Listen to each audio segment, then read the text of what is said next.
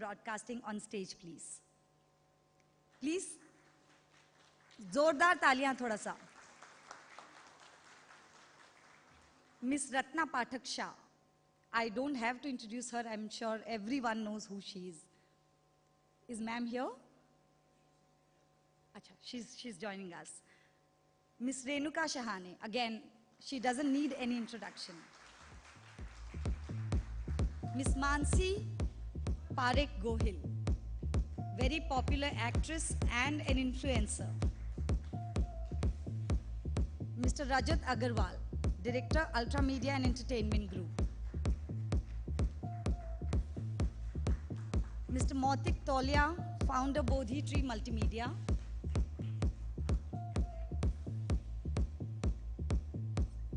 And Mr. Yuvraj Padole, Deputy Director, Films and Event, Madhya Pradesh Tourism Board. Ratna ma'am has joined us. I would now call upon our moderator, Ms. Lata Srinivasan, who is a very senior journalist and a film critic. Swapnil Joshi, very Swapnil, he's here. We all know him, very popular actor, very popular actor.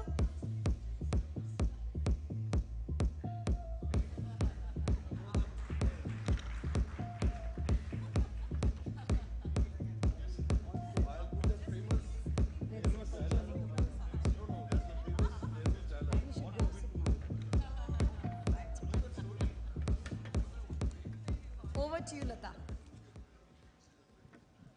Good morning, ladies and gentlemen. I think this is going to be an exciting session. I would like to thank all the panelists before we start this session. As we know, Hema introduced the session as talking about, regional industries and how today it's become the Indian film industry. We're trying to break down these barriers. And I would like to start off with Ms. Ratna ji about, she's done her first Gujarati film, Kutch Express, with Mansi. And I think that's amazing. The movie apparently is really good from what I hear. Ma'am, in your opinion, do you think there has been a big change in the entertainment industry, especially post-COVID? Hello, and I think the fact that we are today a panel of people from different languages, people who are making movies in different languages, and other content, of course. The fact that there is such a panel that exists today is a sign of that change. Once upon a time when we said movies, we spoke about Bollywood. We did not even realize that that is meant to be a sort of insulting term. Bollywood is not a compliment of any kind, but we have accepted it, we've taken it to heart, and we are very proud of it. Fortunately, things have been changing. One of the big changes, of course, is that there are many more educated Indians today than there ever were before. And they are watching all kinds of content. Thanks to the pandemic and the fact that we were all locked up at home, we've all discovered that other programs in languages other than what we were used to have been extremely interesting, sometimes much better than the languages we've been used to. And I'm hoping, and I can see that there is that change, that there are people in the general audience who are willing to see films made in other languages. The fact that you know about a Gujarati film with me and Mansi in it is a big change. Once upon a time, a film made in Gujarat never made it to anyone's notice anywhere in the country. So there is much change happening, and I'm very proud to be part of the situation when there is this change happening. The other reason, of course, is that filmmakers today are infinitely more equipped than they used to be. We've been learning. We learn on the job. We've had no training institutions in this country, or practically none, except for a couple run by the government for a while, and many others run by private chaps who really can't qualify. So we don't have any notion of training people for making movies. We have been very, very poor academically in this area. But thanks to the internet, now people learn on their own. They watch what's happening world over, and they are learning every day. Kids, young kids, 17, 18, 16, pick up a camera and manage to make something. So there is that enormous change of the accessibility to resources, the cheap resources that we need today to produce any kind of content. TikTok takes no money at all. So all these things have fed into the idea that different kinds of content is acceptable to different audiences. Our mistake still, of course, is that we keep imagining that every thing should be acceptable to everyone. Pan-Indian, that's our big attempt. Pan-Indian. Everything cannot be pan-Indian. I mean, you can have an idli dosa in Kashmir. That doesn't make it a Kashmiri dish. It's just something you enjoy, a different taste, right? Similarly in movies. Films in different languages are a different flavor. Something that's talking to you about life in a place that you know nothing about. When I watch a film from Manipur, I get blown away because I'm seeing stuff that I didn't know about. The way in which people live there, the way in which they think, the way in which society is changing. Films reflect all that. So therefore, we have a fairly important role to play. And this change is wonderful, and hopefully it shall continue.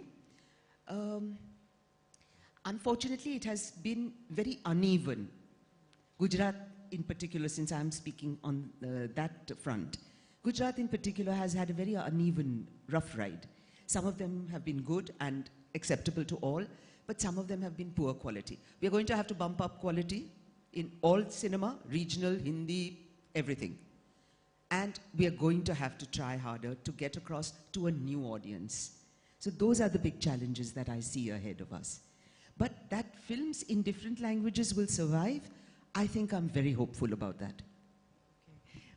Mansi, I'd like to bring you in here because, you know, you also work in Gujarati films, and we had an interesting quick chat, you know, before we got on stage. So do you think there needs to be any change in the Gujarati ecosystem, for instance, for it to reach out to more people, for it to become more popular? Yes, I think definitely, because what happens is even today, as of now, as we speak, some of the biggest television shows that get launched, they do their PR activity starting from Gujarat, because Gujarat is like a very big audience, you know, sector for people watching entertainment content. And there are lots of films being made in Gujarat, but it's shocking that the infrastructure and the ecosystem around that industry is still, you know, nascent. I think it's a very nascent industry because it's just literally 10 to 12 years old, so to speak. So the radio stations don't play... The new Gujarati industry, huh? The Gujarati films have been around since my mother's time. I am and not they've talking been about horrifying. That. I've seen them all. I'm talking about the new one. And the radio stations, for example, in Gujarat, they don't play Gujarati songs. They play Hindi music.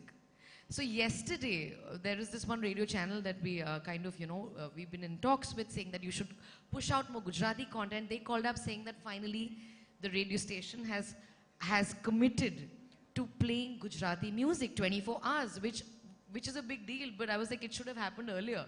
So, so to speak. So I think what happens is, like, for example, with Kutch Express, of course, because I've worked in, you know, the Hindi industry and have that kind of exposure, we were very clear that we never wanted to make it like a Gujarati film.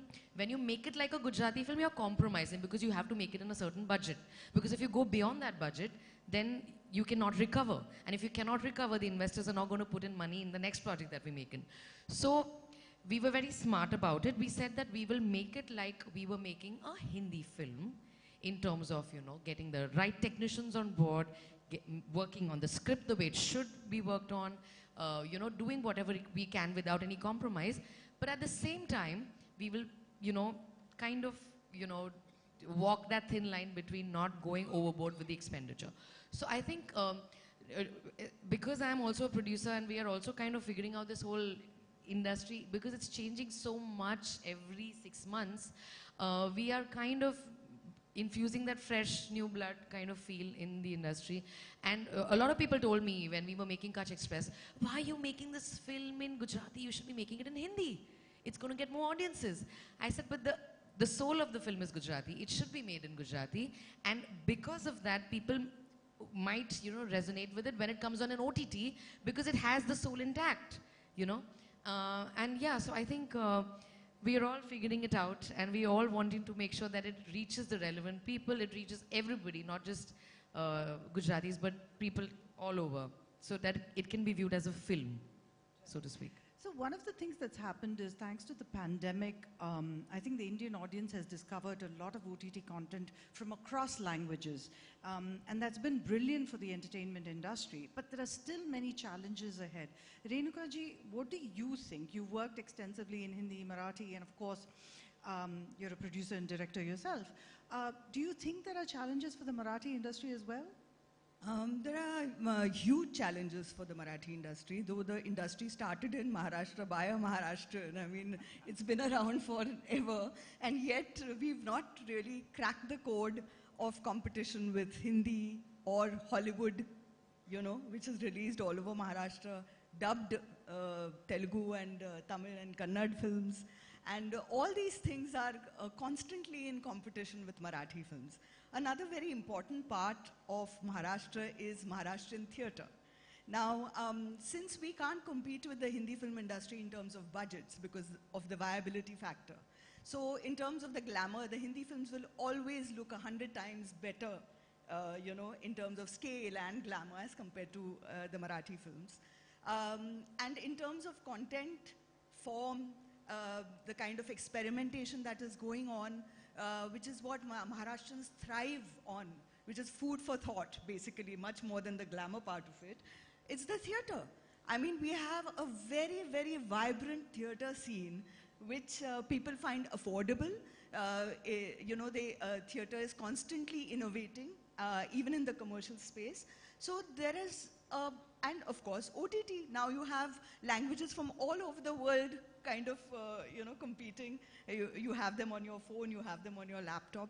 So I think as an industry, and I think Swapnil will agree with me, is that we've not been able to crack the viability code. Because if we have to dream any further than the lands that we are in, then we have to crack the viability code within our own state first. And then we can, kind of experiment with audiences all over India. So that is a challenge. There are one-off films that do exceedingly well, and suddenly people start talking of the golden age of Marathi films. So there was a Me Shivaji Raje Bhosle Bolto, which kind of even broke the records of Hindi films running at that time. Or there was a Sairat, which did exceedingly well. But these are exceptions. How do we make those exceptions a rule? Is a question that I think industry has to come together and find a solution for. And I think we need a paradigm shift in the way we exhibit and distribute films. Because there has to be space for experimentation, which is not in direct competition with the rates of a commercial Hindi or Telugu or Tamil film. Because otherwise our films are never going to cross that barrier. Because if we are constantly faced with that kind of competition of viability and we want to do anything, then we just do not have the theaters where our films will be released or subsidized over a period of time. That, okay, fine, audience is not coming the first day, the second day, but by word of mouth, we need to increase the audience and give it time to come. Because everybody is so busy working. They go back home, they see their phones and they see a lot of content on it from all over the world, like Korean, and people are talking about all sorts of films. So I think that theatre going, and how do you deal with that? The paradigm shift has to be, there has to be some sort of subsidization in terms of the exhibition distribution paradigm, which I don't think we've cracked as yet, and that is the prime concern. There's another thing that I think now, because of, as you said, post-pandemic, we've kind of been introduced to a lot of other language films, which for me, as a person growing up in the 80s, very few people here might be of that age group perhaps, but it was very important at that time. We had only one channel called Doordarshan, and we used to have regional cinema from all over India shown to us every Saturday evening. And we as children were exposed to the best of the makers from all over India. So we always knew that our Indian film industry is a very rich film industry. Then a stage came when the television became very parochial and regional, and everybody started only watching the their own language films, their own language television, and suddenly then it opened up only after the pandemic. So now I think we have to regroup and redesign this whole distribution exhibition network, definitely in the Marathi space, and try to make it pan-world, not just Indian. That's a great point. Swapnil, Sorry, before you go to Swapnil, may I interrupt? This is the problem of distribution exhibition has been a problem across all languages. I mean, the regional languages suffer much more severely because we have a limited and a smaller bandwidth. But Hindi films, if you try and make them anything different from the accepted norm, you're going to have trouble showing your film to anyone. And that's a problem that I remember hearing about when my mother used to act in movies in the 60s, and I'm still hearing about it 60 years later. We just didn't get it right. Swapnil, I see you nodding your head to a lot of what Renuka ji was saying. You've also got something up your sleeve, haven't you, in terms of OTT and showcasing more content to the audience, a different, unique content. So yeah, good afternoon, everyone. Yes, primarily being an actor, I always wanted to, I always used to get this feeling that as an actor, most of us, we don't get to choose our scripts. I always say that the script chooses the actor. That's how I get to choose from the scripts that are offered to me. So the choice is limited or restricted to that extent. And I used to always feel and those choices have a lot of limitations in terms of the reach and the popularity and the commercial viability and so on and so forth. So I always had this thought, how can we break the chicken egg story? How can we break this loop? And I thought that the OTT is a great way forward. So yes, me and a team of like-minded people are coming together with an OTT platform. It's called One OTT. That's great news. Yeah. The tagline is Bharat ka apna mobile TV. So we are not even using the term OTT because I feel that OTT is very Netflix and Amazon और गांव खेड़े में रहने वाले को OTT पता नहीं है. अगर आप मेरी दादी को बोलो OTT तो वो शायद OTT वर्ड भी नहीं जानती. तो हम कह रहे हैं कि जैसे टीवी देखते हो ना आप तो आपके मोबाइल पे टीवी दिखेगा. That's how rural or that's how basic or massive we want to take One OTT to. So we are starting with Marathi, and again when I say Marathi, I'm not saying mainstream Marathi. I'm saying Konkani, I'm saying Khandeshi. So we are actually going to the dialects of the particular regional space. So we're going tier 2, tier 3, tier 4 in the commercial aspect of the term. Again, it's a dream that we're all seeing. The viability and the success is a different story. OTT is a long-term game.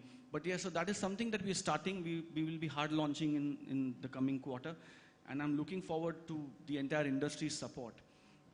Having said that, One OTT is just one aspect of what I do. I'm primarily an actor by choice and by passion. And I feel there's, yes, a lot of things that Ratna ji said or Renuka ji said. I was nodding because we all agree. Because Ratna ji might be acting and Mansi might be acting in Gujarati films and Renuka ji might be acting in Marathi films and I might be acting in Marathi films. But our DNA is cinema. तो जब हम cinema की बात करते हैं तो हमारा passion एक हो जाता है. तो अगर गुजराती फिल्म चलेगी तो शायद हमको उतनी खुशी होगी जितनी मराठी फिल्म चलने पे रत्ना जी को होगी, क्योंकि सिनेमा चलना चाहिए. Cinema has to work. और अगर गुजराती सिनेमा कोई चीज़ सही कर रही है तो हम चाहेंगे कि हम उसको देखें, उससे सीखें और उसको यहाँ हम कैसे लागू कर पाए कि मराठी सिनेमा उससे फ़ायदे में आए. या अगर मराठी सिनेमा कोई चीज़ बेहतर कर रहा है तो how can we take that algorithm, try to make it regional to the other regions and apply it there so that हम उन regions के सिनेमा को कैसे बेहतर कर पाए. जैसे hypothetically मैं अभी डिस्कस कर रहा था सौरभ से, Saurabh is here, Saurabh like a brother. मैं भी कह रहा था कि हम जैसे मैं सहाय साहब से भी विनती करूंगा और ये मैं ओपन फोरम में इसलिए कह रहा हूँ कि अभी मेरे बात ये दिमाग में आई है कि जैसे हम नेशनल अवार्ड्स करते हैं, अब वक्त आ गया कि OTT का एक वर्टिकल हो नेशनल अवार्ड्स में, क्योंकि OTT पे ओरिजिनल कंटेंट बहुत बढ़िया बन रहा है और उसकी सराहना होनी चाहिए। जैसे OTT पे कुछ कंटेंट बन रहा है जिस पे काफी आक्षेप लिया जाता है, and a lot of people raise eyebrows on that, and that also needs censorship is too harsh a word, but that needs a kind of a regulation to it. So I think it's a multi-layered problem, but at the base of it is that I would never call it regional cinema. I always maintain that it's Indian cinema. In the Marathi language, Indian cinema in the Gujarati language, and so on and so forth. So I genuinely feel that Indian cinema needs to keep reinventing itself. We've been doing it for 100 years now, and we've shown that we've stood the test of time. And every time people say कि अब cinema मर रहा है, अब cinema मर रहा है, अब cinema मर रहा है, cinema सिर्फ बढ़ रहा है. If you see year-on-year growth in terms of numbers, in terms of specifics, in terms of analytics, in any parameter that you put, cinema is growing. Cinema घर बढ़ रहे हैं, cinema halls बढ़ रहे हैं, multiplexes की संख्या बढ़ रही है. And I feel entertainment is a basic need of human life. It's like food, shelter, clothing, entertainment. So the forms of entertainment keep changing, but I want to be entertained. Now, how I make cinema to be a compulsion in that form is my job as a technician in this field. कि मैं नाटक choose करूं या मैं cinema choose करूं, तो मैं क्या करूं कि दर्शक सिनेमा चूज करे, ये मेरा काम या ये मेरी मेहनत. But I genuinely feel नाटक के लिए थोड़ा सा छोड़ नहीं प्लीज नहीं बिल्कुल छोड़ दीजिए. नाटक के मरने की भी खबर तब से सुन रहे हैं जब से आए थे.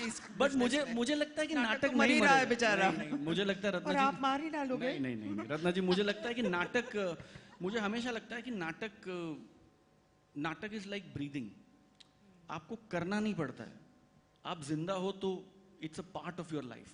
जैसे आज भी इफ माय मॉम सेज की काय करायचं तर ती म्हणते चल नाटकाला जाऊया.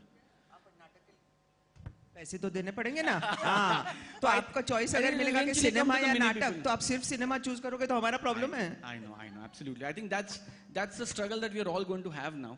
क्योंकि the same struggle is between cinema and OTT. Same struggle.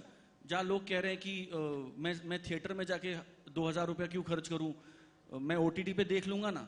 So that is a struggle that's a struggle of choices. This is exactly what I was saying in terms of viability. Correct. How do we make all This cinema viable?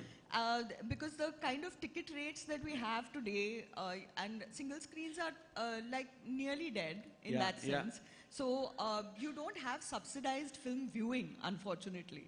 Now, that's what I said. In fact, the point I want to make, Rendraji, here is one day, I think at the World Cinema Day or something, I think all the theaters slashed prices to 100 rupees. To 100 and how rupees. many people And went? all the shows across all the films, across all the languages were houseful on that day. Exactly. Irrespective of कौन सी film चल रही है और कौन सी film अच्छी और कौन सी film बुरी है, आपने एक दिन टिकट के रेट्स नीचे किए तो a lot of people are going to give me galis later, distribute and all that, but I think it's a multi-layered problem. Creative aspect of the problem is just one aspect of it.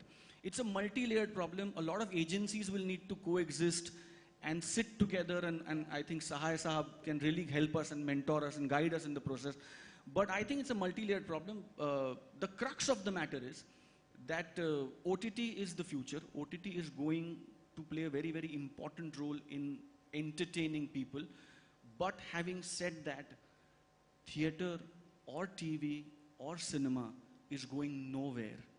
It is only going to be consumed across the bandwidth, and audiences across the bandwidth are going to consume all these forms of entertainment.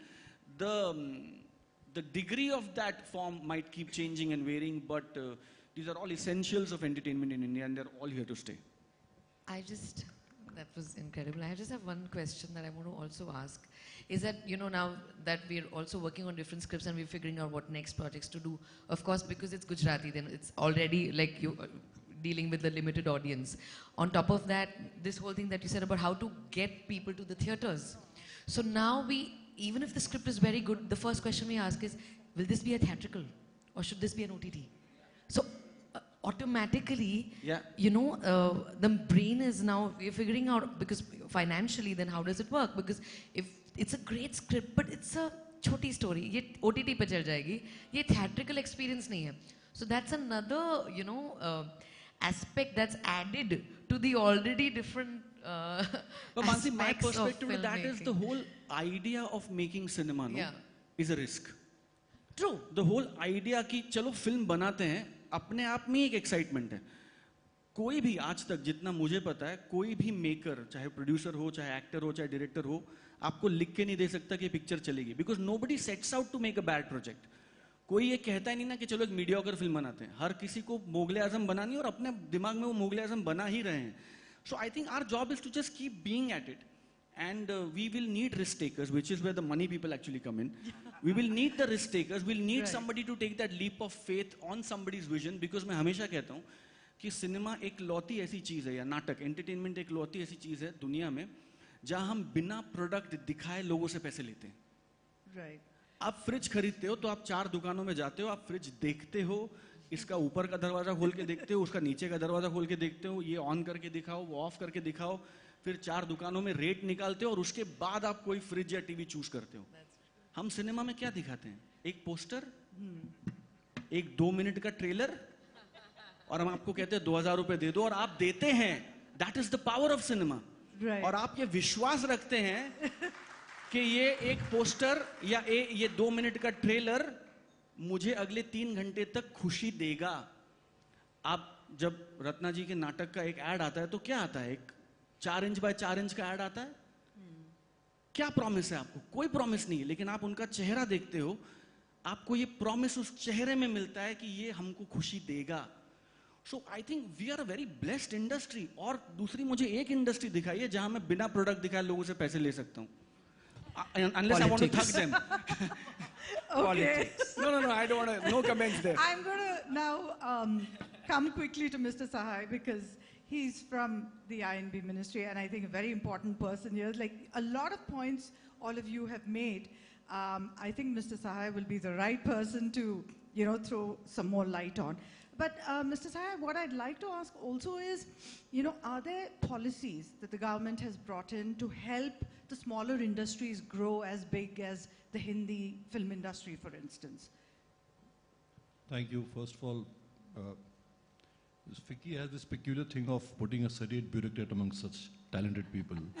Well, it's my privilege and honor to be sitting with such great personalities.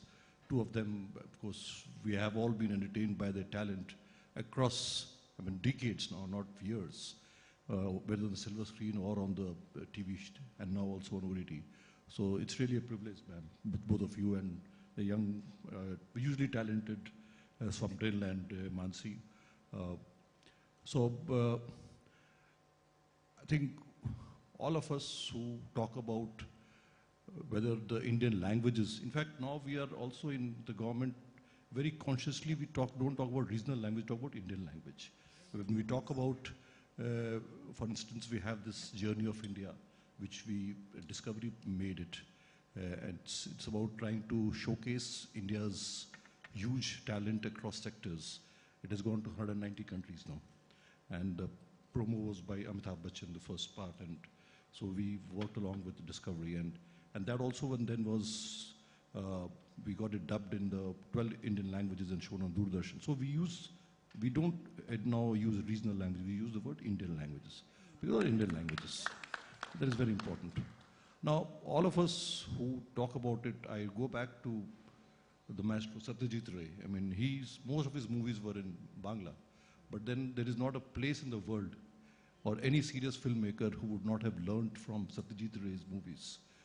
So language was never a barrier and will never be a barrier as far as showcasing talent is concerned in this country and also abroad now that we are going abroad. Having said that, a couple of things, of course, this is an industry which is largely private and we see a lot of young talent coming up on OTT.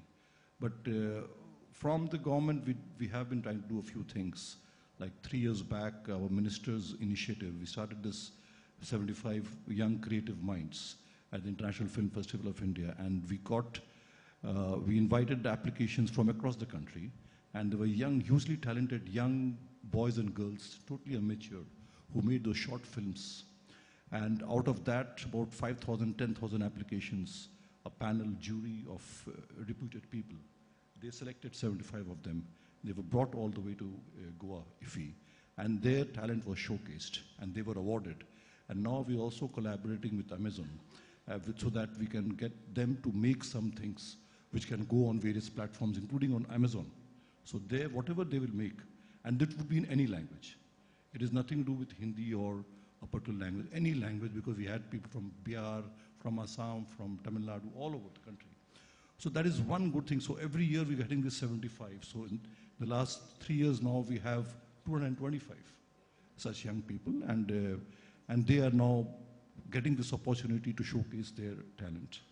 The second thing is we are now, the NFDC now is propelling it back and trying to get into filmmaking or helping in film production. Again, it is language agnostic, any language, anybody. And we have also invited applications from good script writers to give their scripts.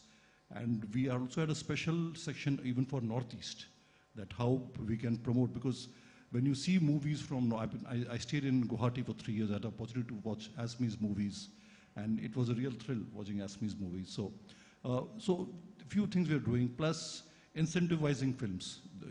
Madam talked about affordability or the viability. So the government, state governments have doing, large state governments have done it, but even the central government is doing that and trying to incentivize by way of giving some cash incentives, and so that some aspect of the film production is taken care. And so those who do not have a large amount of funds or not able to get large funds, the government can come in and help it that way. So few things are happening. That's great, sir. I think that's exciting news for filmmakers, especially who don't have deep pockets, but who are extremely talented and creative. I'd like to bring in Mr. Padole, from the Madhya Pradesh Tourism Board. Sir, it's a beautiful state. I'm sure there are a lot of people who are coming there to film, for shoots and so on. Are there initiatives that you have taken to help filmmakers who come there, or even the local industry itself? Yes. First of all, namaskar to everyone here. We would like to thank Ficci for providing us this opportunity and having Madhya Pradesh here as a state partner in this 23rd edition of Ficci Frames. So, seeing is believing. As we are talking about cinema and films, theaters, everything. So, as you have rightly said, Madhya Pradesh is a beautiful state, but you have to come and see. You have to come and check it. We have everything. We have very diversified state, very versatile state, except the coastal line. Madhya Pradesh offers you everything. We are the tiger state of India. First of all, we are the heart of incredible India, having at the center of the country. We are tiger state, having so much of wildlife there. All UNESCO World Heritage Sites, architecture, history, religion, spiritual places, Jyotirlingas, everything is there for a right script, for a right subject, for anything you want to make a film. And above all, the government is very, very proactive, and we provide you all kind of assistance. Single window system is there. Tourism department is the nodal agency for providing all kind of permissions, NOCs. And ease of filming, ease of doing business. If you want to see, come to Madhya Pradesh. Most of the filmmakers who have worked in Madhya Pradesh, who have completed their projects in Madhya Pradesh, are very happy. I can say this because they're coming back to us again. So they're repeating their films. Starting from great Prakash Jha, who had made 4 films in a row. Recently, Mr. Vikram Malhotra, 3 films in a row, and a lot of other things like television serials, web series, Panchayat, Gullak. They have 2 or 3 seasons in Madhya Pradesh. So this shows that the government is moving at the right direction. And now, since I was talking to Renuka ji, since now talents of Madhya Pradesh, they're also coming up, they're helping us, and the government is also helping them by providing them technical support also. Now, the film schools are there, training centers are there. We are providing technical supports, unskilled, semi-skilled, and skilled technicians, the gadgets, equipments, light, camera, everything. And hassle-free atmosphere where you don't have to worry about anything, no kind of pressure, and you shoot your film well on time as per your schedule. A lot of films are going on, but yes, there is also the other part or other side of the issue, the subsidies, the incentives, the discounts, which are also not a major but integral part of filmmaking and all. So the government from, Madhya Pradesh government from our side, we ensure and assure everyone, whosoever comes to Madhya Pradesh, if they are making good films, non-controversial, away from all caste, creed, religion, language, these things, we are happy to assist you. We are happy to give you subsidies up to the tune of 2 crores. Now, as Madam has said, not many big budget films will come, but yes, small pocket or small budget films are coming to Madhya Pradesh. Not only feature films, but as Ratnaji has said, theaters and other things are also happening there. Languages films. So we have a special category for now for South Indian movies. If they are coming and shooting in Madhya Pradesh, Gujarati films are being shot in Madhya Pradesh now. So we have something for all kind of these production houses, all kind of language films. We are also going to promote filming in Madhya Pradesh in various platforms, like Ficci is one of them. We are also going to Cannes. But we need people like you to represent Madhya Pradesh, to come with us to all these big platforms and tell the story, tell the situation about Madhya Pradesh, because if I say something about myself or my state, it's little less. But if you tell about your experiences of filmmaking in Madhya Pradesh, people will believe it, people will come to Madhya Pradesh. And I want to promise on behalf of my government, I want to promise everyone that you will not be disappointed. Thank you so much. Thank you, sir. Finally, I want to bring in the money people, those who are in the OTT business, the creative space where they're searching for content and giving the audience the best of the content that they find. Rajat, Agarwal, and Nautik. You know, you're doing multiple languages. Rajat, of course, Ultra Jackass, which is Marathi content. And Nautik, you're diversifying into various other languages as well, other than Hindi. How do you see the space as evolving, as changing? Do you think that all languages are just as important as Hindi now? So we are making content in about 5 languages right now. And the way I look at it, if it has to be broken down into economics, because we have had interesting creative conversations, is there's a demand side and there's a supply side. So when we look at the supply side, which is essentially creatives, production, producing the best content, what I'm observing, and I've been at the trenches, I've been building content in different languages over the last 4 years now, is a very interesting cohort of very young filmmakers, very young storytellers emerging from different parts of India. Because today content is getting more and more inclusive. Today a kid sitting in a tier 3 town in, say, Orissa is essentially on par with the best of the filmmakers there, because you can make a complete film on an iPhone, and you can actually have it released theatrically as well, since today you have the technology to do that. So where I am seeing a huge sea change which is going to happen, and everyone needs to brace themselves from it, is going to be a lot of young local filmmakers emerging from different parts of India.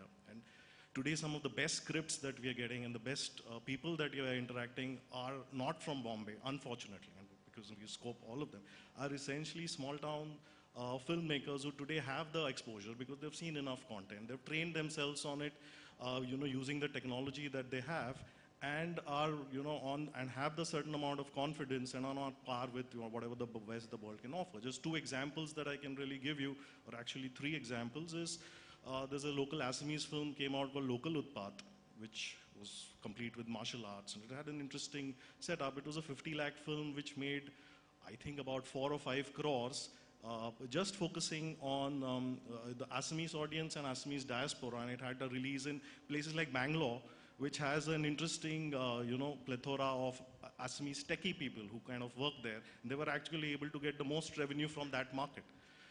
There's an Odia film that just came out, which is outstanding, which was made by an IT guy, about a true story about a doctor who was fighting an epidemic in the most far-flung district in Orissa. And that film was again made for 1.5 crore, and I think the last I heard they'd made about 17 crores from it, just out of the Odia market. So obviously, one has to be able to look at that, look at these trends which are emerging, and as the business guys, these are extremely heartening to note. And then you obviously need to look at the demand side of things, which is essentially where the distribution comes from. And I feel that what we are moving towards is a change in technology. I mean, I've been in the industry for decades, so now you're looking at a shift from, say, what we used to call as the linear technology to non-linear. But ultimately, content remains the same.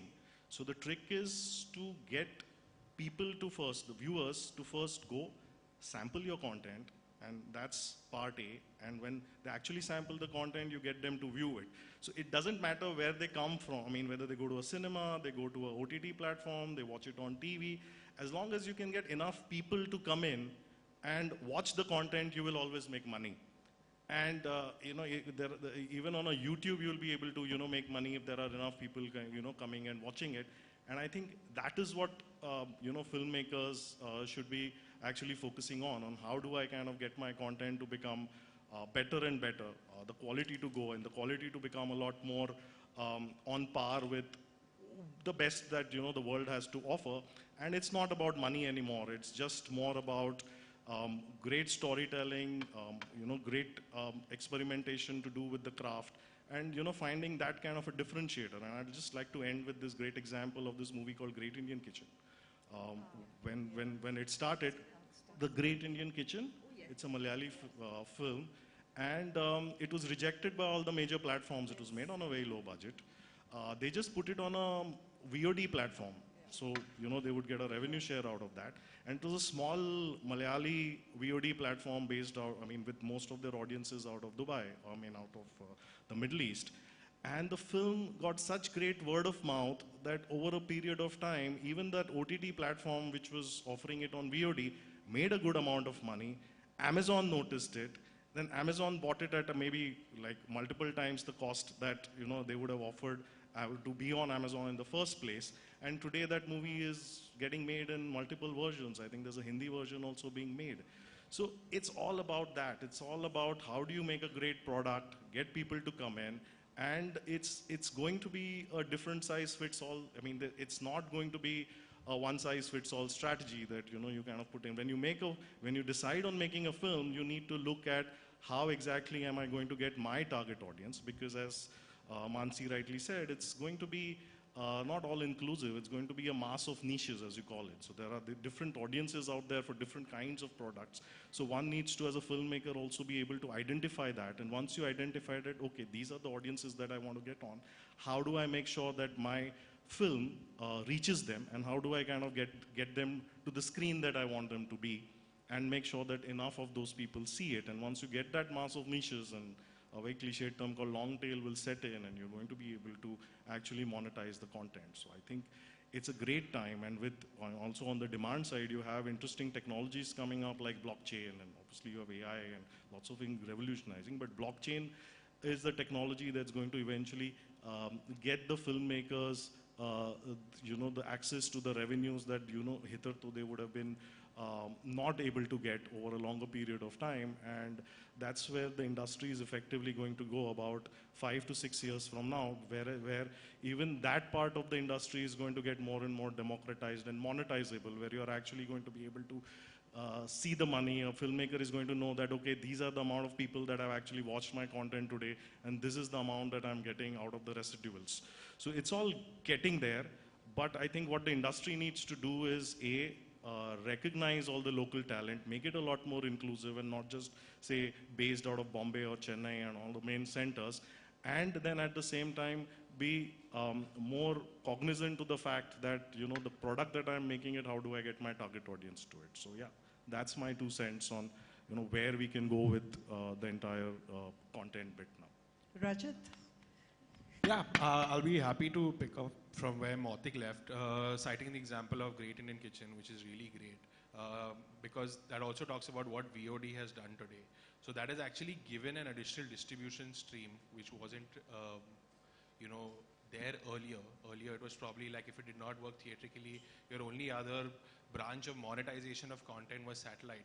But now what VOD has done is it has given the producers that additional confidence that maybe if my film does not do well theatrically, or if it does not get picked up by a satellite channel, I have a VOD option. And that's where I think even where Renuka ji was talking about distribution channels, revenue sharing models have again become very helpful for producers. So today, even as you know, Ultra Jhaka, so we have started an OTT platform of ours in the Marathi space. And today, if we as a platform do not particularly feel confident about a content, but we still feel that that might have an audience, we will pick it up on a revenue share model and we'll try to experiment it, which also gives the producer an opportunity that, you know, okay, I've not made that kind of money, I've not recouped my amounts, but now I might be able to. And that is what I think even Mautik was talking about with Great Indian Kitchen.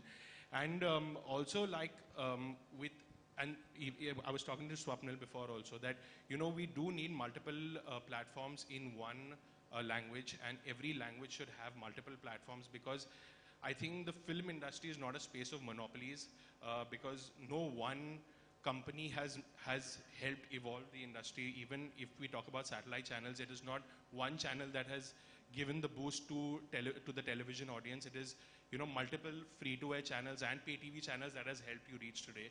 Even with the theater business, it is not, you know, only a PVR or an Inox, or there are multiple single screens and other, you know, multiplexes that have done it. And it is the same with VOD also. I don't think that only Ultra Jhakas or only, you know, maybe a Planet Marathi will exist on its own. And it shouldn't, I believe, because that will also affect the buying and the selling power of a producer, and it will also hinder the exposure of the content. Now, for example, if we take our platform, we are trying to promote Nataks, you know, to reach out to the audience through our platforms, along with other Marathi content, because that is one of, you know, it is very important for the Marathi audience also to see. And I think what, you know, even Swapnil is trying to achieve with his platform is trying to capture the tier 2, tier 3 countries with, you know, Konkani, other languages. And that is what is going to get the audience rolling. As even Renuka ji cited earlier, that Marathi film industry has its own challenges, because I feel that they are also, you know, they watch Hindi content too, which probably does not exist with other regional spaces. Like, for example, today, what has helped grow the South Indian film industry, which is your Malayalam, Kannada, Tamil, Telugu, is that, you know, there is a very big language barrier. And so what happens is they have their own, like, sorry for saying they, but, you know, the South Indian audience, basically, the producers have one South Indian watching audience, and then now a Hindi speaking audience through the form of dub content, which probably does not exist in Marathi, Gujarati, and other states wherein Hindi is still widely spoken. And that is where, you know, we come into the picture, or we want to come into the picture by, you know, giving the local audience the content that they want to watch. And I feel that is the way forward in the OTT space in general, is that every language needs to grow through the digital, the non-linear space, as Mautik said. And I believe that that is going to help in the future. Also, when we talk about subsidies, yes, it would be great to have a little more, you know, the government has helped a lot, I feel. You know, now every state has come to the picture with subsidies, which wasn't earlier. I think earlier it was UP which has started it, and now I think Madhya Pradesh, even Delhi has, you know, done a soft announcement of it. And, you know, different cities and states are doing it. And it would be great to, you know, grow on that a little more, reach out, you know, to extents which other countries are doing, for example, like a UK, wherein the subsidies are growing, you know, international co-productions are increasing. And I think that will again give a very big boost to the producers to go out there and make more content and reach out to the audience that they have been wanting to since so many years. Right. Thank what I you have to so say. much. So I guess there are still challenges, but what the digital space has done is, really pushed Indian content across languages into the forefront and thrown the limelight on it. But one of the things that I feel is India is so rich in terms of its traditions, culture, and its stories, the storytelling. It's very, very powerful. So this is a question that I throw open to all of you. Do you think we need to start looking more at our own stories and, voicing that to the audience rather than just aping whatever's going on in the West? I think that's important. Absolutely. There are so many stories. If I talk about Gujarat, there are incredible narratives that are waiting to come out. And what happens is that because commercially only the male narratives work, for example, with Kutch Express, when we did a female narrative, everybody was like, are you crazy? It's not going to make money at the box office, but it did. And that in itself, the audiences are ready for it. We need to break the stereotypes. We need to dig deeper and get into, the regional, the small towns and the city, small, aspirations. Those are the places that we really need to tap into, absolutely. Yeah, I have felt this for years and years, that it's strange that a country with so much variety of every kind needs to have only one kind of entertainment idea. How strange is that? And we've had the same entertainment idea for 3,000 years. We watch the same stories in every form, the Ramayana, Mahabharata, Purans. These have been our sources of entertainment across dance, music, theatre, across the country, everywhere. Suddenly today this is genuinely a new audience. And it's an audience which is wanting more of their own lives reflected in what they see. I think that's the big difference. The audience today doesn't want only fantasy. They know that life is tough. They want to see some reflection of that. So I think that's another big change. And the fact that he quickly qualified when he said South Indian, he quickly clarified. Once upon a time, we called everything south of the Vindhyas Madrasi. Right? You remember that time? So at least today we are becoming aware that India is more than just a small band of people and a small band of ideas. That wonderful diversity of India, which I'm so proud of, and that we have read in our school books forever and ever, that's something we genuinely have managed to preserve over 5,000 years of a civilization. We have kept our differences. Isn't that wonderful? But today we are so busy trying to homogenize. And movies have played a part in that. We have been aping either Hollywood or whichever we want to call.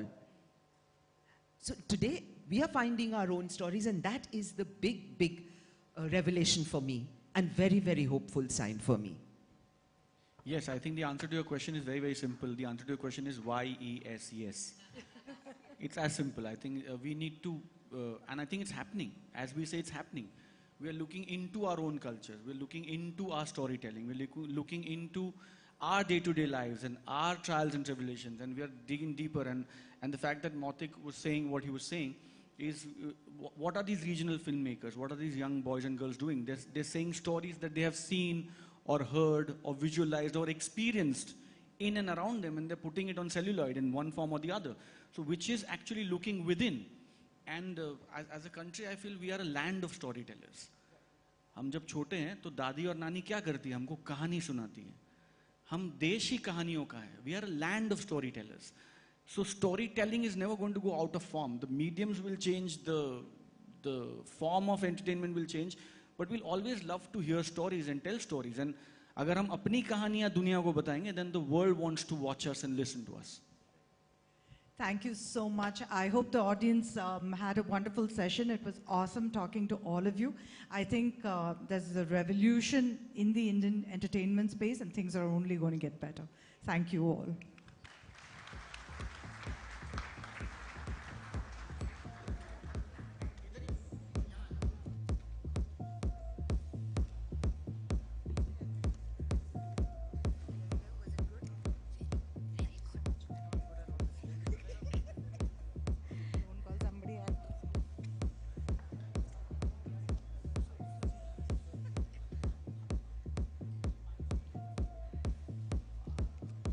Thank you so much, Vikram sir, Swapnil, Ratna ma'am, Mautik, Renuka ma'am, Mansi, Rajat, Yuvraj, and of course Lata.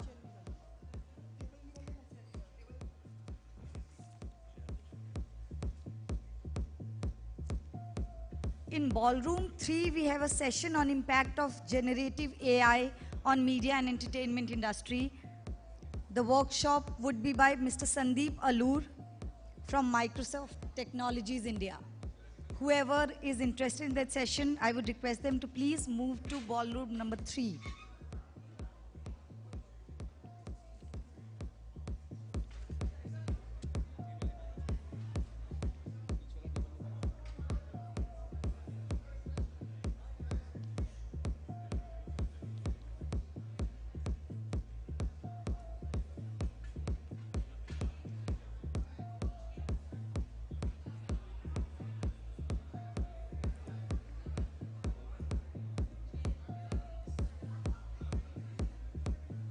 In this same ballroom, we are going to be joined by Mr. Rohit Jain, Managing Director, Lionsgate, Mr. Ashish Singh, Producer, Laika Productions, Mr.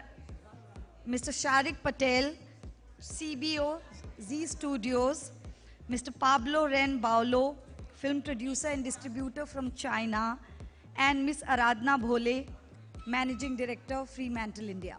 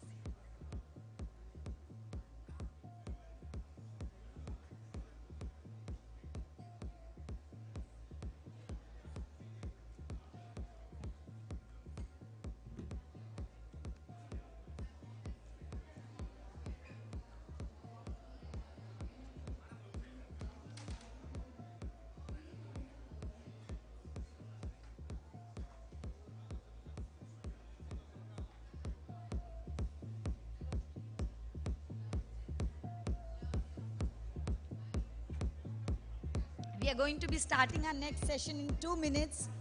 I would request you all to please sit down.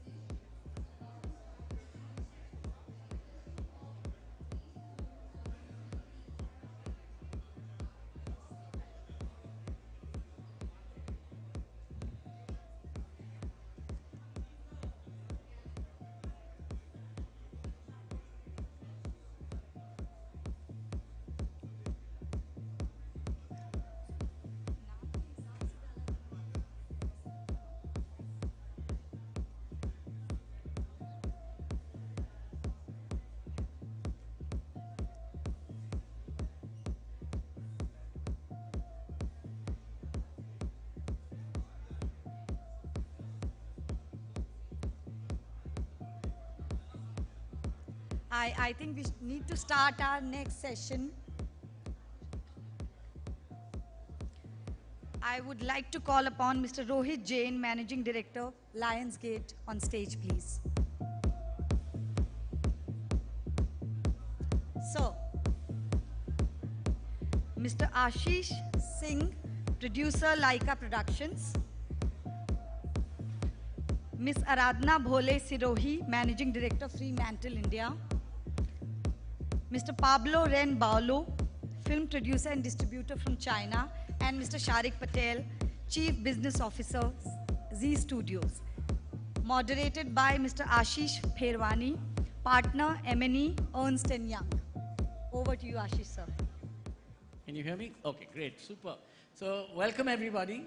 All of you are still left in the room. I can't see too many, but yeah. Okay, a great panel out here.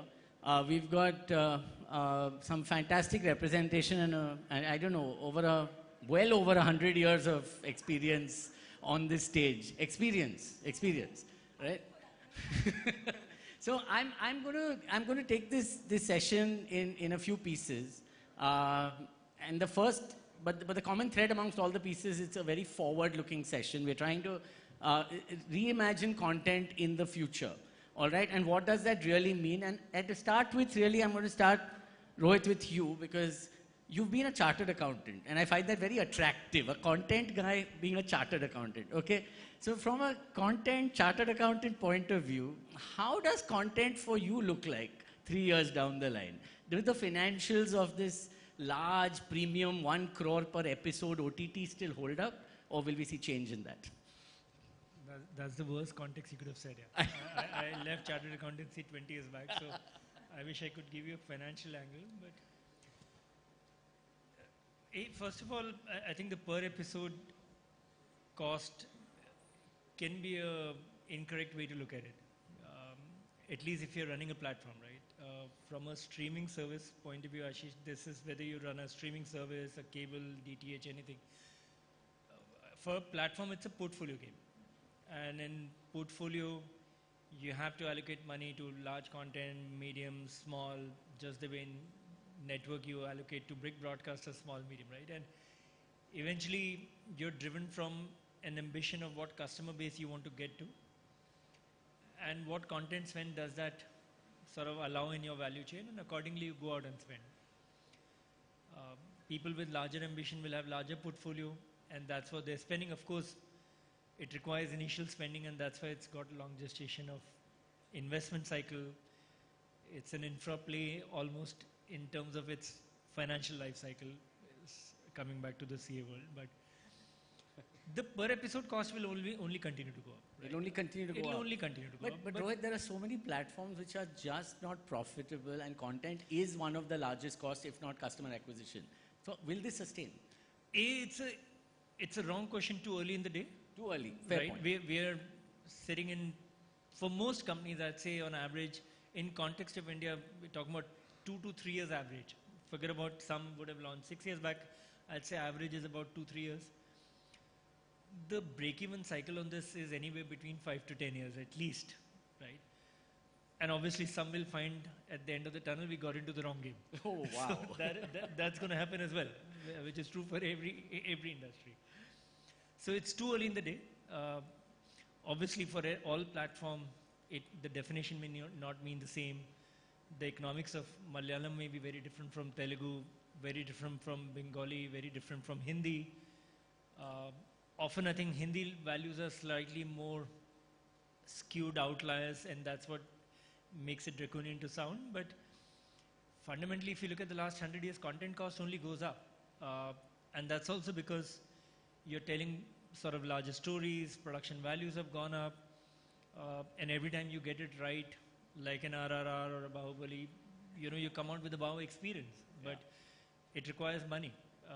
And that will only fundamentally go up, right? The cost of food, entertainment, in general, all of that only goes north in my opinion. So roti, kapda, makan, Sab entertainment, all of them going all of up. that Bombay housing, has never come down in my experience. Will never come down. Got it. And same is true for content. Ashish, your take on this, and also do you see talent models changing because of this? And Aradhana, after that, I want you to take that as well. Yeah, thanks for having me here. So clearly the budgets will keep on going up. There's no question about it. And like Rohit was saying, inflation plays a huge role in that, and you just can't control that. Over a period of time, let's not forget, we are not just competing with the local content, we are competing with the bigger stuff that's coming out of Hollywood and from the international markets. And we obviously can't match those budgets, but we have to up our game purely in terms of, the scale and all of that. So that will continue. The more important question is what happens to the talent costs, because we clearly know that as far as budgets are concerned, it's the above the line cost, especially for feature films, that takes a toll on the producer at the end of the day. The models will change. How? There are a lot of actors who are now open to taking a back end, but the difference is still, I mean, I think we've not yet filled in the gap. So it's going to be a process because actors have learned, especially in the Hindi industry in the last 1 year, how films have not worked and what the downside could be. There was a time when we used to make films and we used to know that, okay, even if the film doesn't do well, it'll do this business. But now the downside could be anything. You know, without taking names, what has happened last year has been an eye-opener for everybody, including the actors.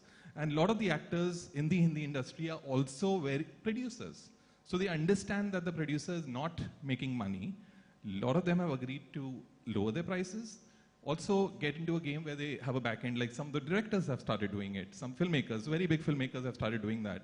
So they have a production house, they kind of do a co-production model wherein they then come, so instead of charging say 100, they will charge 50 and then probably take a 25% share in the profit. Can I ask a slightly controversial question to this? What you're saying very true in Bollywood, Hindi. I shouldn't say Bollywood, right? Ms. Shah said not to say Bollywood. It's a condescending term, right? Hindi cinema.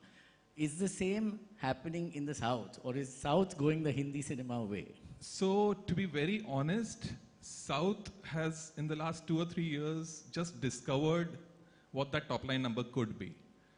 So frankly speaking, South has not yet started doing it, except for one superstar in the Telugu industry. I don't want to name him because that would be wrong, but he has, I'm hearing this, that he's got into a model where he is going to share 25% of the revenue will be his fee. So what he's saying is that you make a film at a cost, you make money, and just give me 25% of the revenue, which works very well when you see the Excel sheet because you know that the film will definitely be profitable after doing that. But most of the other actors are still looking and in fact competing with each other. And that's the sad part where the PR agencies of the actors start communicating it, sometimes rightly and mostly wrongly, that the actor is now charging 100 crores. So immediately the actor who thinks he's bigger than that actor feels right. And which happened in a Hindi industry, again without taking names. You know, so people then tend to match that. But that's not your business. You will never make money. So sadly, to your point, as far as the South industry is concerned, personally I feel that there will be a learning 2 years later and they will probably face what the North industry has faced, or at least the Hindi industry is currently facing. Got it. Unless they continue making brilliant content, which the South industry is, and if those films really do those numbers, then those prices will be justified. But logically, the nature of the business is such that probably only 10 or 15% of the films succeed. Got it. Aradhna, your take on this. Hi everyone. So what happens is when you do a couple of people and then you come down the line, you pretty much go like, I agree with what Rohit said and I partly agree with what Ashish said. That's Sharik's line. Yeah, by the end he's just going to be like, yeah, I agree with them. Unless you pull some kind of trick out of your hat, Sharik. So I'll tell you what, I actually do agree with one of the points that Ashish made and I will reiterate that. I think what's happened in the pandemic is that people have watched content from the world over, right? That's something that the OTTs have done for us. They've brought it to this country and its people. So from Korean content to Israeli, you name it, everything's been watched. And therefore, on the one hand, you have the viewer, the end consumer, who has an expectation to see world-class content, right? World-class content obviously involves, like Rohit said, a certain budget, a certain amount of money that you need to put into it, whether it's production value or the talent you bring to it. But I would like to add, being the eternal optimist, and I am seeing it on ground, as Ashish said, that you are able to sit down with talent that has their head on their shoulders, and you, like today, we are having conversations with them which are real. Okay, because we are talking about market realities, we are talking about what we want to achieve and wanting to put that money largely into what that piece will be created out of, which is your writers, you know, the story, the team that you put with it, and obviously their money as well. And people are open to different business models. I agree again that it will take a while for this to catch up as well as we would want to as content creators and producers, but there is a silver lining and those conversations are happening. You're not getting the doors slammed, which is really, really good. A good start. Well, look, I think anybody who's intelligent and wants to make a mark will not do that. And I'll tell you one more thing. as we get more case studies where something like this has been done, it's a very insular industry, the word spreads, right? And people taste success, they will then also say, oh, we can do more of this, right? Because they need to get, so if as a talent, I am making an exception for you and changing the way I sort of do my commercial deal, if I get the rewards for it, next time I'll be more open, right? So it's also for us to then deliver that reward.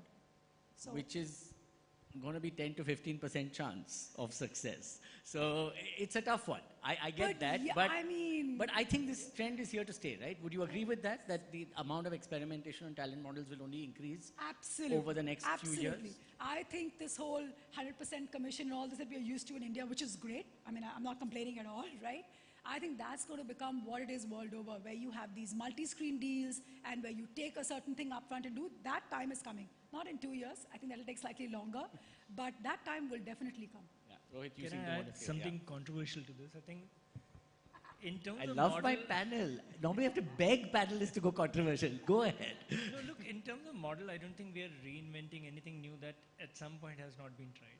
We happen to be in a period of aberration. I call it aberration because you've had last 3-4 years where a lot of talent in their head are superstars in absence of any data. And the cost of that, you know, if press said it was a great movie, it's a super hit because you were basically watching it on streaming platforms, right? And the cost for a lot of that talent without any economics behind it has went up by 4x, 5x, 7x, which had no logic to it ever. We are actually through different models, I think, getting that back to a rational levels as we're coming back to box office, as we're coming back to finding more economics. So we're coming out of that aberration period, which will take time. But in terms of model, look, I mean, we'll continue to get kicks out of creating new model. It's all eventually trying to get numbers right, fit into a logic that makes sense, which in the last 3 years they were not making sense. And fortunately for them, there was irrational money in the market. Yeah, yeah, and I think that is definitely changing with consolidation and the fact that, you know, SVOD in India at least hasn't scaled at the way it was supposed to till now. It's kind of slowed down a little bit. So that is going to have an impact. Okay, moving on to Pablo. Okay, guys, I don't know if you know who he is, but he's a very important guy.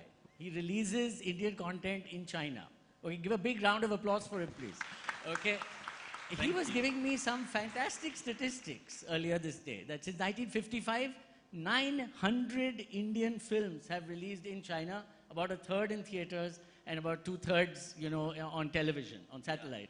All right, so I'm going to ask you, because there's a lot of content people in this room, Pablo, what's the process? How does one get to be one of those 300 films that releases in China? Okay, no problem.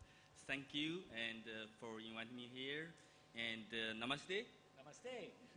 It's so honored to be here, and we sitting here together with you guys and talking about the China and India cultural exchange, and you know, the film and television are most important for the cultural exchange.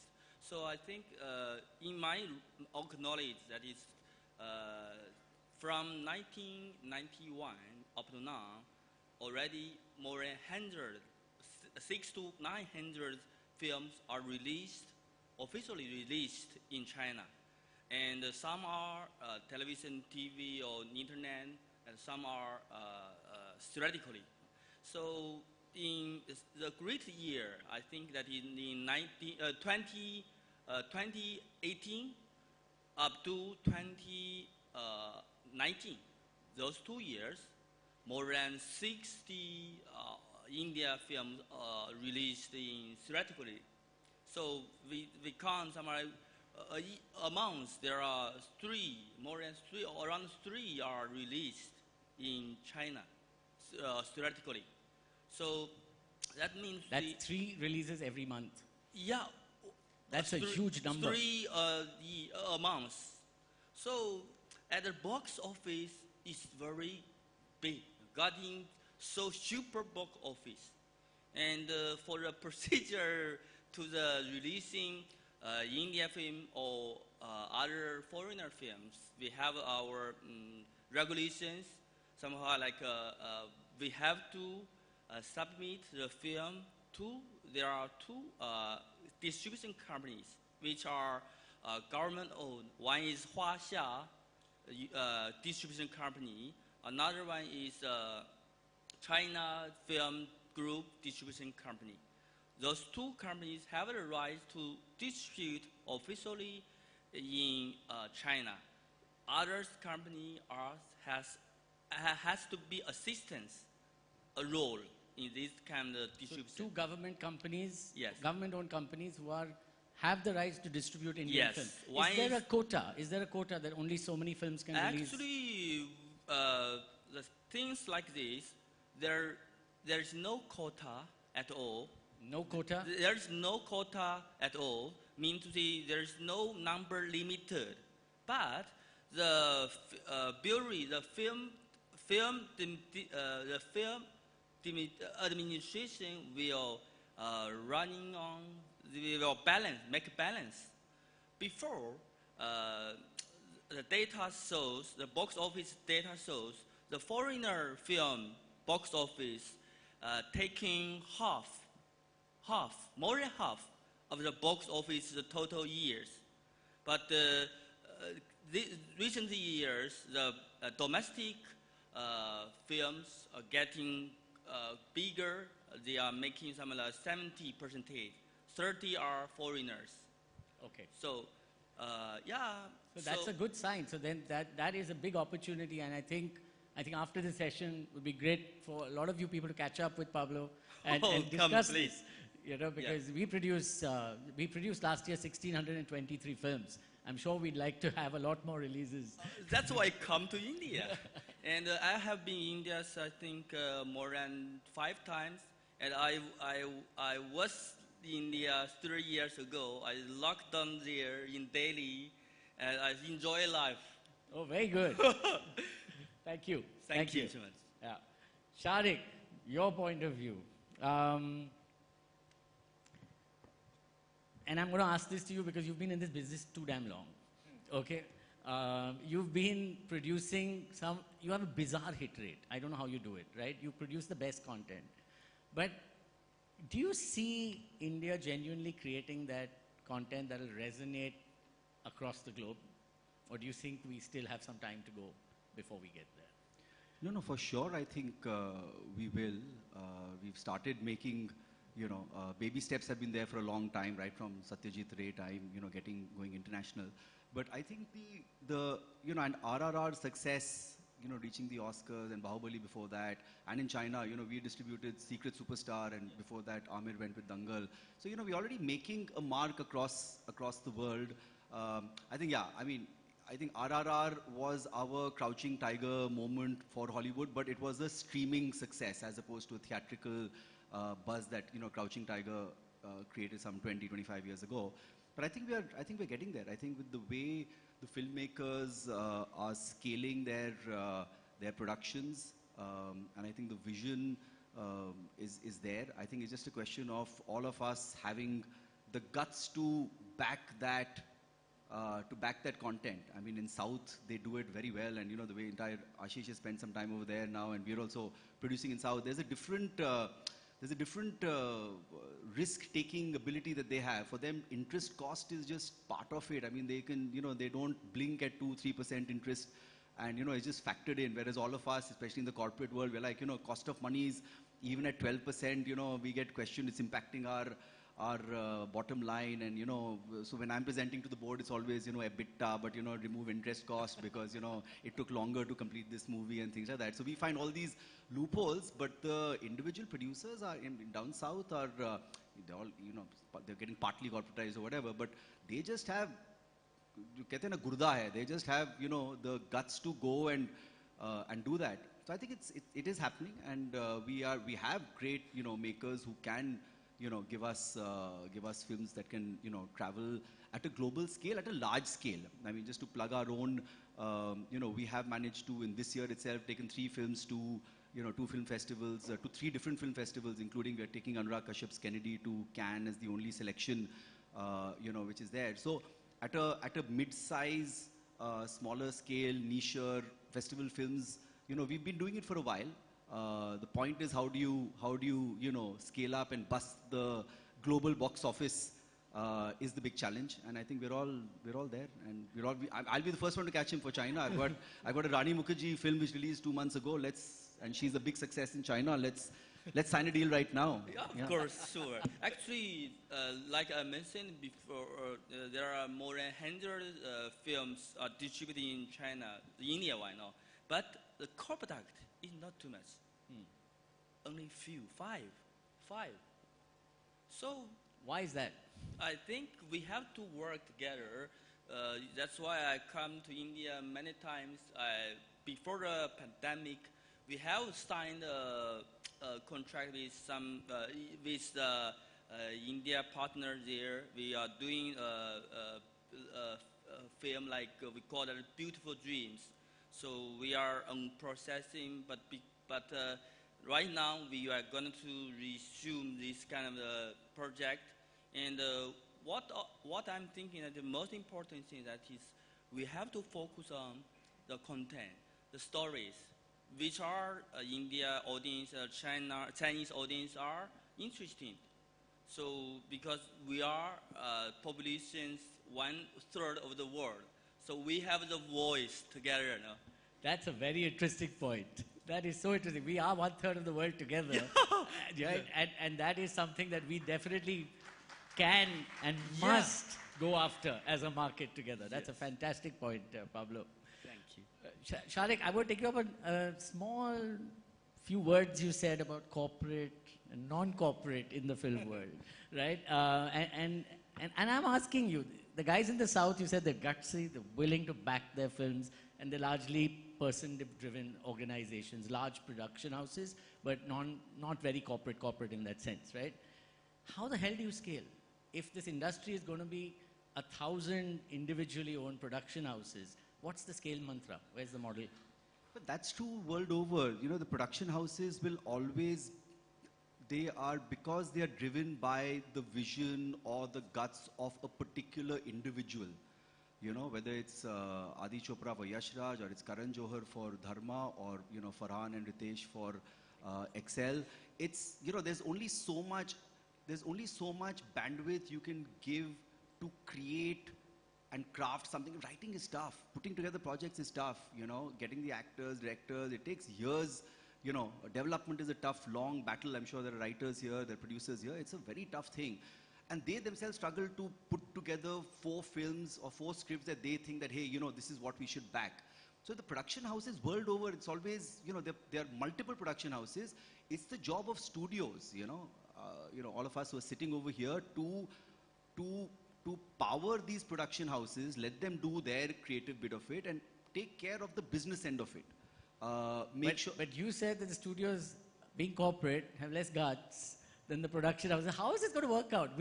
Even a studio, what's the biggest scale you do? You do 30, 40 films a year? Yes, we're doing 30, 40, and yeah, it's tough because there's also limited cash flows for us also. There's a limited cash flow issue. Yeah, right. but the point is that's why we need more studios. So how do you get more? But the way this, actually now you've got Amazon and Netflix are effectively studios, right? So you've got, you know, in India you'll have 3, 4, you know, studios and as Jio's such. And announcement as Jio's well. announcements. So including Jio says there are 3, 4 corporate broadcaster-led studios, and you got 2 streaming-led who are funding a lot of you know, projects directly with the producers, you know, and things like that. So I think we need more of that. But I think if the streaming services start, you know, collapsing, and the broadcasting is also collapsing into 3, 4, it'll always, you know, the pyramid is getting, you know, smaller and tighter at the top. But I think what really, I mean, India and China, we're a theatrical country. Unfortunately, what we've done is, in this race to create multiplexes, we've just killed the smaller theaters in, you know, B towns, C towns. Should we be producing different content for single screens to grow? Absolutely. We have to. I mean, you know, you talked about, we started the question about what is the, you know, it's 90 lakhs or 1 crore per episode. You know, you got to have every platform, every film, every, you know, there are different scales, right? For every RRR or for every Taj or Farzi or Jubilee, which are like, you know, big scale productions which become the chatter, and hopefully, you know, they deliver the numbers. You need to have that mid-size, you need to have the, I mean, AVOD is coming back big, right? I mean, Amazon has bought over MX Player predominantly for the, Netflix has started advertising models. So there's got to be content at all level, and I think we tend to, too much of time, effort, energy is devoted to those 10% marquee projects, right? Trust me, majority of them are loss leaders for whether it's the studio or the platforms. The real money comes from the mid-size, that's where the revenue comes in. It's the Kashmir Files, it's the Gullaks, it's the Panchayats, which the ROI is there. The ROI is on Mukbir, the ROI is, is much lower on the bigger, 70, 80 crore money-wise. But you still need that because of the chatter, because of, how do you position yourself as, hey, we do these big scale, productions, and that's where if you see the portfolio of all the platforms or all the studios, anyone you have to defray it, hope that the big ones don't bomb, because that really, that just kills the P&L balance sheet for years to come. I mean, you can, and it's the small ones which give you the ROI. So, that's... Rohit, he just out-CA'd you. I mean, like completely out-CA'd you on this one. I think there's more than one chartered accountants on this panel. I'm MBA finance, just, so. Oh, very cool. Okay, Aradha, coming back to you. How many formats does Fremantle own? 2,000? 3,000? Yeah, perhaps more, because we're just growing every time, right? Right. We've added some 800 scripted titles last year alone. Don't say so stupid. it's an Someone said that to you. ever-evolving number, right? Okay, so you've really cracked the writing problem at some level. We keep hearing about writing being a big bugbear in this industry, and there's a huge shortage of writers. There's a huge issue in the kind of stories and the way they're getting written. I mean, you hear all this stuff. Is this true about India, that we have a writing problem? And if so, what should we be doing about writing? I don't think it's so much a writing problem. In my experience, there are lots of people out there who are very talented. I think it's a problem of making the connect. The platforms that connect people who are aspiring writers or have great ideas or whatever to someone who can actually bring them to life, those are a little lesser. But isn't that you? So, no, it is us too, but I'm saying that I guess this discussion is more an industry-led discussion, right? What we're doing collectively and how many programs do we have out there. Like in the West, I see so many which are there, they have these little companies that run this as writers, and they bring them together, and then they have these presentations that they do that are marked out in the year in the calendars of the studios and everything, and you get to meet people, see their stuff, they'll send you the writing, they'll do chats, all of these things, and people get discovered there. What that also helps with fresh talent is, of course you pay them, but it doesn't become those prohibitive costs there. And the ideas are also fresher. The perspective is like that. I'm not saying there are too many of those. I really think it's the bridge that is missing. That can be done much more of. And in the pandemic, I have seen a lot of that, because we all got some time to invest more in it, right? The business also required that. And I'm very happy to say that right now there are 3 scripted projects that are at different stages of development in our kitty. All 3 are with fresh people. Oh, that's lovely to hear. So, that's fantastic to hear. Fantastic ideas. At this conference, I've met at least 3 story platforms over these 3 days, which I'd never heard of, honestly, before. One of them called Booktainment.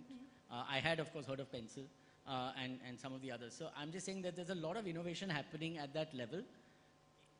Are Indian studios going to look at those guys? Is platform the solution there, or is it still going to be a relationship buying? How does this work in the real world? No, I think, for sure, I think nothing is better for us if things comes packaged, right? I mean, we are happy to, if someone's doing the hard work and doing the packaging. What I do, anyone who comes to meet me, I'm like, if you're a talent, if you're a writer, director, we are more than happy to give you development funds, because, you're working for us and we're this thing. If you're a producer, do the hard work. I mean, you need to invest, you need to pay the writer, pay the director, showrunner, as the case may be, to package that Bible or whatever. So, I mean, for sure, I think we need a lot more of these, and they will survive. Ashish, you've done Netflix, you've done private production, you've seen how this works across pretty much the paradigm of India. What's your take on this? Where is story writing, storytelling? How is it going to evolve? So the good thing is, over a period of time, stories are coming from everywhere. Anywhere for that matter, and being watched everywhere. So that's the best part about today's times. There are writers who are based in, and you spoke about the story platforms. So there's a Pratilipi, and there are so many others where you get millions of stories. You can just go on that platform, and there are writers who've put their stuff out sitting in Gorakhpur in UP, or maybe somewhere in Tamil Nadu. And as a creative person, you can go and shortlist those stories and pick them out from there. So that definitely You guys is actively source stuff from Pratilipi, for example. I mean, we definitely have a team that looks at it. Okay. We may not be able to convert it, but there is a dialogue. And do you think this model will grow in future, this platformization, this kind of getting it into a format which is easily accessible to you, or not? So honestly, we all know, we all follow a herd mentality. It's about that first piece of content that is discovered on a platform and becomes successful, and people, once that awareness is even more, it will definitely succeed. Having said that, I mean, we are being pitched stories every day, right? And there's a team that's reading that stuff. At the same time, there's a team that's going on these platforms to look for stuff. So it's a mixed bag. There's no straight answer to this. What is very important also is, to Sharik's point and to Aradhana's point, each OTT platform has a different requirement. That is where the challenge is. And those strategies change very fast. So without naming a platform could initially be looking at very niche, evolved kind of content. But a year later, by the time you've developed that niche content and you go to them, oh, we are looking at wider stuff. We want to reach the heartland. We want to reach the tier 2 cities. So as a content creator, that is where the confusion is. But again, having said that, I think the best is to go with what you personally believe in. And a good story travels anyway. We know that. It's not about a platform. It's not about the language, whether we've seen the Indian films that have done so well in China, and purely on content, right? There was no language, there was no background, nothing. And those stories also came from different people. Yeah. No, I'm just thinking if we are 1/3 of the world together, we should have a stockpile of stories, right? I mean, we should have 1/3 of the best stories in the world between the two countries. And somehow we don't. And that's really unfortunate. So, just to contradict you a little, we do have the stories. We are not actually reaching out and, making those stories. So what's the solve? Solve is don't ape the West. Don't ape the West. We've discussed this in one of our other panels. Don't ape the West. You have your culture. You have such great characters that you can really talk about. And they're all heroes, yeah. Come on. You don't need a superhero from a Marvel, So I have hope. We all live on hope. We all live on hope. All right, Rohit, sorry, But you want to say even if you look at the great breakthroughs, you talk about Crouching Tiger, right? All of those, they were very, very local stories. The big breakthroughs are very specific to that region, right? And that's where it happens. So there is power in that. So honest storytelling, in effect. Authentic storytelling. Okay, Rohit, coming back to you. We've discussed talent models, but between you and Aradhana and others over here, there's a lot of IP owners sitting on this stage, right? As a production house, you'd love to own your IP. As a platform, you'd love to own the IP. Where is this headed? Are we going to see this changing? And where's my helmet? I should get one, right? Yeah, okay. How do you see this evolving in the future? Who's going to own the IP? Ashish, I think this negotiation around IP commercialization rights, unfortunately, is a bit of an organized play. It's an organized play. It's a bit of a tussle that requires large consolidated players on both the side. Independent producers are driven by a different set of goals. Their economics are typically here and now. I think they will generally find it difficult with platforms to be able to get ownership. And to be fair, sometimes they're also driven by sort of a little bit of money today versus long-term thought process. Just it's a different thought process, and they generally may not have that much distribution negotiation capability,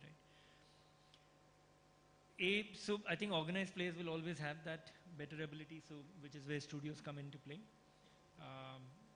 Because they also have global distribution centers, because while you can retain your IP, what do you do with that unless you have distribution becomes pretty much one of the most important aspects. It does. I mean, the amount of discussion we had, focus we had around China, because it opens up a distribution channel. Yeah. If you don't have access to that, what do you do with that, right? The second is we in general as a market haven't really valued our library, our IP. While we love to talk about it, we love to own the right. If you own it, what do you do with that, right? I think in general past, historically, we found easy way. You go to YouTube and you'll find practically everything that's 3, 4, 5 years old.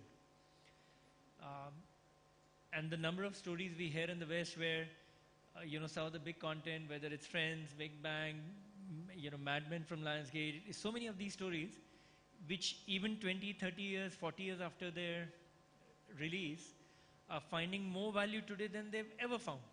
Are we incapable of building that franchise? Is it correct to call it a franchise model, or is it an IP model, whatever you call it? But, a simple thing like, Star Wars and how it's evolved, or it's not a simple thing. I shouldn't say simple thing at all. I mean, these are two separate issues, right? Yeah. So let me come to franchise later, but I'm saying, unless you value your IP, so there are two challenges to that. One is, do you have the negotiation? If you get it, what are you doing with it? Right. And I think the mentality generally is how much money can I make at the time of release, and then it gets out of your head. Whereas I think there is a little bit of more organized play over there. When they take their IP, they also value it for years and years, and they mine it better. So we don't have that mining.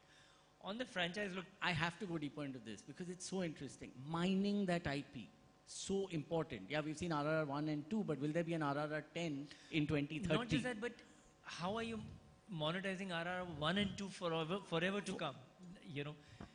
Sorry, would Aradha's like to say something No, here. I'd like to give you, I'll give you an unscripted example for this because that's an example I can talk about. We still have our scripted releases to come up. But, there's a time when you signed your deal, like you were saying, you just gave the rights, right? Okay, so digital rights signed off, right? But what are you mining out of it is not necessarily clear. You may not even mine anything, right? And the season is over. However, today, it's, and to that point, it has to be mutually beneficial, right? So for instance, we do Indian Idol, right? We've just finished the 13th season last month.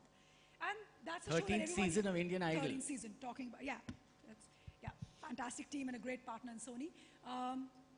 Does very well on TV, has its audience, has whatever, right? And then the YouTube point that we made. We actually worked that out and we have clips of that running. And then if you make it lucrative business-wise, where everyone's making money, then who's not going to be reasonable about it? So your point is very sharp. It is how do you, in partnerships, find ways to mine that? That is one. And the other is, as far as owning IP is concerned, it's also what value you bring with that IP, right? So if I'm bringing you a format, and I'm bringing you the success rate, okay, in the US, this is what it's done. This is the audience that, it cut across with. This is the TG, this is whatever the demographics of that are. And you as a platform are looking for a similar kind of audience, right? And of course, my story, my localization is very important. We do that. That's part of the secret sauce of success. But then you can ask for these things because you're bringing something to the table. So you can't just go and flatten and say, here's my idea, I want to own the IP, and why would someone do that? But what I'm hearing is fracture the IP and see how that goes between platform and production house, in effect. I don't know if it's fractured IP. I think it's more about how do we turn this into a win-win situation for both, Eventually, this is a business that you're running. You want to tell great stories, but people forget. If your business is robust, you will be able to tell the next great story, right? Fair point. That's really important. Fair point. Second point that you were making, sorry, I interrupted you.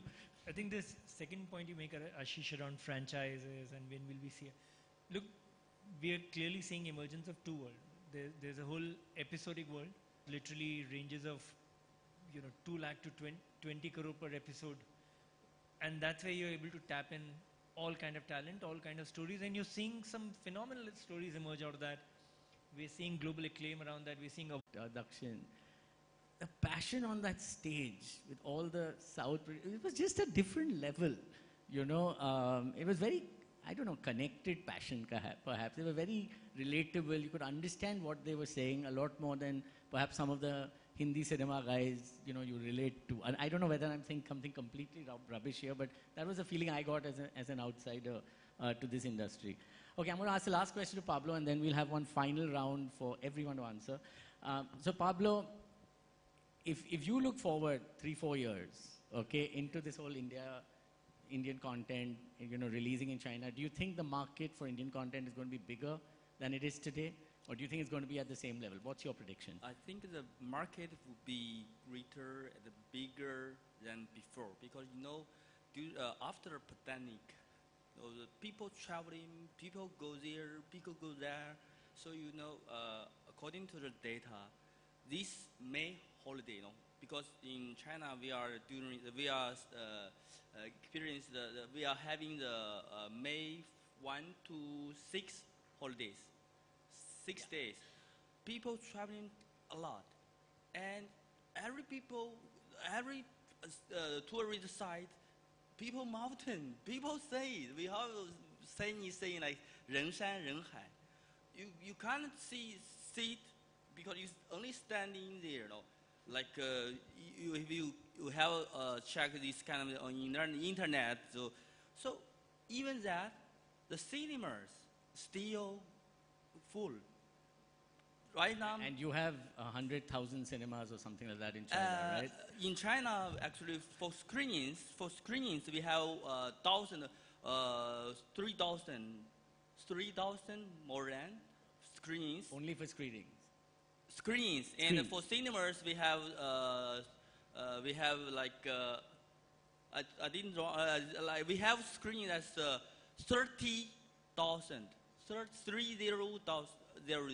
And how many screens of that can an Indian movie release in? What's the biggest so far? No, when we release India film or other foreigner films, we take much expensive PR fee. Okay. So mean to say every cinema will release our films.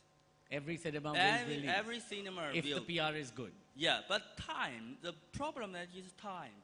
How long we can stay there? Because it also depends about the PR fee and also the content, whether the audience interesting or not. Because India film like much because there's much dancing, singing, very happy. So That's good to hear. People like that. People like that kind of films. Oh, that's lovely. Natu. Okay, so now I've got a final question which I'd like all five of you to answer. Okay? Starting with Sharik. Okay? Okay. Yeah, first, because, I mean, equality. Yeah, I was feeling neglected. Yeah, Ashish, what is this? Okay, the question is, only one sentence answers. One sentence answers, okay? You can't take a second sentence. The biggest change you expect to see in the next 2 to 3 years in Indian content production is? Biggest change I expect to see. That's a sentence. No. I'm just clarifying. What I expect to see or what do I think will happen? What do you think will happen? That you think will happen. The biggest change you think will happen in Indian content production in the next 2 to 3 years. Okay, so I think, God, this is a tough one. I should have actually gone last in this. I don't know if I agree with everyone. No, I think next 2 years will be a lot of uncertainty. Everyone is extremely confused from a theatrical perspective, what's working, what's not working. A lot of our superstars, actors are all back at the drawing board wondering what is the next step to take.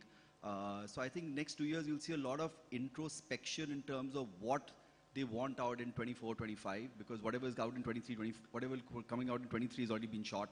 And whatever is going to come out in 24 is pretty much on floor now.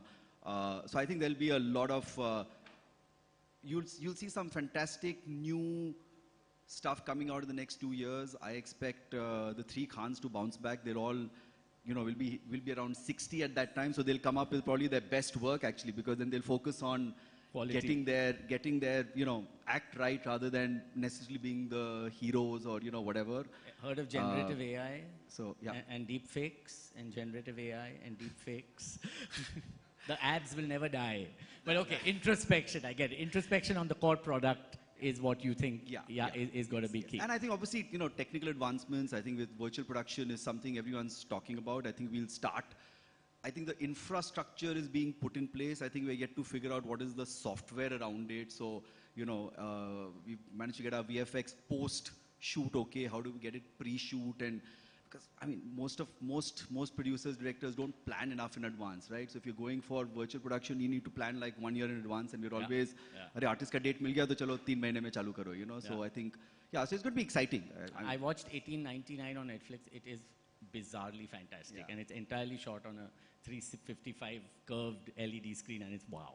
So, I mean, if you haven't watched it, you must. It's phenomenal. Okay, that's one sentence too many. Okay. Pablo, what do you think is going to change in content production? How do you see it? Or distribution in your case? What's going to be the big change?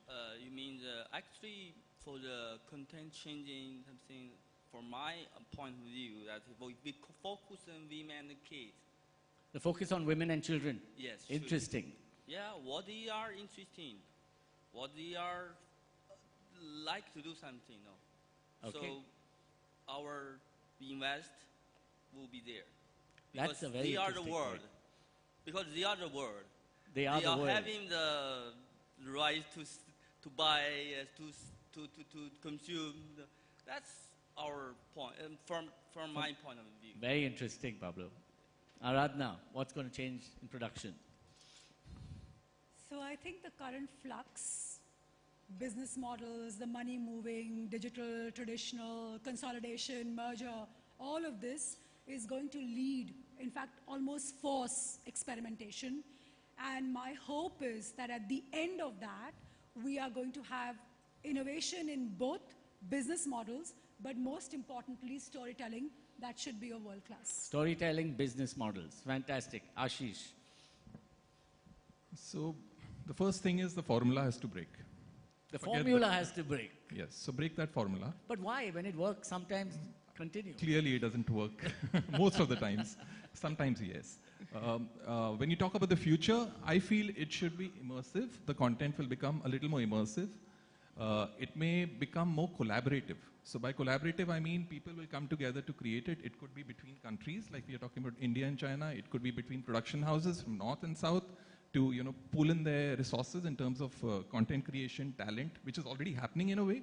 But I think we'll push the lever and make it happen more, because then that will be the India story. So it immersive, won't be driven. collaborative. Yes. That's a very good point as well. Rohit, now you're last. I agree with all of them. But let me, I think hopefully all of this leads into something. For me, that something is very clear. Whether it's 2030 or 35, I don't know. But $10 trillion economy, $100 billion media sector. Wow. 10 movies of $100 million plus every year. 10 movies of $100 million every year. Aapke muh mein ghee shakkar. That to me will bring in the acclaim, the global appeal, the awards, everything. To me, that's, Wow, that's wow. I think that was a fantastic panel. Ladies and gentlemen, put your hands together for this wonderful panel. I think it'll be very candid, controversial as well.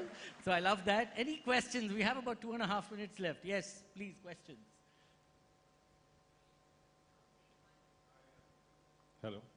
Hi, everyone. Thank you for the wonderful discussion that we have been through. And it has been a very learning experience for me, from all of you. But being from the northeastern part of India, I have a very basic question to all of you that we all feel out there. That is, I am Rupa Gogoi, a filmmaker, part of the team coming from Assam. But we see that in the OTT platforms and other medias, there are very little representation of stories from the northeastern region till now. So I would just like to know from you, Ashish and Anuradha, if you can show us the way. Why is this not happening?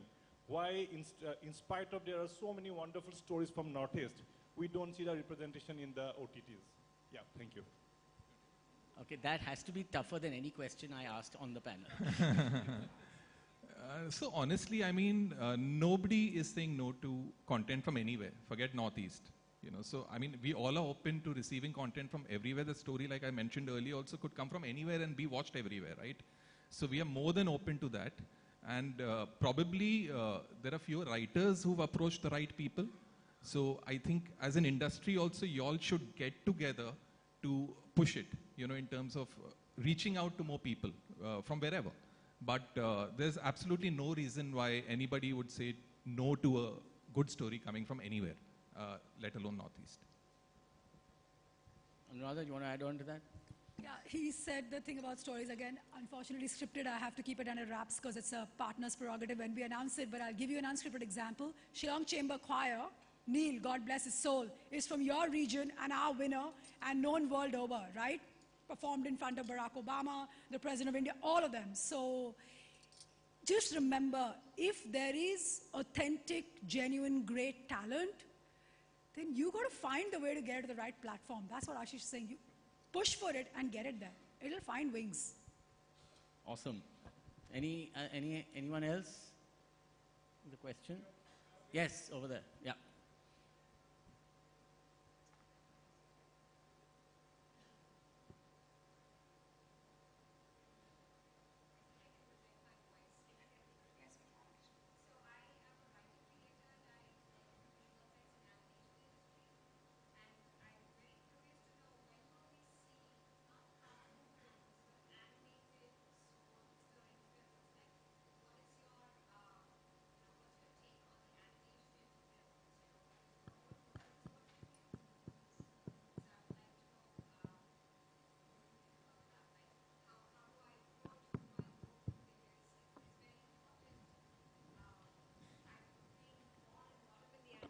industry. So for me, I want to tell stories that are not with cartoony, but like real people telling real stories about India. And so yes, that's my question. I think we've had two very big successes of Indian animated product globally. Both, I think, are on Netflix. Right? One is called Mighty Little Bean, which I believe ranked in the top 10 in 100 countries or something like that. Number 2 overall, right? I think it's a number 2 product. And I think the other one's called Deepu and the elephant or something, the little girl with the elephant. You're talking about adult? Yeah. So yeah, I'm coming to that. Yeah. So I'm saying we've started seeing Indian animation now going there. I think it's a matter of time perhaps that you will see this evolving into, as the genre grows per se, because India, non-cartoon animation in India is still a pretty small genre, right? I think as more and more content is created and that genre scales up, its audience scales up, it kind of feeds on itself. I think you'll see, I definitely think you'll see that, because as a father of 2 teenagers, I know what they watch. It's very different from the cartoon. I was Tom and Jerry and Donald Duck, right, when I was growing up. And I don't think they've ever seen a Tom and Jerry cartoon, right? It's a very different genre of stuff which I can't relate with. I'm hoping it does happen. I think you're the expert. Maybe you want to take I think you're absolutely right. I think as an industry over the years, we failed the entire animation industry to, and whether it's, I mean, all of us as consumers also, I think we need to share the blame. The exhibitors, distributors don't value it. The content creators are not making for it. There's no channel for them. There's no South Park or, Family Guy coming out, which is meant for, an adult audience and not just, the Pixar movies or whatever that we see, which is meant for family or whatever. And I don't think it's just animation. I think we failed our, the children's film industry. I mean, there's nothing for children to watch. We do not create films where, children can go. I mean, you can count the number of movies where you can, which is age appropriate for children or with children protagonists. I think we're all to blame, and I think it's a mix of the, broadcasters, streaming platforms are there for the last 4 or 5 years, but broadcasters, the theater owners, producers, distributors, overall chain, I think, yes, does it need to be done? A friend of mine made Arjun the Prince, which was done, Arnab did it, a friend of ours, and, so and that was like 10 years ago, and no one else has attempted anything of that scale, since then. So, I mean, hats off to UTV and Arnab and whoever was there at that time. They tried it. Fortunately, unfortunately, for whatever reason, didn't work at the box office. And, if that doesn't happen, then, it's just a dampener and no one else further invests in it. So, as I think someone on the panel said, nothing succeeds like success. I mean, got a herd mentality. If that had worked, there'd be more. But I agree. I think we should be, focusing on it. And I think you need a studio who kind of backs that, like right from day one, and and starts the journey now. So please start, and it'll be there. And perhaps we should stop calling it as a cartoon and calling animation. it as animation, right? Yeah. No, I mean, I love South Park and and Family Guy. They're fantastic. BoJack Horseman. I mean, that's one of my favorite shows. It's just, but we just don't do it for whatever reason. Yeah. Okay, we are time's up. Oh, but okay, maybe a last question. Can you hear me? Yes. Hi. My name is Imtiaz Barolia. I'm from Zero Gravity Pictures. My company is doing 2 international co-productions. One is a large budget Indo-European American collaboration, and the second, the small $1 million Indo-American co-production. It took us 5 years, 6 years to put these projects together. We went to each and every studio in Bombay, each and every big producer in Bombay. Nobody wanted to touch an international co-production with a barge pole. They said, ये script Hindi में बना के लाओ, यहाँ के actor लो, हमको UP, CCI, Bihar में समझ में आ रहा है. This is the truth. Finally, we put the project together, attached actors, we are going on the floor, but all my funding, all my co-producers are out of Europe, North America, and other places, but nobody from India came on board. So I'm just saying, there is a huge resistance here towards international co-production, which is very sad, because I think we have so many beautiful stories in India which need to travel the globe with international co-productions. Pablo, I'm kind of with you on this. I'm coming to you for a co-production. And Ashish, I want you to also take this question. You spoke about collaborations. I'm so glad to hear that, but we need to take it forward. Thank you so much. Okay, thank you. Now, actually, you mentioned about correct, because being co-product with different countries. You have to follow different policy there. So it's taking time, and you know, different culture background, different language barrier is there. You know?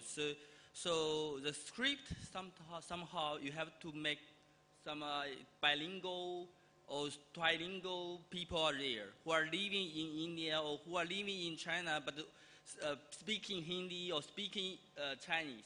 This could be make helps. So the script is you can, once you have the script, you also can attending the international pitching. Now in China, we have a Shanghai Film Festival, we have Beijing Film Festival, we have a Silk Road Film Festival, we have Hainan Film Festival, we have some, FIRST. We also have a youth festival that we call that the FIRST. All people are from there. Bring your script, bring your story there, and the investors there would be there as well. If the story is okay, and you will get the first fund for the stories. So when you got the stories, it doesn't mean you success. You just make a first step for the co-production. So you have to looking for the cost. You have to looking for the celebrities. No, it's not mean to say you have to find the biggest characters from India or from China. No, you have to find the right person. You know the secret superstar, your film, the little girl, who knows, who cares? But she's very, very nice and very familiar, very famous. People in China loved her because that's life. That's life. You have to find normal life in your countries or in your co-production company countries. You have to find that. It takes time. That's a beautiful Yeah, point. but you know, sir, I have no idea what your story is, and I know we're out of time, but I feel your pain. More power to you. May it be a huge success, and like we've all been saying, may you pave the way for many more like this. Yes, very good. And with that, we are completely and totally out of time. Thank you, everyone on the panel. It was very interesting to have you. I learned a lot as well. Thank you so much. And thank you, audience, for being with us. Can I request everyone on the panel to come in front and do a little Natu Natu dance? Come on, come on. We can do this. Come on. Oh, come on. That's the only representation we don't have right now. Come on, Rohit.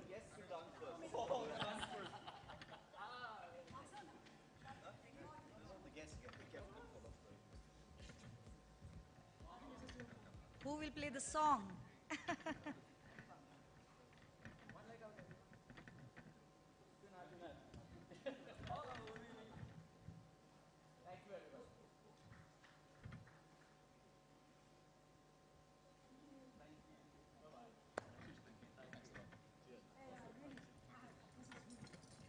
Thank you, all of you. We'll take a short break for lunch, and 2 o'clock we have a session here in the same ballroom with the TVF team.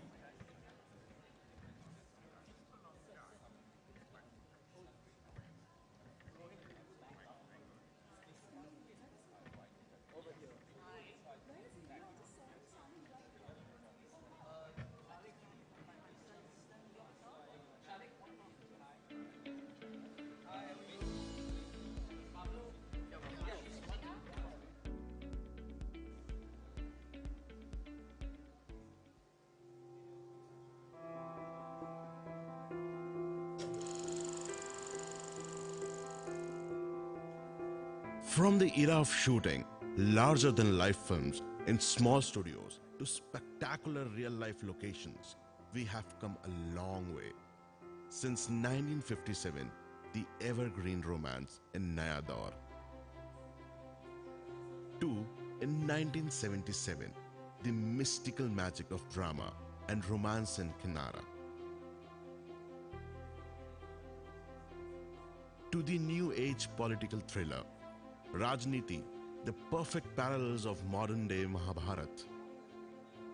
The real-life story of a national-level athlete, a soldier and later an outlaw, Pan Singh Tomar. the journey of a female cop in Jai Gangajal, facing professional and social challenges.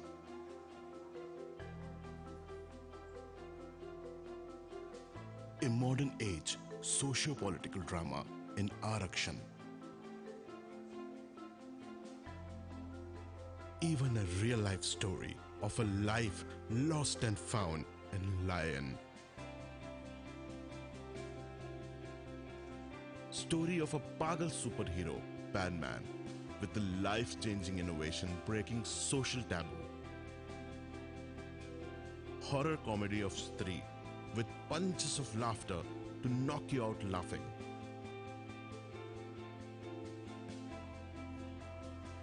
The periodic romantic drama of Kalank.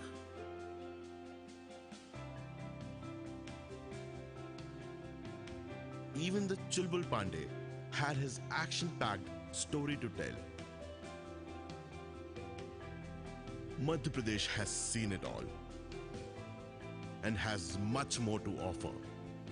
We welcome the film industry direct Dil Se.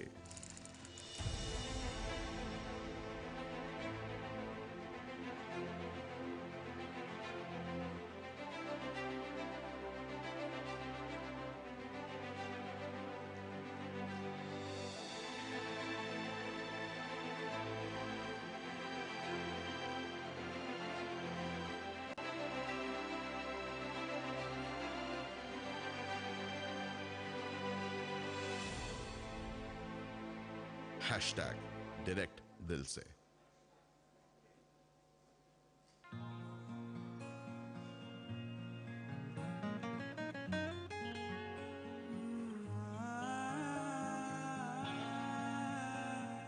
खुले यहाँ नए जहाँ जुड़े यहाँ नए जहाँ खुले यहाँ नए जहाँ जुड़े यहाँ नए जहाँ खुली उमंगे उम्मीदे पतंगे परिंदे उड़े आसमां खुले यहाँ नए जहाँ जुड़े यहाँ नए जहाँ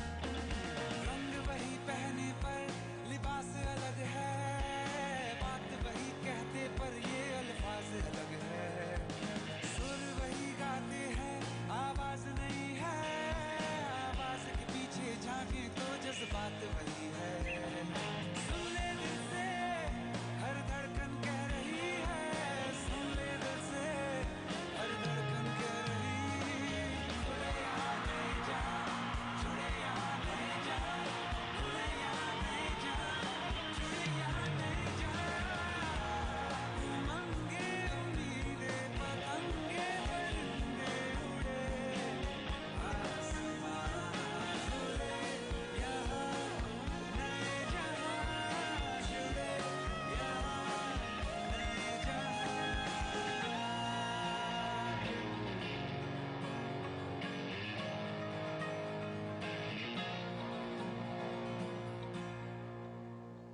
डोंट वरी एजेंट बस 10 मिनट में बैकअप पहुंच रहा है 10 मिनट में तो गेम हो जाएगा।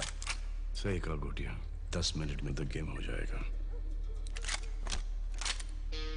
जूपी पर खेलो 10 मिनट के गेम्स जैसे ट्रम्प कार्ड्स सांप सीढ़ी और लूडो zoopy.com से ऐप डाउनलोड करो पॉपअप पर ओके करो खेलो और जीतो लाखों तक कैश लाखों तक जूपी 10 मिनट में गेम हो जाएगा इस खेल में वित्तीय जोखिम शामिल है और इसकी आदत लग सकती है जिम्मेदारी से खेलें।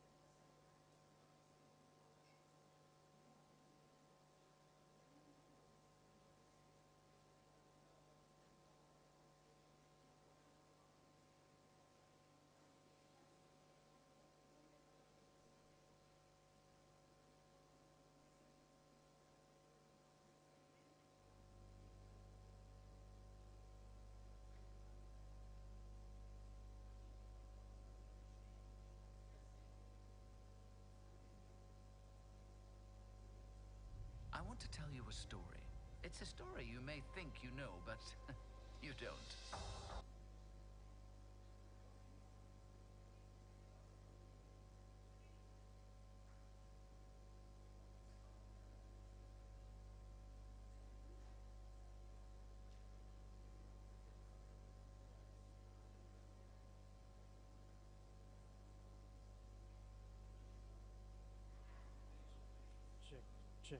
Check.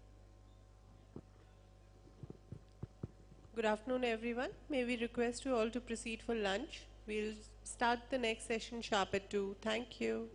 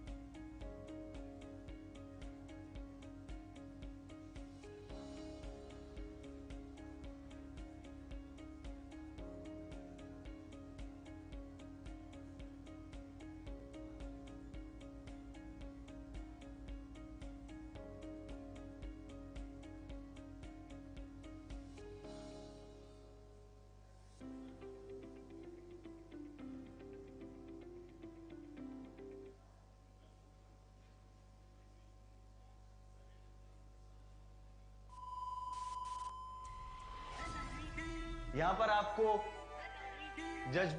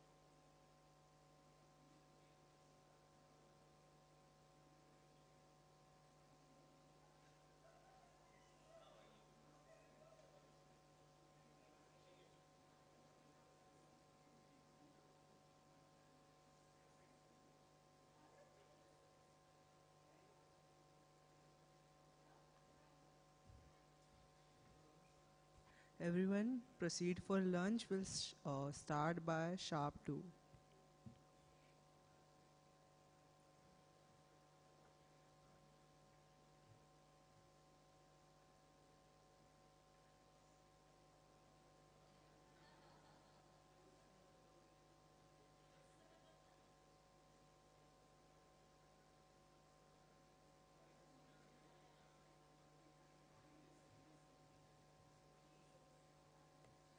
A request for you all, please proceed for lunch. We'll start the next session by 2.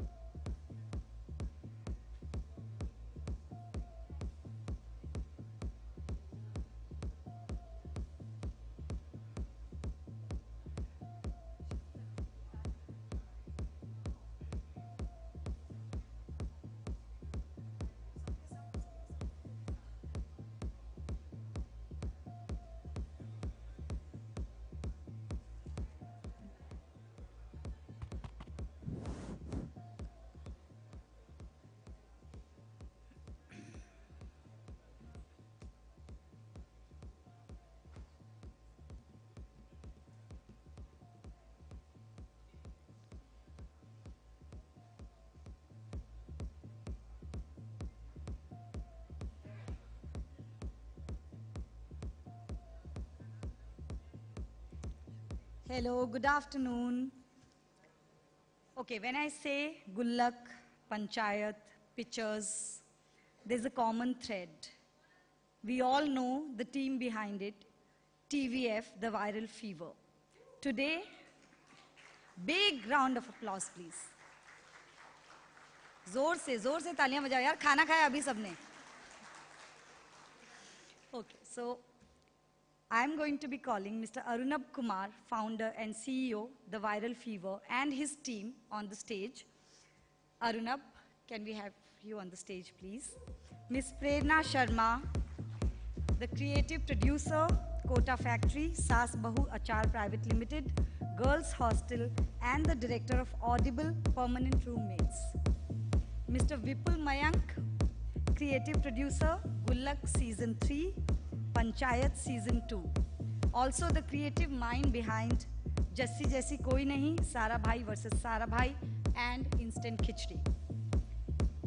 Mr. Vivek Kumar, associate creative producer, Tripling Season 3, Gullak Season 3, and Pictures Season 2. Where is Vivek? He'll be joining in? Okay. And our moderator, Mr. Saurabh Verma, a filmmaker and Chief Creative Officer, Content Engineers.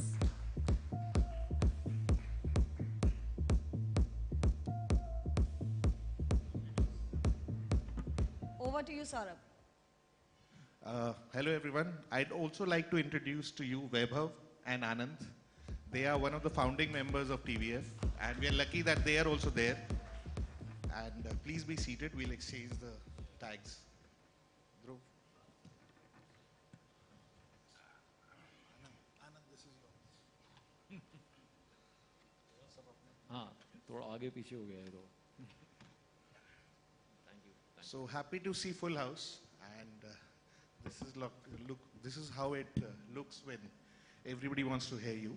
But I'd just like to start with that this is one of the sessions I was looking forward to personally as well, not because I got the best seat, but also because it's difficult to get Arunab, it's difficult to get his thoughts.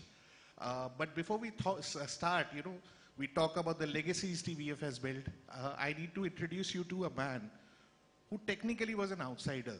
Technically, I met him at a time when I was an arrogant director, and ये आते थे बोलते थे कि यार मैं कुछ plug in कर लेता हूँ TVF का, कुछ 50,000 1 लाख रुपए दे दो या whatever. But long before that, Arnab's journey before TVF, I think there's an interesting take. We all don't know about it. So rather than me speaking, Arnab, just tell us what were you doing before TVF? कि overnight sensation बन गए थे. Ani, I think there's a very popular saying. Thank you so much, first of all, for having us. Thank you, Ficci Frames. Thank you, Leena ma'am. Thank you, the entire team. Thank you, Saurabh sir. So there's a saying that it takes 15 years for you to become an overnight success. It applies to almost every field, not just ours. Be it sports, be it banking, be it filmmaking, be it acting. So yeah, there has been a lot of work behind. In fact, TVF started after I worked for 5 years in Bombay as I tried to, which we call quintessential struggle. And so that struggle was without TVF actually.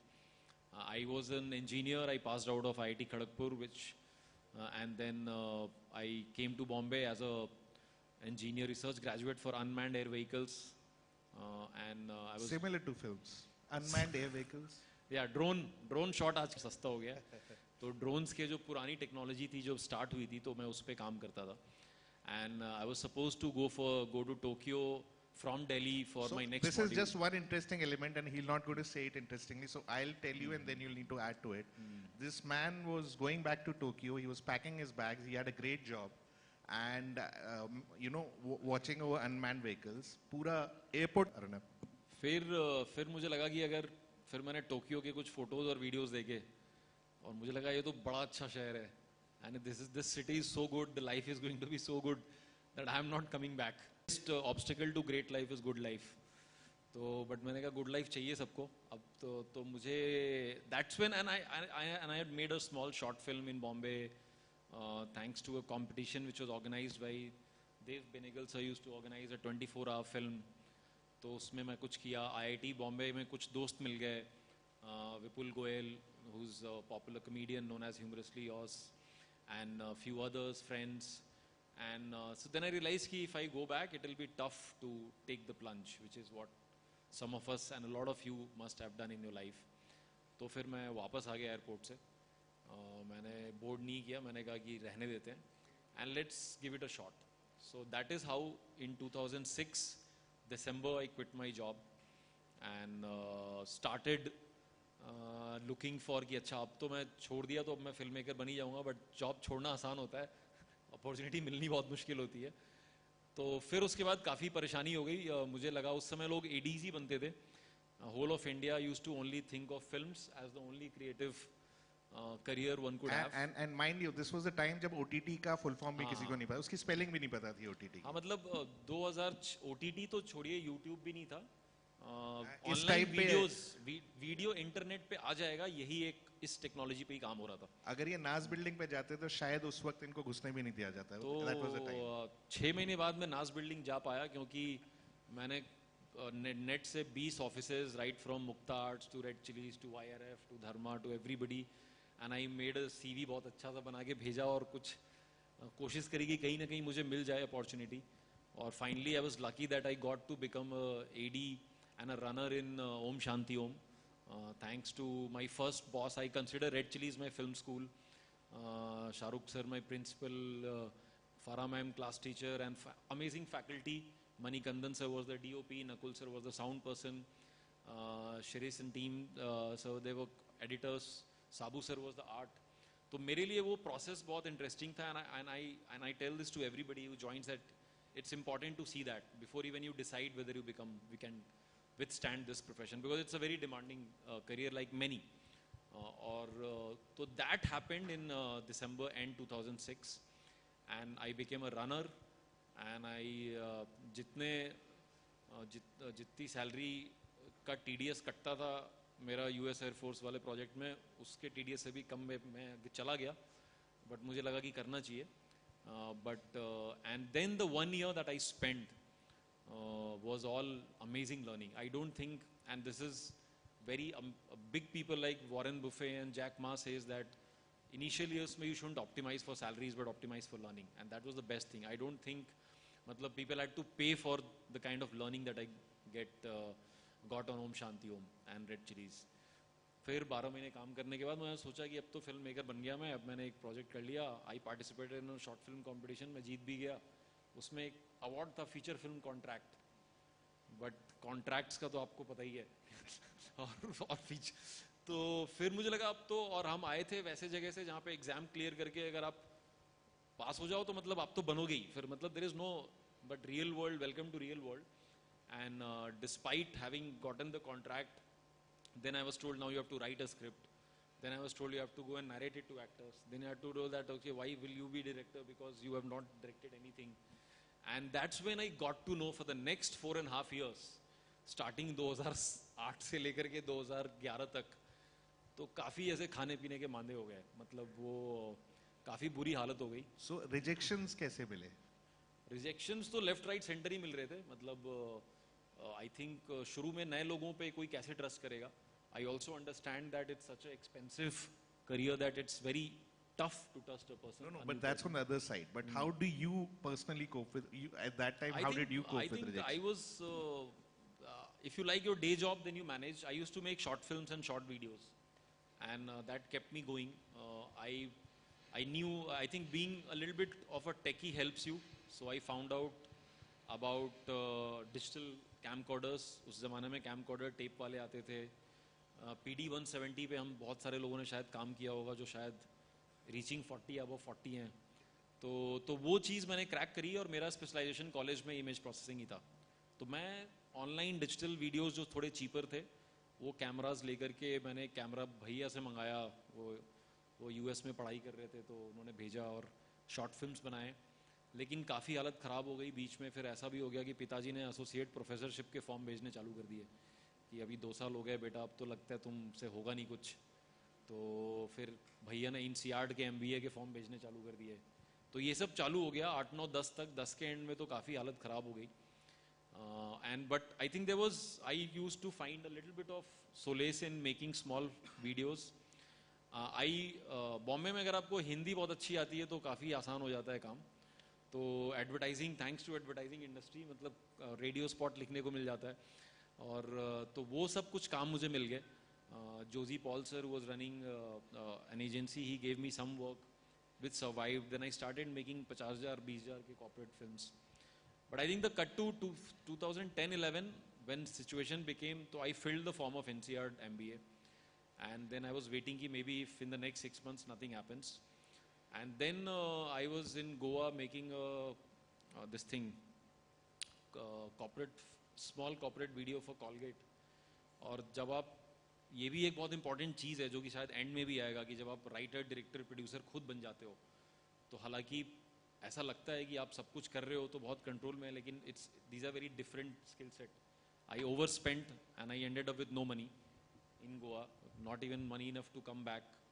और मैं वहाँ पे एक club हुआ करता था, उसके बाहर खड़ा था कि शायद होता ना, मतलब चलो यहाँ पे बैठ, तो वहाँ पे लाइन तोड़ रहे थे लोग, तो मैं लाइन लगाने लग गया. और फिर उस क्लब वाले ने बोला कि यार हमें एक्स्ट्रा हैंड चाहिए, तो आपको पार्टी करनी है या फिर आपको नौकरी चाहिए. तो मैंने कहा यार पार्टी वार्टी तो बाद में कर लेंगे तो पैसे दे दे थोड़े.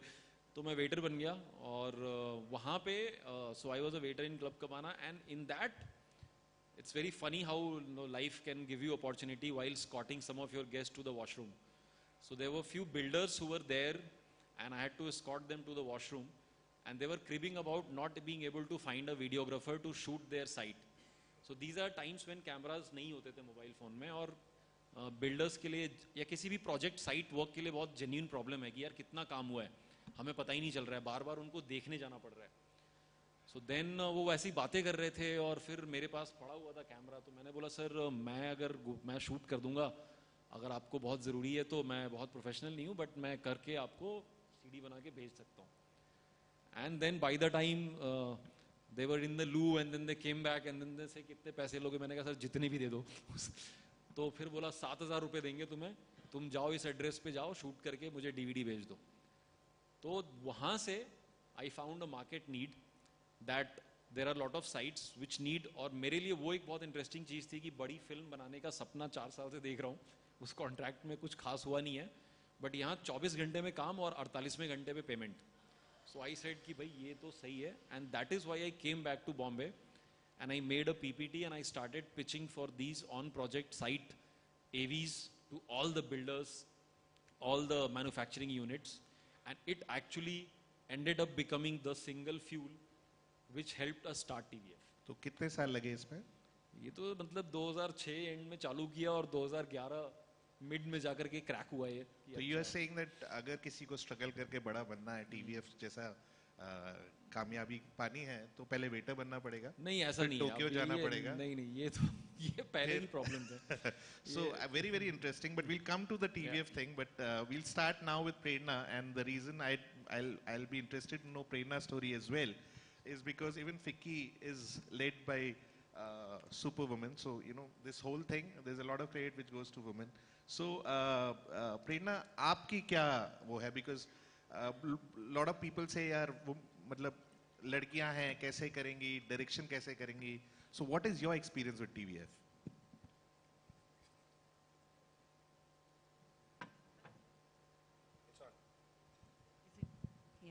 Hi everyone. मुझे ना हमेशा से पता था कि मुझे स्टोरी टेलर हूँ मैं. So when I was in 9th class, तो फिल्में देखने जाती थी मैं, और फिर पूरी क्लास को आके नरेट करती थी सीन बाय सीन कि क्या हुआ फिल्म में.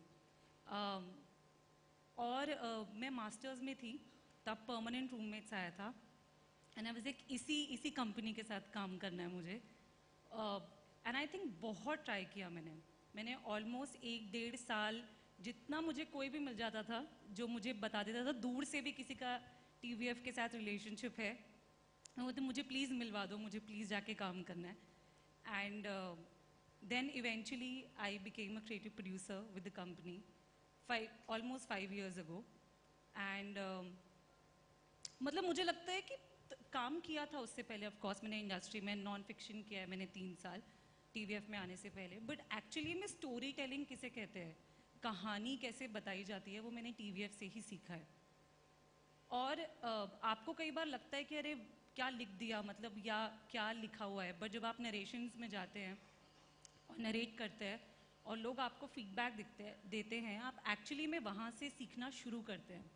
जब आपको समझ आता है कि क्या आपका कॉन्फ्लिक्ट पड़ रहा है, क्या आपके कैरेक्टर्स समझ आ रहे हैं। But I must tell you that that's a culture which TVF has. It's not everywhere. I mean, a lot Yeah. of people come with stories, and if there's a problem, you know, giving a solution is a logical thing in TVF. It's not everywhere. यहाँ solution के साथ problem भी आता है. So यहाँ पे हर stage में narrations बहुत ज़रूरी है। अगर आप कहानी बना रहे हैं, इफ़ इट्स आप जिसके लिए भी बना रहे हैं, एक पूरा रूम बैठेगा जिसके अंदर बहुत सारे लोग होंगे, एक्सपर्ट्स होंगे, डायरेक्टर्स होंगे, प्रोड्यूसर्स होंगे, राइटर्स होंगे, जो आपको गाइड करते हैं कि क्या वर्क कर रहा है और क्या नहीं कर रहा है। And I think that creates a base for us when we creating a show. Already 20 लोग हैं जो आपको अपना फीडबैक दे चुके हैं, तो अगर आप जो पेपर पे लिखा है अगर वो भी उतार देंगे ऑन स्क्रीन, तो आपके पास एक 20 लोगों के टेस्ट से गुजरा हुआ है वो स्क्रिप्ट। तो मुझे लगता है उतना जो ऑलरेडी पेपर पे है और 25 लोगों से अप्रूव्ड है वो तो है ही, उसके ऊपर स्क्रिप्ट को लेके जाना फिर और आसान हो जाता है। that's superb. I'll come to Vaibhav now, and Vaibhav being a part of this thing. So please tell us a little bit about your story. Hello everyone. I joined TVF in 2013. जब हमारा एक बहुत ही छोटा सा office हुआ करता था, 7 लोग थे उसमें, आराम नगर में. We used to be neighbors of Karthik Matibani. And Karthik and Nirali from Matibani are here. They were neighbors. They were one of the first YouTube channels even before us to do Yes. organized music videos. So guys, a big round of applause for Karthik. So जब मैंने join किया था तो उससे पहले मैं इधर उधर भटक रहा था. मैंने लंदन में पापराजी का काम किया. I worked as waiters as well. तो when I reached, I didn't have a place to stay. तो मैंने उनको बोला कि देखो मैं कैमरा चला सकता हूँ और म्यूज़िक कर सकता हूँ और ग्राफिक डिज़ाइन कर सकता हूँ. तो वो माने नहीं. And they told me to. हमें लगा इतना टैलेंटेड कोई कैसे हो सकता है ये सारे काम. So मैं बोला कि शूट करना शुरू कर दूंगा मैं, but I need a place to stay. तो उन्हें बोला ठीक है ऑफिस में रह लो. तो मैं 2 साल आराम नगर वाले ऑफिस में रहा. And it was the most fun period of my life. You just wake up every day, make great things till you fall asleep. And I made the best of friends. Anandeshwar भी थे वहाँ पे, मुझसे पहले join किया था उन्होंने. तो मेरे लिए बहुत ही बड़ा लर्निंग एक्सपीरियंस रहा है. Finally after some 7-8 years of roaming around, I found my family, I found my tribe. So this goes to show that you might think you're talented, but you have to be in the right group of people at the right time. मैंने उनका Gangs of Social Media देखा था, जो Gangs of Wasseypur का spoof था, और मुझे बहुत मज़ा आया. Then I saw Chaisota Chronicles and I saw the potential for filmmaking writing. और उस time internet शुरू हुआ था. They were the first people doing it. और मुझे पता था कि बहुत फैलने वाला है इंडिया में और सबके पास पहुंचने वाला है. तो ये बहुत आगे जाने वाला है. And also the potential for film making type writing मुझे दिख रहा था. तो मैंने बोला कि these are the people I want to be a part of. तो finally I was able to join them. और तब से हमने एक साथ उस कंपनी को 7 लोगों से और बड़ा बनाया. And I was lucky to be part of the first projects of the first web series in India and the first long form YouTube from India जो था. And Anandeshwar मुझसे पहले आए थे, so he can tell you better about the journey. I think Vaibhav, of course, one can't praise himself. So वो आए Mauritius से और हमें ऐसा लगा कि यार ऐसे एक्सेंट वाला बंदा हमारे साथ कैसे काम करेगा. ठीक है, बिकॉज हम तो बहुत देसी बहुत ऐसे काउ बेल्ट से आए थे. ठीक है, और या तो काउ बेल्ट के थे या फिर हमें होता ना जैसे मेरे गैंग में कुछ FTI के मराठी दोस्त थे. ठीक है, तो हम लोग सब ऐसे काफ़ी जो है so hinterland of all the across the country के थे. तो हमें लगा नहीं I don't think he will survive. I think after 3 days he will realise we are very bad accents and he leave. But then one day he said, can somebody graphic design? He said, I'll design. And we said, can somebody make music? He said, I'll make. And can somebody shoot? He said, I'll shoot. And then he actually ended up giving music, shooting Permanent Roommate. And actually from the day Vaibhav started shooting our sketches, you can actually see all TVF fans ki quality of visuals and music increased. And then he made some of the most popular songs. The idea of making albums for say series is something that Vaibhav came up with. He found a song of Mati Bani, which we used Balma in Permanent Roommate season 1, the first series. So, and all this while he was staying in a 4 feet by 4 feet Aramnagar small garage office with no washroom. He still hasn't told us where he used to go for. So this is a good forum to check that. But Anand, coming to you, and obviously your life journey is important, but apart from that, because the topic is how to make a good story. So what is it that, you did in TVF it worked? So from your journey to मतलब वो क्या था, वो क्या जादू की कढ़ाई में क्या पकता था जिसकी वजह से ये कहानियां बनी? सर मेरा तो था कि मैं टीवीएफ आने के पहले मैं साउथ पार्क, मॉन्टी पाइथन ये सब बहुत देखता था, और उसी 2012 में अप्रैल मई के अराउंड एक फिल्म आई थी The Dictator, Sacha Baron Cohen की. You can still watch it any हाँ, तो और उसके बाद टीवीएफ का एक स्केच आया था राउडीज. तो मैंने कहा कि यार यही तो जगह है जहाँ मेरे को, मतलब मैं पैदा ही हुआ हूँ इस जगह पे जाने के लिए, मेरे को यही सब चीज़ें पसंद है. ये लोग यही कह रहे हैं, they are doing a satire on a great pop culture thing, जिसके थ्रू वो पॉप कल्चर की बातें भी कह रहे हैं, एंटरटेनिंग भी हो रहा है, और जो मन की बात है वो भी कह रहे हैं और एंटरटेनिंग भी हो रहा है. तो एक बहुत वो एक इंडिया में ऐसा लगता था ना कि आर्ट फिल्म और एंटरटेनिंग फिल्म ऐसे बटा हुआ है. बट मार्टिन स्कॉर्सेज़ी का एक कोट था बहुत फेमस, जो कॉलेज में हम लोग को बताया गया था कि when ever I am making a film I am the first audience of that film. कि मुझे ये फिल्म अच्छी लगेगी क्या, मुझे इस कहानी में मज़ा आ रहा है क्या. तो वो थोड़ा एक इंडिया में डिवाइड ऐसा दिखता था. कम फिल्में आती थी, मुन्ना भाई आ गई, दंगल वंगल, ऐसी कुछ फिल्में आ गई, शोले आ गई, लगान आ गई, कि क्राफ्ट वाइज आर्टिस्टिकली भी जीनियस हैं और एंटरटेनमेंट क्वेश्चन में भी जीनियस हैं. तो वो जो एक गैप दिखता था ना, वो टीवीएफ ने वो फिल किया. पंचायत आप देखो, गुल्लक आप देखो, तो हमारा कोर एक तरह से वही था कि we have to make stories जिसमें हम जेन्युइनली बिलीव करते हैं, हमने उन कहानियों को देखा, और दूसरा जो भी उस कहानी को देखे वो उससे रिलेट करे, वो एंटरटेन हो, और क्राफ्ट और जो आर्टिस्टिकली जो स्टैंडर्ड होना चाहिए वो तो फुलफिल हो ही. पर झगड़ा नहीं होता था? बहुत सर, एक एक जोक के लिए दिन दिन भर लड़े हैं हम लोग. एक एक जोक के लिए दिन भर बैठ के बहस हुई है कि ये जाएगा कि नहीं जाएगा.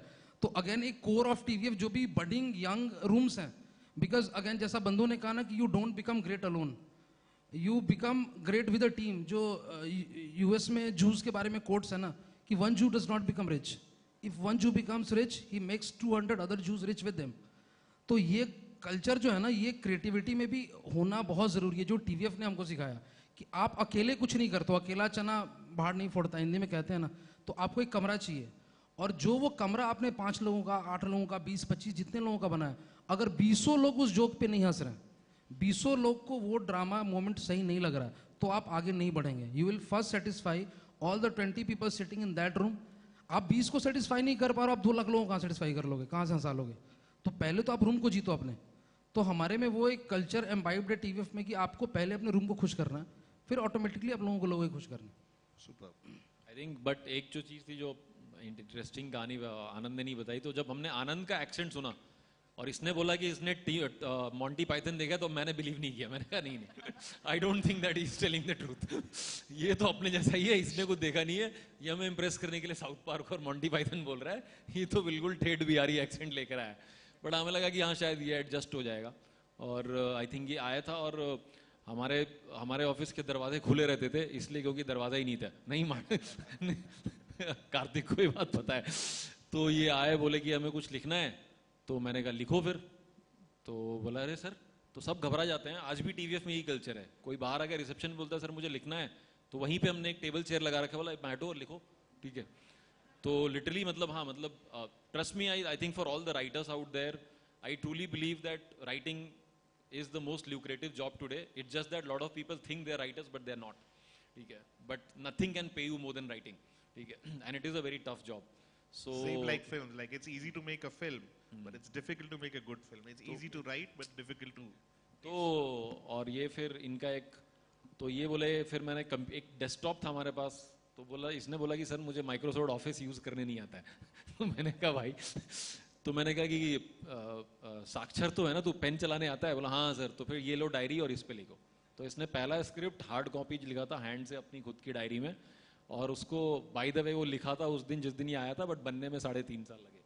और तो आई थिंक वो इंटरेस्टिंग जर्नी है आनंद की. और हर इंसान का एक वॉइस होता है, इनका जो सेंस ऑफ ह्यूमर था वो थोड़ा डिफरेंट था, तो वो कई बार होता था, लेकिन हमारे यहाँ वही है कि इसीलिए से मास कम्युनिकेशन बोलते हैं और क्लास कम्युनिकेशन नहीं बोलते हैं, क्योंकि I think it has to work for the majority.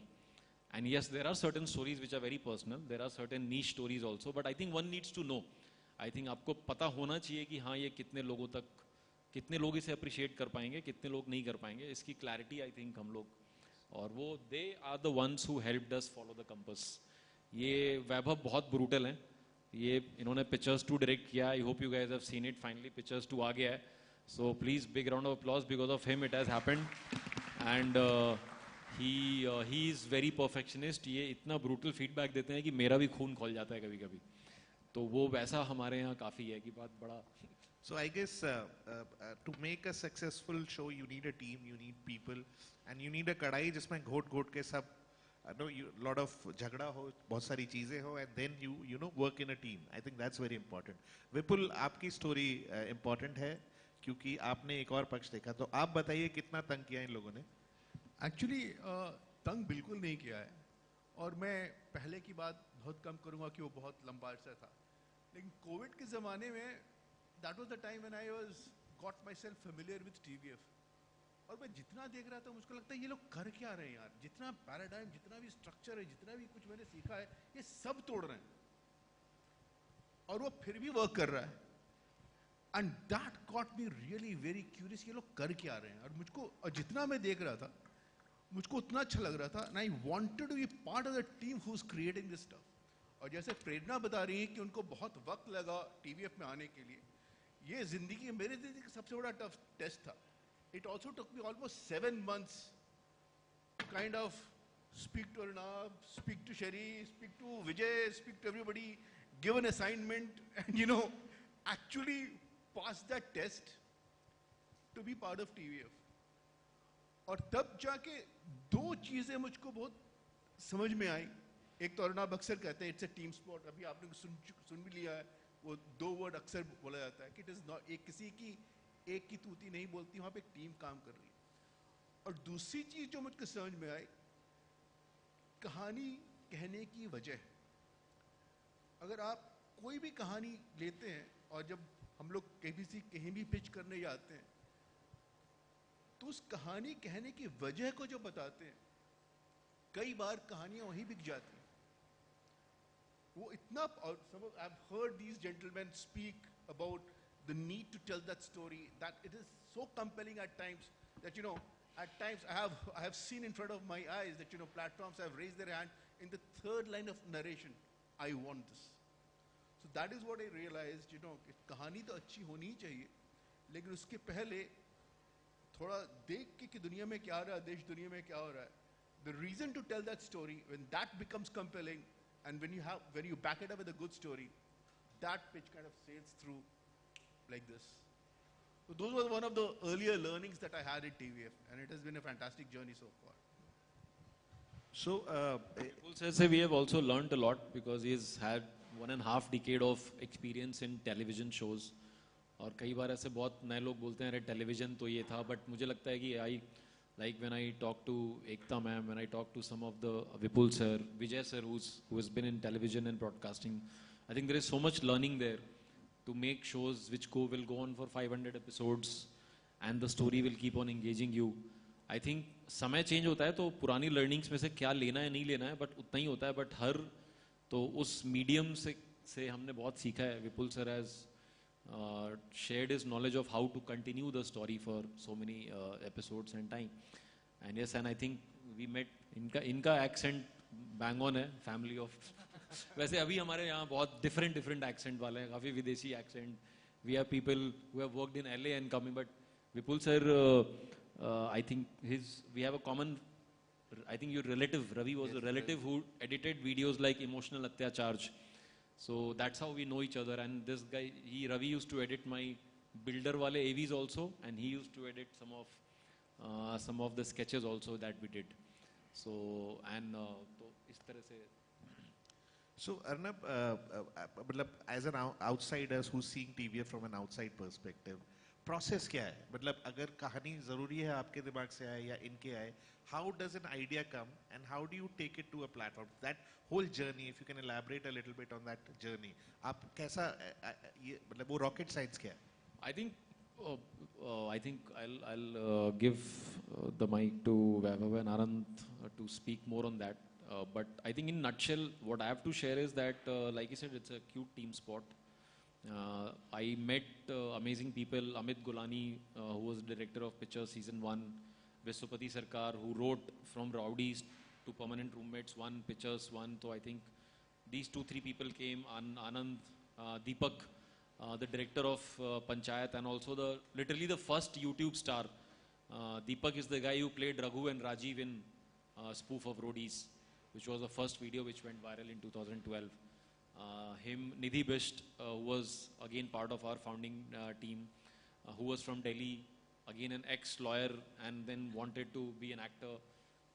और मानवी और निधि सिंह, जो तो हम लोग सब ऐसे बैठते थे सब लोग, और साथ में कोई कॉमन सी चीज़ जो हमें एक्साइट करे, और वो हो सकता है किसी के पर्सनल एक्सपीरियंस से आए, बट आई थिंक उसमें अगर सबको लगता है कि हाँ यार ये हमने भी सुना है। और इसमें वक्त कितना लगता था? एक दिन पे हो जाता था? आई थिंक ये तो चाय पे भी हो जाता है। आई थिंक एक सुट्टा ब्रेक में भी आपको पता लग जाता है कि हाँ यार ये बात, तो मुझे लगता है कि वो उसको बैलेंस करना, and because most of us are engineers and now half of the company is also from arts background, commerce, everything. So we give a lot of importance to all voices, and then we genuinely try and appreciate it, and फिर उसमें निकलता है तो फिर पता लग जाता है। तो ऑब्जेक्टिव इंफॉर्मेशन प्रोसेसिंग बहुत इंपॉर्टेंट है, कि किसी आइडिया को सिर्फ उसके मेरिट पे जज कर पाना बड़ा मुश्किल भी है। हम इंसान हैं, हम सब कॉग्निटिव बायस से सफ़र करते हैं, तो कुछ चीज़ें हमें अच्छी लगती हैं, कुछ बुरी लगती हैं, बट कैसे हम किसी चीज़ को उस चीज़ के लिए अप्रिशिएट कर पाएँ, ये हम कोशिश करते हैं।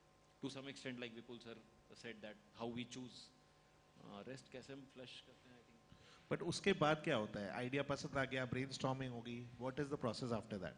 सो जब हम लोग एक छोटी टीम हुआ करते थे, प्रिंसिपली इट वाज अबाउट एक दूसरे को हंसाना, और जब एक जोक आता था तो कोई उसका वन अप लेके उससे अच्छा एक जोक लेता था, तो और हम सब एक साथ बैठ के वो चीज़ें देखते थे जो हम सबको अच्छी लगती थी। तो मॉन्टी पाइथन, साउथ पार्क का जिक्र हुआ, SNL, जसपाल भट्टी, तो ऐसे चीज़ों को देख देख के हमने सीखा।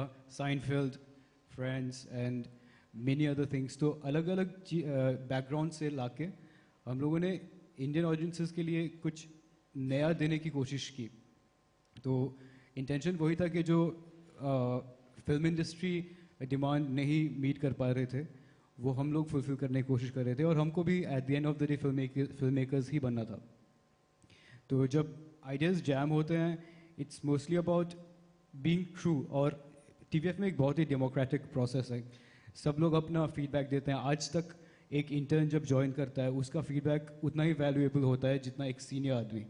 तो हम सबका फीडबैक सुनते हैं, और क्योंकि लोग अलग अलग बैकग्राउंड से आते हैं, हम लोगों को लगता है कि पहले जनरेशन्स 10 साल 20 साल के हुआ करते थे, लेकिन अभी 5 साल से कम हो गया हर एक जनरेशन। तो हम लोग पिछले जनरेशन से हैं, तो आज की वॉइस, आज की सेंसिबिलिटीज़ क्या है, उसके साथ इन टच रहने के लिए नए लोगों के साथ और नए जॉइनीज़ का ओपिनियन सुनना, तो ये सारी चीज़ें बहुत इम्पोर्टेंट है। आनंद, थोड़ा बताइए कि अगर जैसे नए लोग आते हैं, वो अलग माइंडसेट से आते हैं, so is it not difficult to accept what they are saying? And the difficulty जो मुझे फेस होती है वो ये होती है कि कई बार ना अच्छी राय में कई ऐसी राय होती हैं जो बेकार की राय होती है, या they are things for the sake of saying things. तो वो सफाई कैसे होती है कि this is relevant? That comes with experience. वो फिल्टर आपको with doing a lot of work. एक हम लोगों के लिए लर्निंग प्रोसेस में जो TVF फिल्म स्कूल है हमारा, और उस फिल्म स्कूल का जो सबसे अच्छा फीडबैक मैकेनिज्म था ना, एक तो जो आसपास लोग देख रहे हैं वो देख ही रहे हैं, YouTube comment section. I can never thank YouTube comment section enough, और not just our TVF's YouTube comment section. मैं सबके कमेंट, जब हम लोग रेगुलरली यूट्यूब पे वीडियोस बनाते थे, तो उस समय जितने बड़े यूट्यूब चैनल्स थे, इंडिविजुअल क्रिएटर्स थे, Bhuvan Bam, Amit Badana, AIB, mostly sane, जितने लोग हैं, हम लोग सबके कमेंट पढ़ते थे बैठ के। अपना तो पढ़ते ही थे सारा, बाकी सबका सब कुछ पढ़ते थे। तो comment section is a window in people's brain, कि लोगों के दिमाग में क्या वो जो टाइप करते हैं वो दिमाग में जो चल रहा है वो टाइप करते हैं। तो it's such a beautiful place to be. वहाँ पे आप कहेंगे आपकी गाली गलौज भी बहुत होती है, वो कहाँ गाली गलौज नहीं होती, घर में मोहल्ले में भी होती है। तो आप कंकड़ में से चावल निकालते थे। हाँ, तो आप बुरी चीजें सिर्फ देख के दूर नहीं भाग सकते हो। वहाँ पे बहुत सारा अच्छी चीजें हैं, बहुत अच्छे अच्छे फीडबैक्स हैं। कई बार लोगों ने प्लॉट दिया हुआ है, कई बार लोगों ने कहानी का आगे का ये दिया हुआ है और हमने यूज किया है। कई बार हमने स्केचेस बनाए हैं कमेंट सेक्शन के आइडिया से कि अगला ये वाला बनाओ ना, हम लोग अगला वही बनाते थे। तो जो एक यूट्यूब कमेंट सेक्शन की जो दुनिया थी ना, वो बहुत अच्छी दुनिया, और इसीलिए we can never thank YouTube enough for being the kind of medium that is so democratic. इतना अच्छा लाइक डिसलाइक का सिस्टम था, कमेंट का सिस्टम था, आप पढ़िए, आप समझिए क्या आपने अच्छा किया, क्या आपने गलत किया, सबका। और लाइव फीडबैक था कि आपने 10 दिन मेहनत करके आज वीडियो रिलीज किया और आज शाम को बैठ के वीडियो अच्छा हुआ तो शाम को दोस्तों के साथ बैठे हो, मजे कर रहे हो, कमेंट सेक्शन पढ़ रहे हो। तो ये एक हमारी एक्टिविटी होती थी, बैठ के कमेंट पढ़ना। या आगे 6 लोग बैठे और ये बोला था ना वर्क करेगा, देख देख देख कमेंट में आ रहा है ना। तो वो बहुत एक सेटिस्फाइंग और बहुत अच्छा एक्सरसाइज हुआ करता था। तो वो एक बहुत सी चीज़ है। और अभी फिलहाल जैसा बंधु ने कहा, अभी भी सिस्टम वही है, शोज में भी वही सिस्टम है हमारा कि आप कोई भी आइडिया लेके आता है, be it an intern, be it senior most member, and सारे सुनते हैं, सारे उसको डिस्कस करते हैं कि क्या आइडिया पे चलो अच्छा एक्साइट लग रहा है, मगर क्या इसमें 25 एपिसोड है, क्या इसमें 2 सीजन का ट्रैक दिख रहा है, क्या हमें आर्क दिख रहा है, क्या हमें आगे कहानी दिख रही है। तो वो विद एक्सपीरियंस विद टाइम वो चीज़ें समझ में आने लग जाती हैं, तो वो आ जाता है हम लोगों को। और फीडबैक्स कई बार मुझे लग सकता है कि ये feedback just for the sake of feedback है, बट जब आप उसके पर्सपेक्टिव से सोचते हो तो लगता है कि नहीं नहीं यार, शायद ये बंदा सही कह रहा है। तो फिर क्या तरीका है कि मैं ऐसा, क्योंकि ये भी मेरा ऑडियंस है, जो फीडबैक दे रहा है for the sake of feedback, वो भी मेरा ऑडियंस है। तो मैं ऐसा कहानी में क्या करूं या क्या ऐसा एलिमेंट डालूं कि for the sake of feedback ये फीडबैक दे ही नहीं पाए, इसको मजा ही आया वहाँ पे। तो listening to everybody is very important in the whole creative process, ये बहुत इंपॉर्टेंट है। No, that's a big learning because it's a rare thing as well. विपुल जी, आप बताइए थोड़ा सा, you come from a format which is a longer format, chaos है, बहुत सारी चीजें हैं. So what is the difference between that format and what you're doing in TVF? देखिए, टेलीविजन में आप हमेशा सेकंड गेस करते हैं. You always second guessing. Nobody has lived that life. यहाँ पे the writers or the team that you have, जितना वो अपने lived experience से कहानी कहते हैं, that is the core difference. फिर आपके पास एक यार्डस्टिक होता है, एक धारा होती है कि अच्छा मुझको ऐसी कहानियाँ कहती हैं जो कि सच्ची हो, जो कि रियल हो, और वहाँ पे आपके पास कुछ रहता नहीं है, आप हमेशा सेकंड गेस कर रहे होते हैं, और आपके पास रेटिंग जो आती है वही आपका मापदंड होता है कि अगर ये तुर्रा लग गया तो आप इस तुर्रे पे आगे भाग जाइए, और यहाँ पे आप रियलिटी के साथ हमेशा डील कर रहे हैं। दूसरी चीज जो है कि वहाँ पे जो स्पेस जो कहानी का है ना, बहुत नॉन स्पेस से आप कहानी कहते हैं, आप ये जानते हैं। जो टीवीएफ में जो मुझको बहुत अच्छा लग रहा है, जो मुझको सीखने को मिलता है, is you always exploring a space. तो जब सब कोई कह रहे हैं कि आप नए बच्चों की भी बातें सुन रहे हैं, नए लोगों की भी बातें सुन रहे हैं, 4 लोगों की भी बातें सुन रहे हैं, तो आप एक कहानी को एक स्पेस में एक्सप्लोर करने की जो जज्बा है ना, वो बहुत अच्छा है, वो बहुत ही अच्छा है। So आप ये नहीं सोच के आते हैं कि मैं सीनियर हूँ और इस कहानी को मैं जानता हूँ, इसको ऐसे ही कह सकते हैं। जब आप 4 बात सुनते हैं, 4 लोगों की बातें सुनते हैं, और आपको लगता है अच्छा ये आइडिया एक्सप्लोर करके देखा जा सकता है कि वो कहानी फिर वहाँ कहाँ जाती है। ये 2 चीज़ें जो है ना, मुझको लगता है कि एक फ़र्क भी देती है और आपको एक क्या कहते हैं, आपको एक स्तंभ भी देती है जिसके इर्द गिर्द आप कहानी बुन सकते हैं। Superb, superb. Prerna, coming to you. So we just had a session in Frames, जहाँ पर बहुत सारे directors आए थे, श्रीराम राघवन, हंसल मेहता, सुधीर मिश्रा, सब लोग आए थे. But what we felt in that panel was, and ये हम सबका मतलब मेरा personal है कि वहाँ female directors नहीं मिल पाई हमें, हमने बहुत कोशिश किया. तो just tell us your experience as a you know a creator इस दुनिया में, इस TVF की दुनिया में, what is your experience? मतलब अगर आपको टोक्यो जाने का मौका मिले तो आप टोक्यो जाएंगे कि यहीं रहेंगे? मैं तो यही रहने वाली इंडिया की बेस्ट डायरेक्टर तो फीमेल ही हैं, जोया अख्तर. हाँ, मैं यहीं से शुरू करने वाली थी एक्चुअली, बट सर ने बोल दिया. प्लीज. मुझे लगता है बहुत we have a lot of good female creators, directors, producers, अभी ऑस्कर जीत कर आए हैं, तो ऐसा नहीं है कि नहीं है। शायद कुछ टाइम लग गया आने में, वॉइस ढूंढने में मे बी, बट जब when women are telling their stories, they come from a very safe space. I would say English. It comes from a very safe space, right? When women write women or when women write men, when they direct, उनके characters बहुत sharp होते हैं, like vulnerable भी उतने होते हैं जितने strong होते हैं, उन्हें भी गुस्सा आता है, वो भी बहुत मस्तीखोर होते हैं।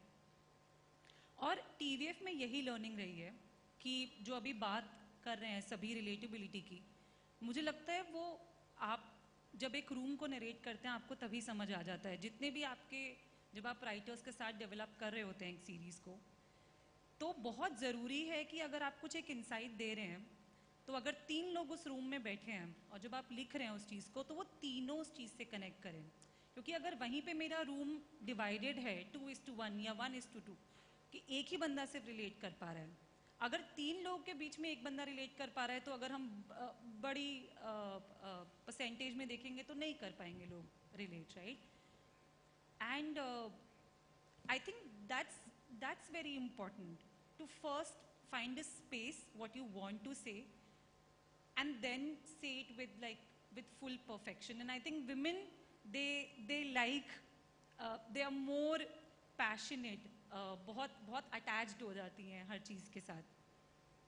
तो मुझे लगता है इसलिए शायद थोड़ा समय लगता है, बट ऐसा मुझे नहीं लगता कि कम है, मुझे लगता है काफ़ी है, और जितनी है वो अपनी बात बहुत सही से बोल रही हैं। More power to you. Arnab, एक ये मेरा पर्सनल सवाल है, and I think everybody else will agree. Rejections. So actually I'm going to ask 2 questions in one. One is, how do you handle? तो आपने 20 लोगों ने एक चीज ओके की, सब कुछ किया, you're powered, and then you go to an outside guy who's not as passionate as you, who maybe doesn't understand your world as much as you do. आपने उसको मतलब शायद 4 हफ्ते, 4 महीने, 4 साल से बैठ के उसको पकाया. There are times when, one person has worked on something for 3.5, 4 years or 5 years, and then you come up with the product. But when you pitch it to a platform or whatever, so how do you handle the rejection? How do you handle that?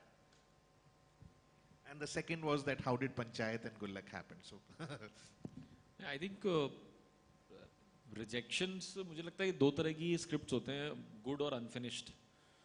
मुझे लगता है कि हम उन पे काम करना बहुत ज़रूरी होता है। एक तो मुझे लगता है कि now the good thing for all of us today, touch wood, and I think we have to thank all the people, right from somebody who invented internet to telco companies to people at Canon who came up with digital cameras. I think there's a lot of, so infra in general has enabled all of us to actually take out our OnePlus phone and shoot 4K in 72 FPS and put it and edit it and put it out.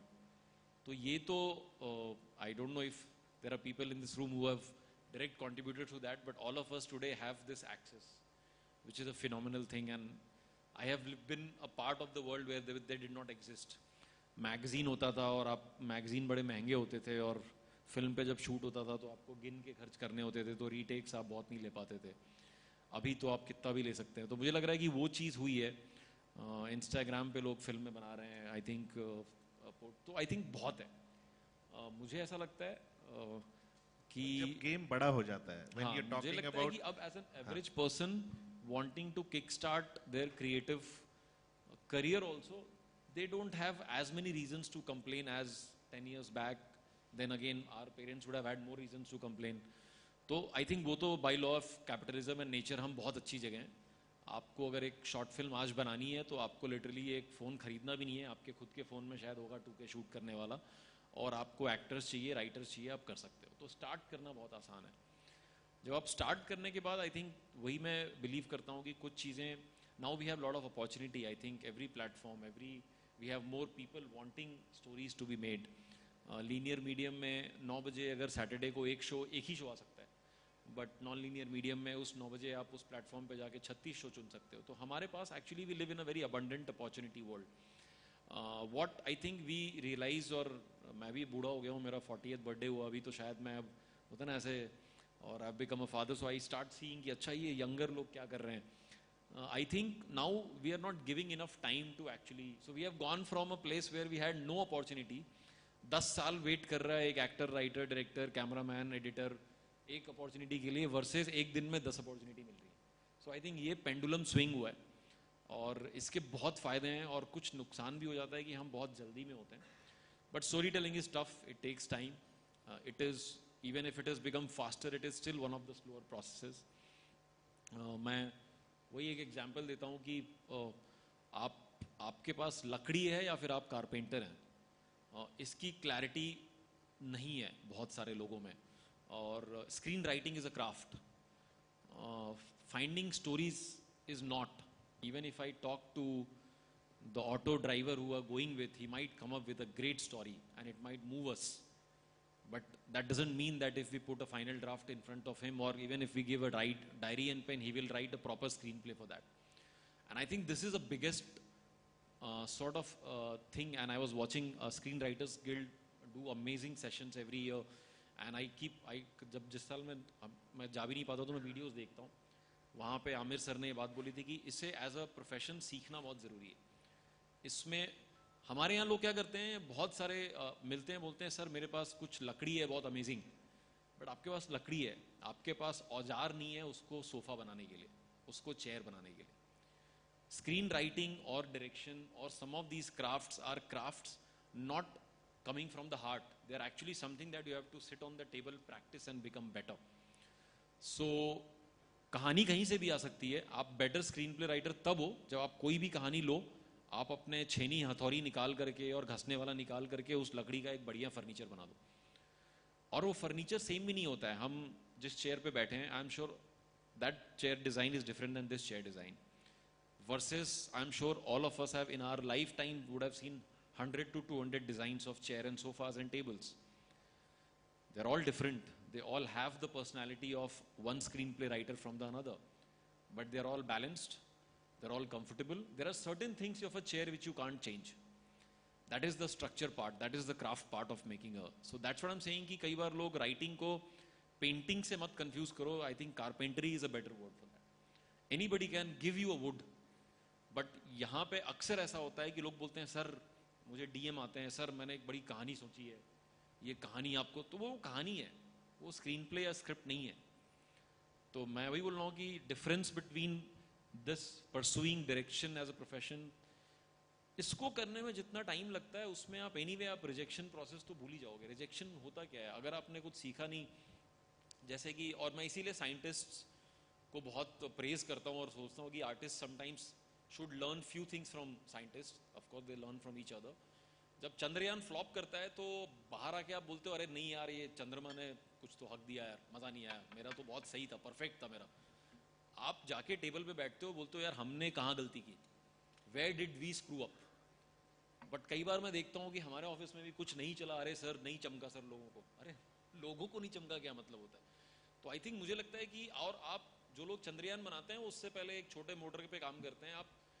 आप 10th class से पहले आप ये नहीं बोलोगे कि मैं olympiad के प्रॉब्लम सॉल्व कर लूंगा.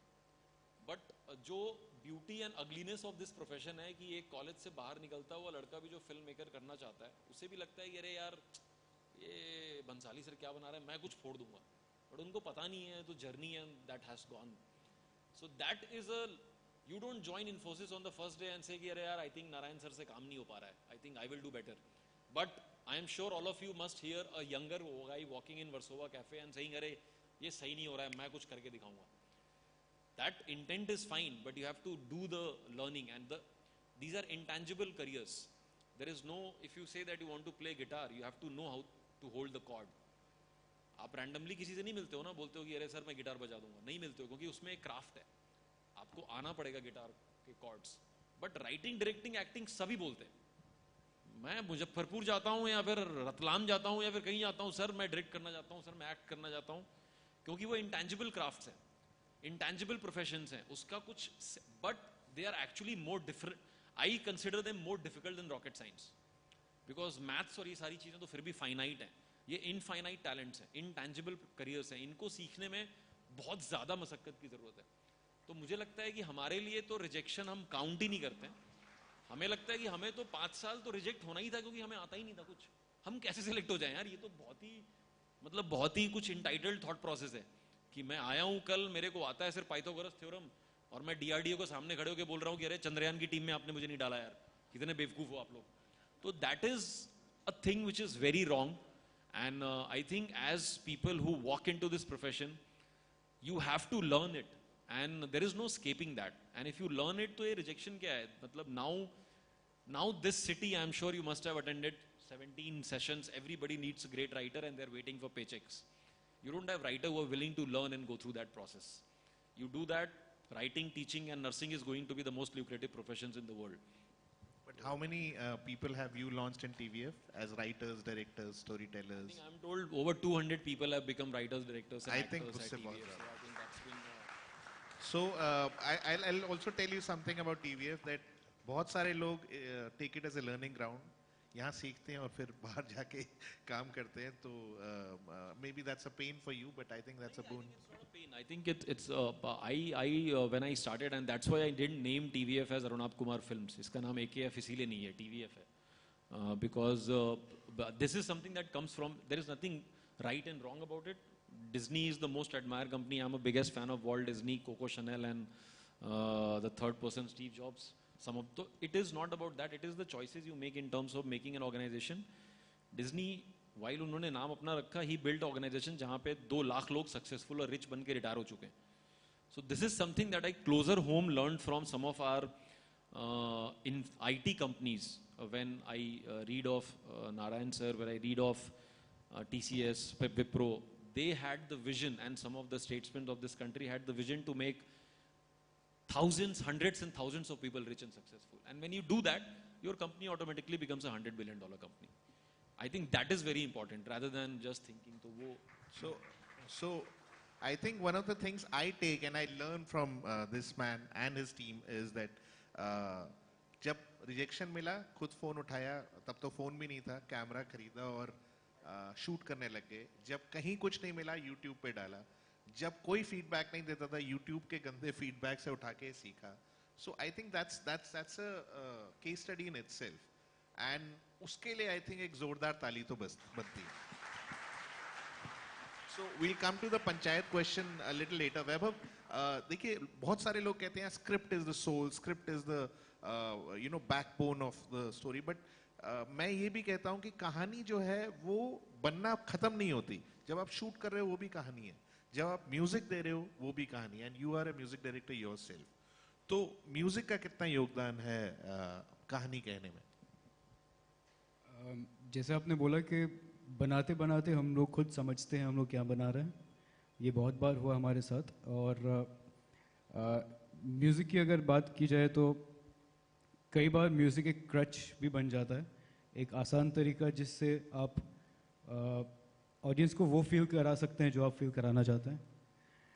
तो कई बार मैं खुद जितना कम म्यूज़िक यूज़ कर सकता हूँ करना चाहूँगा, बिकॉज़ पहले जो मटेरियल है अपने खुद के मेरिट पे वर्क करना चाहिए, फिर म्यूज़िक उसको एक अलग लेवल में ले जाता है. और मेरे लिए music is more about personality.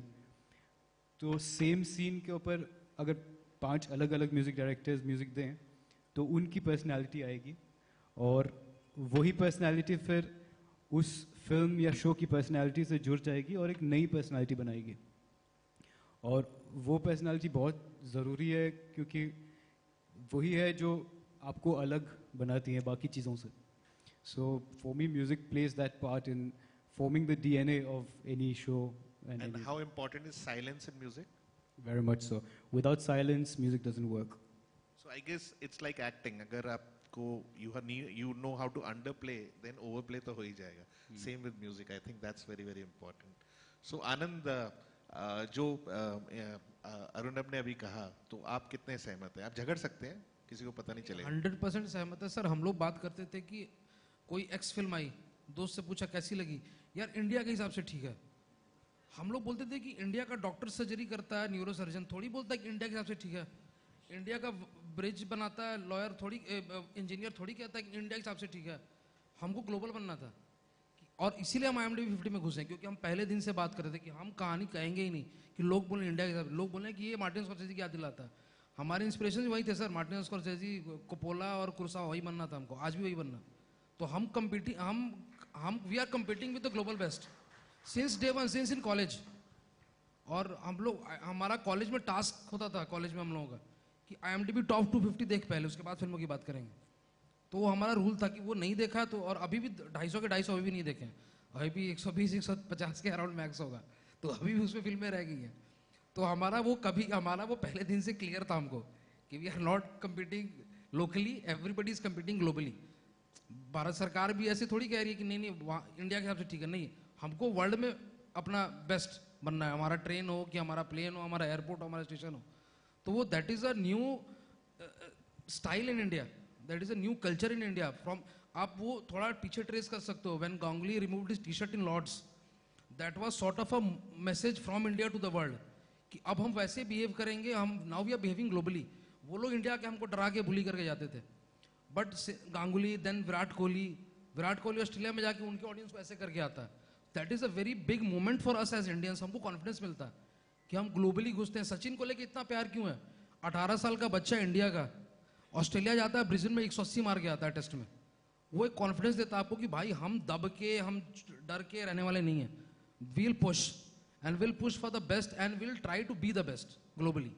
तो वो हमारा पहले दिन से था सर कि we are not competing locally. And again elephant whisperers, Guneet and Kritika and RRR, everybody in theaters in US and Japan are dancing on our songs here. So I think मुझे लगता है कि वो थोड़ा ज़रूरी है, but at the same time हमारे जैसे मेरे inspirations, and this will also segue into panchayat, मेरे inspiration जैसे मेरी favorite फिल्म है जो बहुत कम लोगों को उसके बारे में पता होगा, और मेरी जो favorite फिल्म मेकर है जिनसे actually मैं बहुत sense of humor अपना derive करता हूँ, वो पुणे में रहती हैं और बहुत उनसे ज़्यादा वाइल्ड सेंस ऑफ ह्यूमर किसी का नहीं है। उन्होंने एक फिल्म बनाई थी कथा, उनका नाम है सही परांच पे, ठीक है। तो उनसे ज़्यादा वाइल्ड सेंस ऑफ ह्यूमर मतलब मैंने किसी भी फिल्म मेकर में नहीं देखा है। And she is I think a old Marathi woman, not even Bombay based, I think she is been, I think she used to, मतलब वो कथा जैसी जो बकर है जो फारूक शेख और नसरुद्दीन शाह कर रहे हैं, वो ह्यूमर आज भी चलता है, वो आज भी फनी है। वो कैसे किया है उन्होंने, वो मतलब, तो वो, और I think the some of the names we already know like Rishikesh ji और बस, लेकिन मुझे लगता है कि सही प्रांश पे मैम का नाम कई बार नहीं लिया जाता, लोग भूल जाते हैं, लेकिन मुझे लगता है अब उनकी कुछ फिल्में देखेंगे तो आपको लगेगा कि यार ये बंदी कहाँ से क्या सोच रही है, मतलब वो इतना ज़्यादा वाइल्ड, वो चश्मे में वो चाबी घुमा रहा है वो, और वो कुछ ऐसी दो लड़कों की कहानी चौल में एक स्टाइल मार रहा है, उसको बेवकूफ़ बना रहा है। तो मुझे लग रहा है कि कुछ हमारे यहाँ जैसे पंचायत का inspiration was from Malgudi days. तो जब मेरी पहली मेमोरी है एनी टीवी शोज़ की, वो है एक बंदा जो गधे पे चल के जा रहा है एक रेगिस्तान में, विच इज़ रघुवीर यादव इन मुल्ला नसरुद्दीन, और वो एक बहुत पुराना शो है। आई थिंक इससे आपको मेरे उम्र का अंदाज़ा लगा होगा, सर आपको शायद पता हो। तो मालगुडी डेज हमने देखा, और मैं बचपन में देखता था और पिताजी देखने नहीं देते थे ज़्यादा, बट वो शोज़, उसको मैंने बोला ये अभी के टाइम पे क्यों नहीं बन सकता, and that is where we actually learn the craft from. If you ask for Panchayat, the reference to be good at craft was not an international film maker, was a old 25-year-old DD show, ठीक है, and because it had gotten lot of things right, so we have, people say that that's a golden period of, you know, DD के कुछ shows होते थे, मुंगेरी लाल, और नीव एक serial आता था, उस पे वो मैं देखता था। तो मुझे लगता है कि हमारे यहाँ कुछ चीज़ें बहुत अमेजिंग क्रैक हुई, कहीं ना कहीं शायद of course it's a macro thing, वो ऊपर नीचे होता रहता है। तो हम अगर अपनी पुरानी कहानियों के क्राफ्ट, अगेन मैं क्राफ्ट पे इसलिए फोकस कर रहा हूँ क्योंकि बहुत ईजिली कंफ्यूज हो जाते हैं लोग, अरे मेरा ये मन कर रहा है करने का, वो ठीक है, बट मन के बाद एक आता है, आपको उस पर लगाना पड़ेगा effort. That process can be learned. The good part is good screen writing, good film making, good direction, good editing, good art direction, good production design can be learn, can be taught. I feel that there is just a misunderstanding of what actually they are. And तो आप जब bank में जाते हो तो ये नहीं बोलते हो कि नहीं यार सिटी बैंक में वो फील नहीं आ रही यार, मतलब है ना, ये कुछ city bank is not me, ठीक है, बट स्टोरी टेलर्स ऐसा बोलते हैं. अब ये पार्टली ट्रू भी है, लेकिन उसका क्राफ्ट पार्ट तो सिटी बैंक के जैसा ही है. फिर मतलब you should know how to do a banking software, you should know the basics of finance. हम कम से कम वो काम कर लें और उसके बाद हम जो है सो अपना सोल डालें. तो पंचायत का जन्म मालगुडी डेज एक इंस्पिरेशन था. दीपक और हम और चंदन जो राइटर हैं, दीपक जो डायरेक्टर हैं, जो दिन दोनों ने के कंधों पे ये शो खड़ा हुआ. मेरी तो बस एक ही इच्छा थी और हम तीनों के साथ एक कॉमन था कि हम गर्मी की छुट्टी में गांव जाते थे और गांव में कुछ नहीं होता था. तो हमने जो तो आप दुनिया देखते हो कि हर गांव में जीप चला रहा है कोई और गोलियां चला रहा है, ये हमने तो नहीं देखा. हम तीनों ने किसी ने नहीं देखा था. और आई एम श्योर आप लोग बहुत सारे लोग गांव में रहते होंगे कि बहुत कम लोगों ने ये देखा है. तो नहीं हो रहा है ऐसा गांव में कि कोई लुंगी पहन के निकाल रहा है कट्टा और मार रहा है सबको. ऐसा होता है, बहुत कम गांव में होता है. वो भी एक सच्चाई है, उस पे कहानियां बनी. इस सच्चाई पे कहानियां नहीं बनी. तो हमें लगा यार हम इस सच्चाई को अटैक करते हैं. हम जाते थे, 2 महीने रहते थे, कुछ भी नहीं होता था. कुछ ऐसे दिन निकलते थे कि बस हम गाय को खाते हुए देख रहे हैं, सुबह से शाम हो गई. ठीक है, तो यही हमने बोला कि यार इसमें कुछ है, इसमें there is something. And so that is when, and then Chandan started working on a story, and then Deepak, literally the execution happened, and it was a childhood dream to work with Raghuveer sir, and then Neena ma'am, and then everybody, and then they put together the cast. So like he said that we have inspiration of craft from outside, but inspiration of अगर ये जो thought है कि गांव में कुछ नहीं होता, ये thought अगर ऑफिस में रिजेक्ट हो जाता तो ये शो नहीं बन रहा होता. लेकिन हमने 25 लोगों से पूछा, उसमें से 20 ने बोला यार हमारे भी गांव में कुछ नहीं होता है. ठीक है, तो हमने बोला फिर मतलब ये सच है. तो ये सच हम थोड़ा हंट कर लेते हैं. फिर उसके बाद टफर चीज आती है, which is the craft, which is where the मेहनत, राइटिंग, रीराइटिंग, ड्राफ्ट पे ड्राफ्ट, प्री प्रॉड पे प्री प्रॉड, समझना कैसे बनाएंगे. Economics is a very important thing. I also keep hearing about the fact कि अरे इसके लिए कोई बजट नहीं मिल रहा, इसके लिए वो नहीं मिल रहा. बट अभी किफ़ायती तरीके से बनाना, आई थिंक वो हमारी इंजीनियरिंग, मुझे लगता है कि एक कोर्स है ऑप्टिमाइजेशन, OR, वो सबको करना चाहिए जो क्रिएटिव इंडस्ट्री में आते हैं. क्योंकि it is all about managing people, resource and time. Without these three, nothing, no story gets told. It's a very expensive profession, guys. So I do feel for people who can't trust a younger guy with a 4 crore or a 40 crore project. It is a tangible problem. इसको जज नहीं कर सकते क्योंकि आप भी अपने पैसे नहीं लगा रहे हो. तो वहां पे आपको ये सोचना है कि सर मुझे 10 लाख रुपए तो मैं शो बना के दिखाता हूँ. तो हमने परमानेंट रूममेट 12.5 लाख रुपए में बनाया था. उस जमाने में भी टीवी शो में पर एपिसोड कितना बजट था सर? 25 लाख रुपए. तो हमने एक टीवी एपिसोड के आधे बजट में पूरी 5 एपिसोड की सीरीज बना दी थी. तो आई थिंक वहां पे technology helped, YouTube helped, all of us decided that we'll make. तो आई थिंक अब एक्सक्यूजेस थोड़े कम है. आई थिंक एफर्ट अगर हम डालेंगे तो ये बैलेंस किया जा सकता है. एंड या I think like it says, I think our time has come, not up.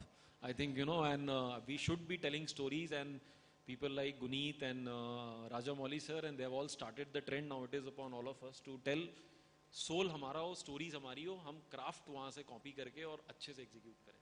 तो शायद हम बहुत कुछ. So I'll start from the other side. Prerna, one thing which you feel that, you know, is you're doing right in the organization, you mean the whole team, कि वो एक सही चीज है जो हम कर रहे हैं जिसकी वजह से I think things are working. So what could that B?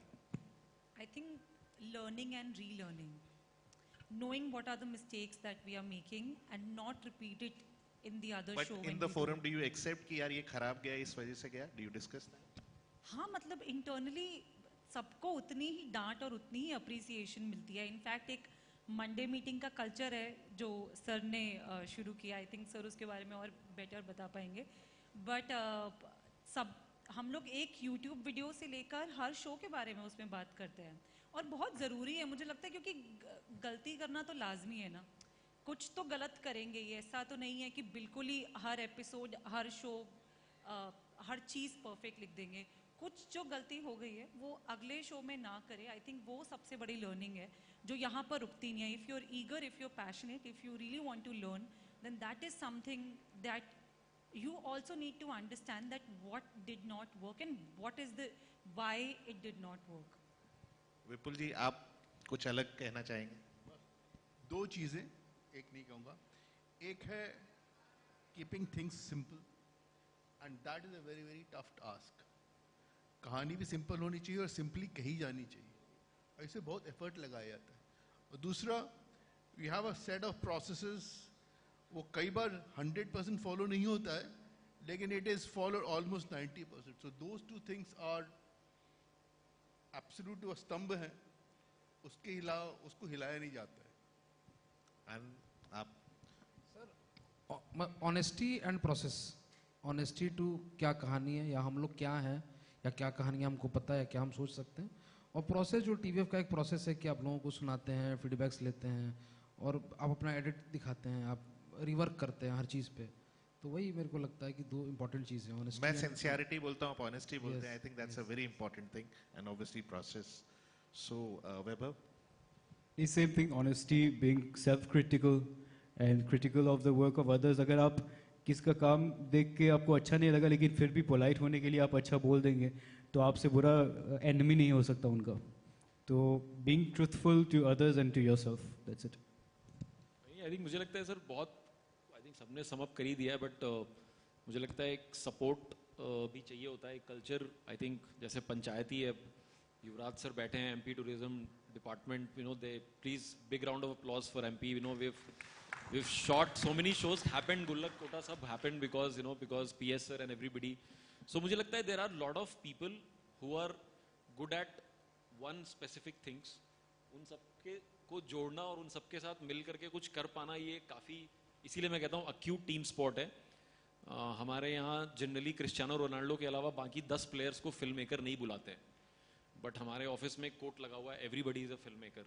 तो हम एडिटर को भी फिल्म मेकर मानते हैं, साउंड डिज़ाइनर को भी फिल्म मेकर मानते हैं, साउंड रिकॉर्डिस्ट को भी फिल्म मेकर मानते हैं, अथॉरिटीज़ जो हमें लोकेशन प्रोवाइड करती है उनको भी फिल्म मेकर मानते हैं।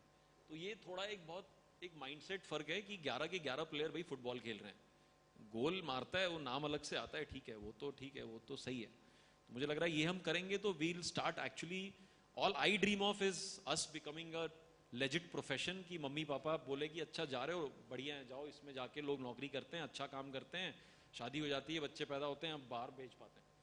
So that is, I want it to become a very boring and stable job, and that is, I don't know if how many people will like it, but hopefully that should take care of us.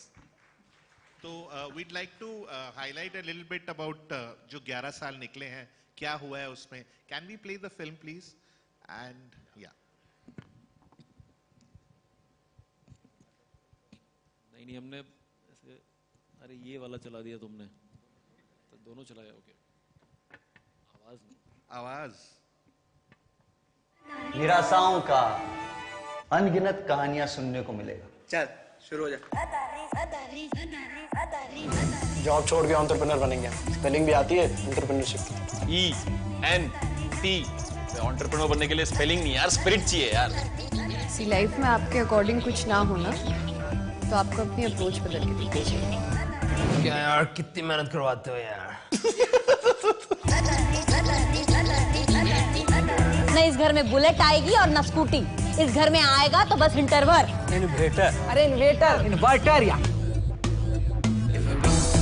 Everything is on the light in my mind, like the sun, and the sun is all yellow, so I bounce to the rhythm and take what's been given by the earth and the moon and the sun and the sea. If it bounce to the right, everything is alright. I can taste all the smells ringing in my sight, so I bounce to the rhythm and take what's been given by the earth and the moon and the sun and the sea.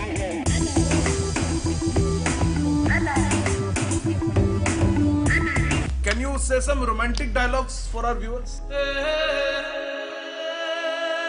हमने कभी एक दूसरे को I love you नहीं बोला ना?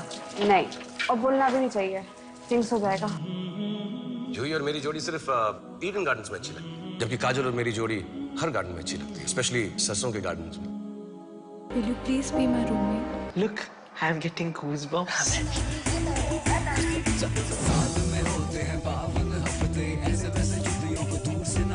हिंदी में आज तक कैनिबल फिल्म नहीं बनी, इसको पूरा गाना कंपोज किया हुआ है। लंदन हो या सिडनी, आई लव किडनी।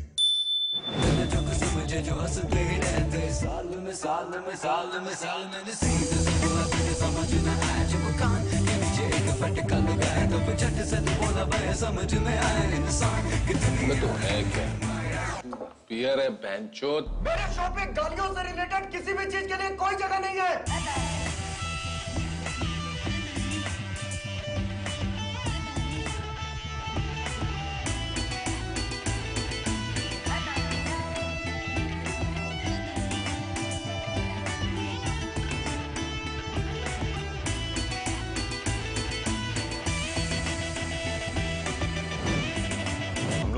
मिलते हैं तो कुछ एक्साइटिंग कांड होते हैं, वरना लाइफ तो वैसे ही बोरिंग है।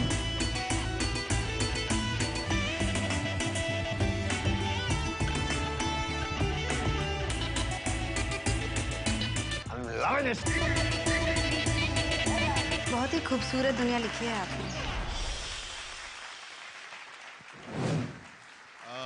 जस्ट वन मोर जो अर्नब की फेवरेट है एंड मेरी भी। जिंदगी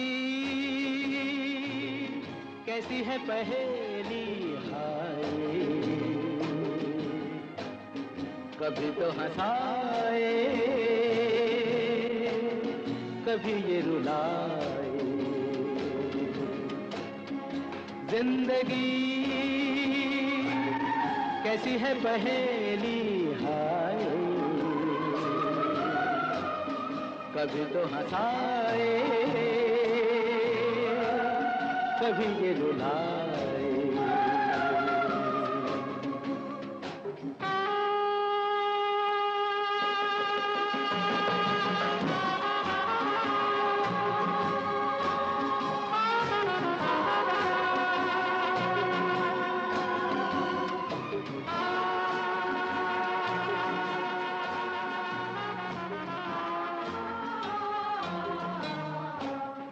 तो भी देखो मन नहीं जागे, पीछे पीछे सपनों के भागे। एक दिन सपनों का राही चला जाए सपनों से आगे कहाँ। जिंदगी कैसी है पहेली हाय, कभी तो हंसाए कभी ये रुलाए।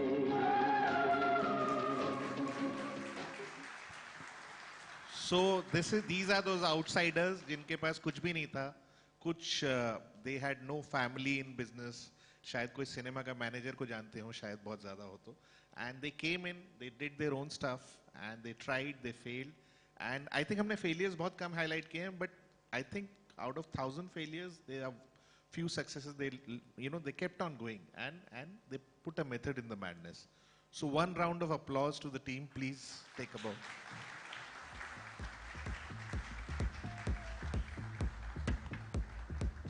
What a lovely session. Congratulations to all of you for a decade of providing entertainment.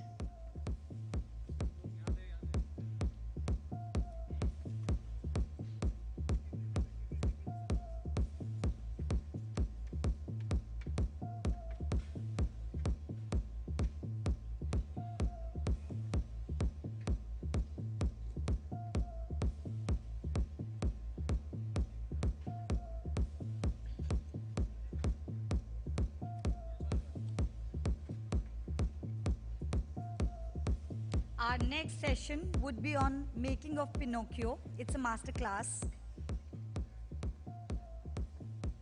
We should start the session in another 2 minutes.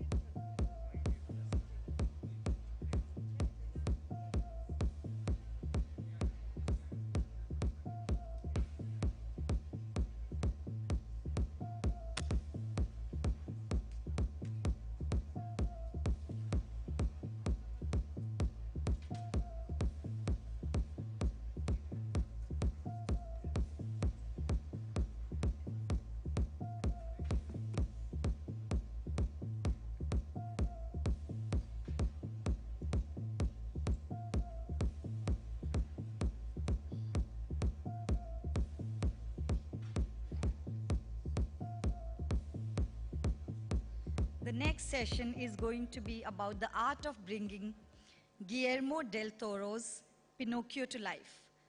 It's a masterclass by MPC, a Technicolor creative studio. We have Mr. Vinay Thakur, Supervisor, MPC India. Please come on stage.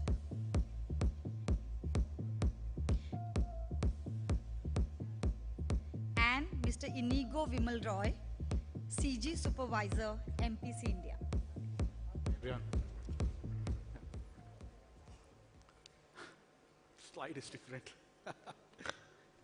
No worries.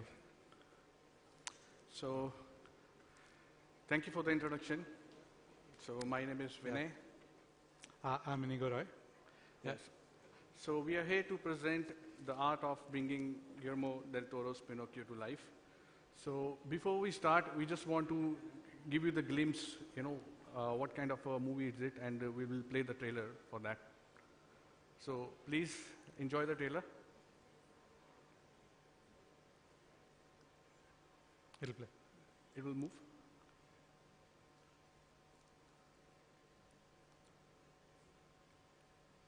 I want to tell you a story. It's a story you may think you know, but you don't. Over there! What is that? Papa! It speaks! He's just a puppet! No, I'm not. I'm a real boy! People are sometimes afraid of things they don't know. I don't understand. Ah! We have found him! Our star! Everyone shall love you and call your name Pinocchio. Pinocchio! I have something I'd like to give you. It is a school book which belonged to a very special boy. The boy you lost? Papa! Enough of this nonsense. Hey, where are you going?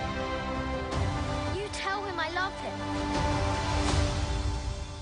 And I won't be a burden anymore. Hello?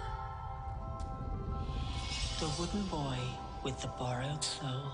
While you may have eternal life, your loved ones, they do not. You never know how long you have with someone until they're gone. The boy loves you for who you are. Guide him to be good. Stop that! Don't hurt him anymore! You may have no strength, but I control you. Please bring him back to me.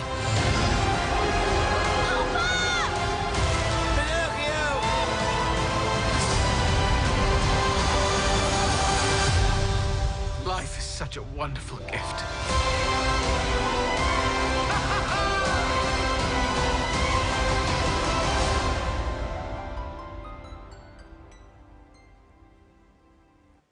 So guys, what do you think about the trailer? So I have a question for the audience. What do you think? This is VFX, animation. What do you guys think about it? Stop motion, right. But yes, but this stop motion cannot be, complete without the VFX.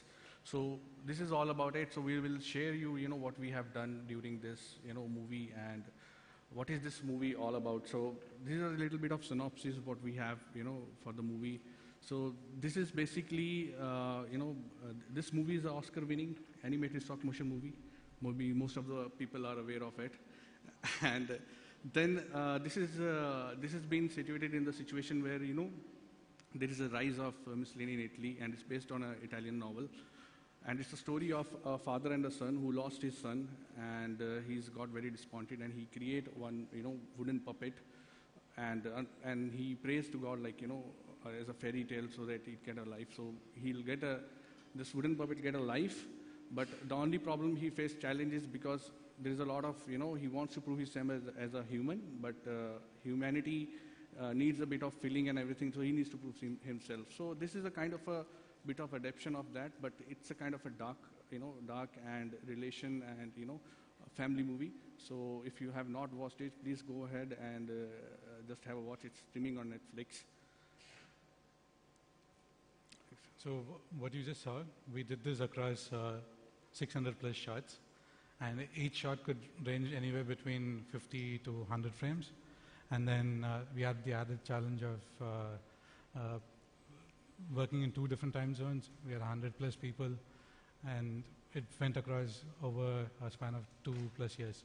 2+ years, yes. And so we have done like, good amount of shots here, like 422 shots, I believe we have done with the crew of 100 and more people.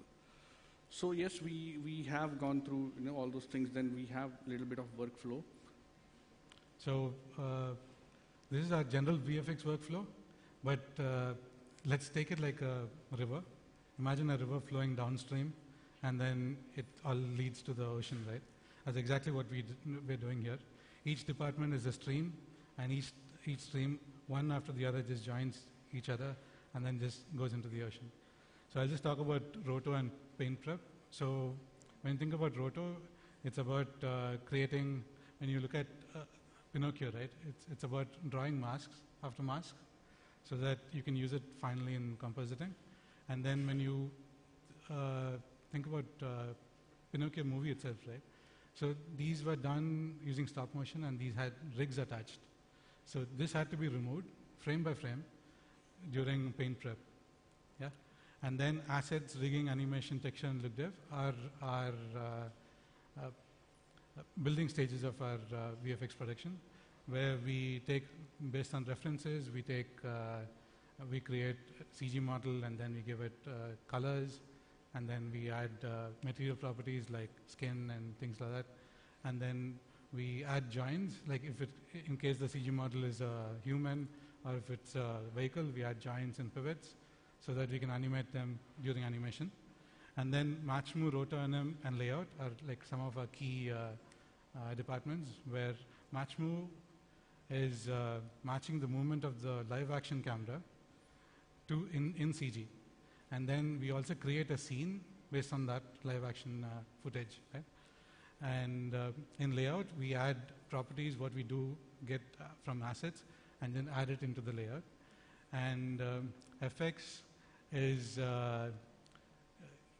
anything to do with artificial or natural phenomena, like rain, fires, tornado, storm, all of it comes under FX. We just simulate it. You'll keep hearing me saying simulated and sim. I'll talk about this in a bit. And when it comes to DMP and environments, you guys can look at these just behind Pinocchio, right? That is all done in DMP. DMP means digital matte painting. So earlier in the time, what we used to do is paint on 2D images, and we just layer one after behind the other to create scenes and skies and backgrounds. Nowadays, what we do is actually have 3D models of geometry, and then we project that 2D painting onto them. So you not only gives you a better parallax when the camera is moving, our lights and everything react to the background. Yeah, and then finally, lighting, rendering, what we do is we take the assets from the asset build stages, we take the scenes from the layout, and then we take the camera from match move, we put it all together in a scene, and then we add lights to create the final out. And then during rendering, we break this down into small frames so that when we push it to comp, they have everything. Yes, so just like Inigo, just explained what are the workflows there. So everything when we'll do, then it will come into compositing. So compositing is the department where it will, collect all the layers, all the passes, like all the things split into different passes, like, we have spec differently and we have lights differently, so that we can control in composite and we can create those beautiful images. So this is all about compositing, like compositing how workflow it's designed. But yes, we will take through the slides and we'll show you, what kind of software is being used to create all those departments, to create all those textures and create these beautiful images. So to start with, there is a Maya and 3D equalizer which we used for match, move, layout, animation, rigging. And then we have ZBrush and Substance Paints are designed which we use to do the texture. Like if you see this image, we have one fish. It has a wrinkly skin and everything. This has been a part of texturing. So this software, ZBrush and Mari, they're being used to create those textures onto this character. And then we have Houdini and RenderMan is the engine where we can render images within the software. So every software has a different set of lighting settings. So settings which we have RenderMan which we have used in this. This particularly help for the departments like effects, lighting, and render. Then we have Photoshop, and Nuke Photoshop is basically for DMP, where we have created all those skies and beautiful images which you're seeing in the upcoming slides. And then Nuke for compositing. So after what we have discussed now, and if I show you the image, so this is the image what we have received. So most of the people said it's a stock motion. Yes, it's a stock motion, but if you see this image, we can see the green screen as well. Right? Yes. So I'll move to next slide. See, this is what we have created. So how we have created this? So what we have done in this, basically, whatever departments now Inigo have spoke about it, so we will elaborate, what we have done, which department have worked in this particular shot. So it comes into the compositing. When you see this image, we need to remove the green screen and do all the roto paint jobs, what Inigo said. Like, we need to roto out the characters. If any rigs are there, because these are the puppets. So puppets cannot walk, so there is somebody who's operating with the rigs. So we need to, clean all those rigs which are attached to the puppets. And then, if you see there is a camera motion in the shot, the cart is moving and the camera is moving towards right, which we have showed you in the trailer. There is a shot, shot is in the trailer.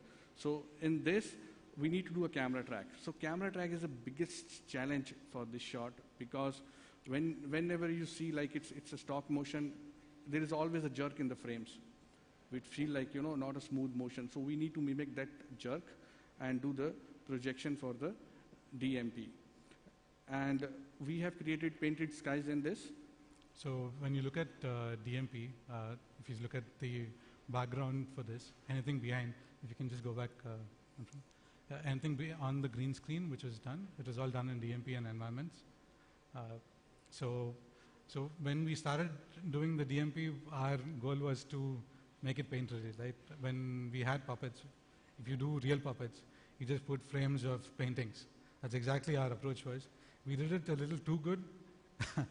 so we had to bring it down a little bit, and then what we did was we even added cotton balls as clouds, just to give it a little bit of touch and feel to it. And then when we do paintings, like when I told you about DMP and environments, we don't do it on a single frame. We do it on a 180-degree panorama, so that when compositing or when layout looks at it, they can visualize which direction the light is going to fall, how the whole scene is going to set, and everything.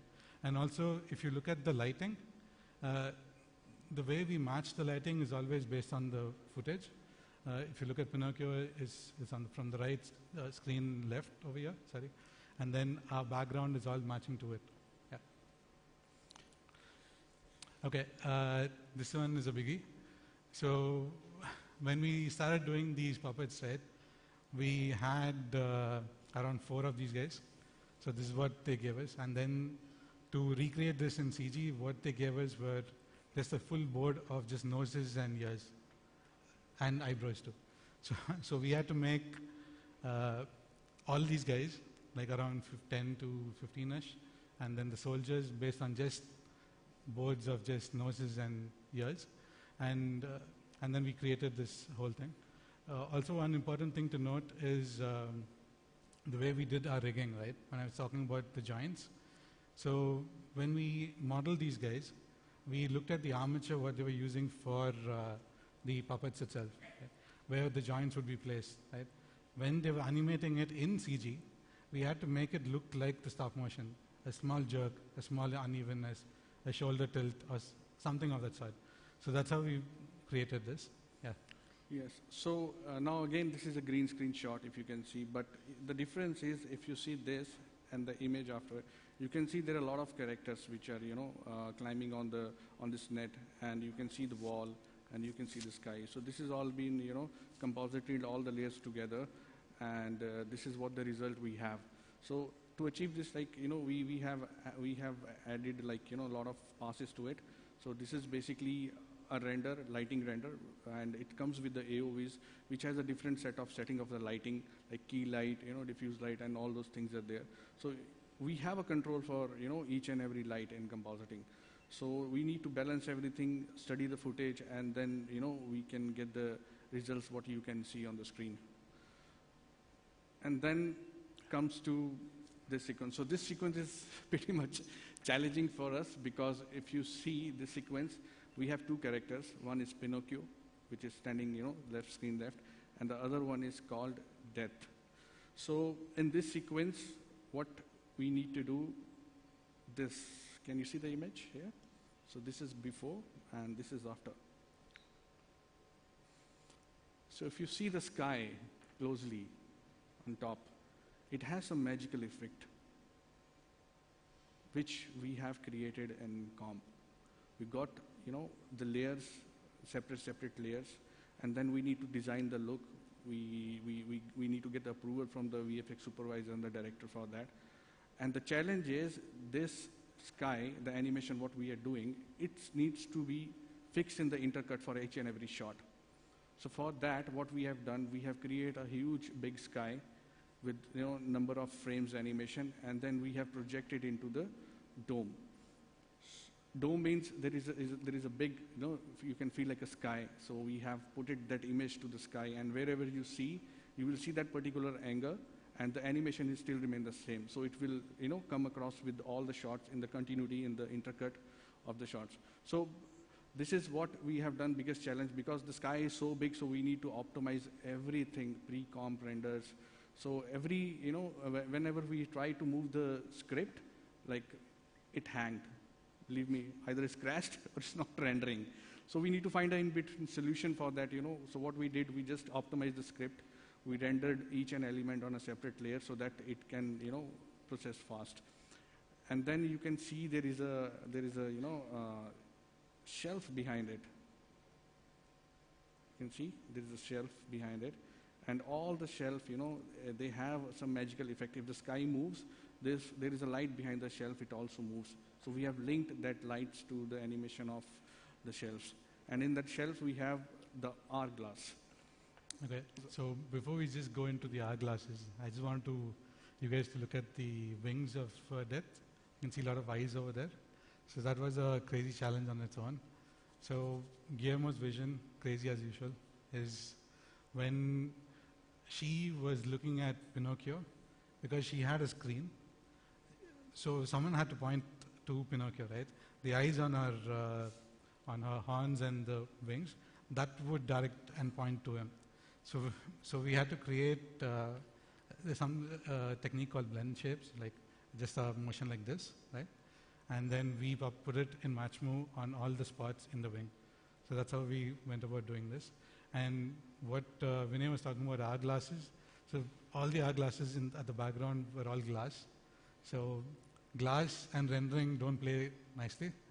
So every glass gets calculated by the way it refracts, and what is inside and outside. So every time you do it, and then that gives you the render time. Double it by 100 hourglasses, right? Then you imagine how crazy the render times were. Yeah. And yes. So if you see the wings here, so there is a lot of tiny eyes. That's what Nidigo is talking about. This character doesn't have eyes, so he's only looking through his wings. So that is what the difficult challenge, what we have for this. So I'll take you a little bit of before and after, what we have did here. So this is what, all the sequence look like. And these are the hourglasses behind, you see. This is the sky, what we're talking about.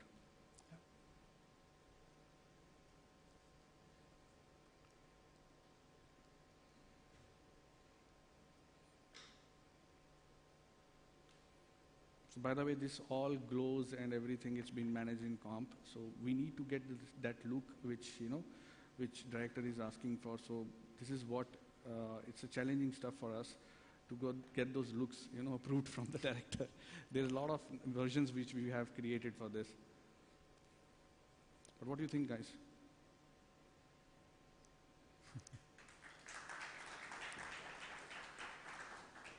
Yes. Okay, so this is a funny sequence in the movie. Pinocchio does not know he's made out of wood still. So he's sitting very close to the fireplace, and if you just go to the next frame, his feet get lit on fire.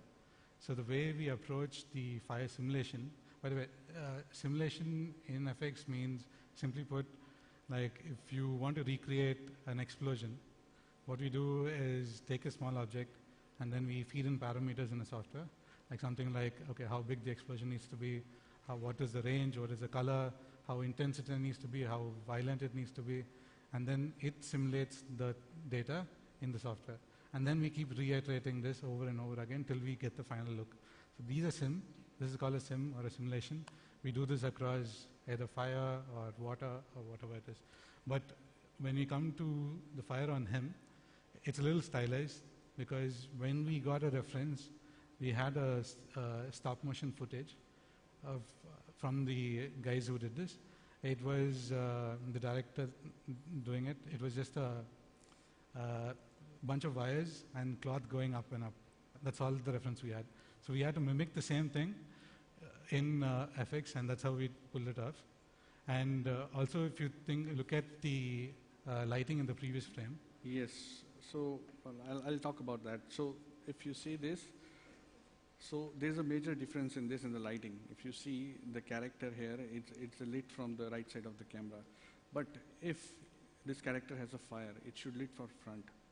So that lighting is not there in a plate. So what we did, this character has been match moved for the simulation. So we got the normal pass from the lighting department, and we have relighted this character. So get the flicker. If fire is moving, so we will get the flicker on the body, on the back of the chimney, whatever we have. So this is what we need to do. But other thing which we have not spoken about is the facial expressions. So facial expressions. So this is not a clay. Usually stop motion, people, they can do the clay animation. They can change the expression, and for this it's all puppet. So every puppet has there is a all set of different puppets which are different facial expressions. So what they have to do, they have to change the face again and again for that puppet to get the dialogue right. So if we do that, there might be possibility there might be a slight difference in the position of the character, and it will create a jump. So what we need to do, we need to blend all those images together, and after we blend, if we see any jerks, then we need to paint those jerks in paint department or maybe in comp. So this is what we have gone through all the movie. There is a light flicker because the camera, whatever camera they have used, that is been rigged by a motion control rig.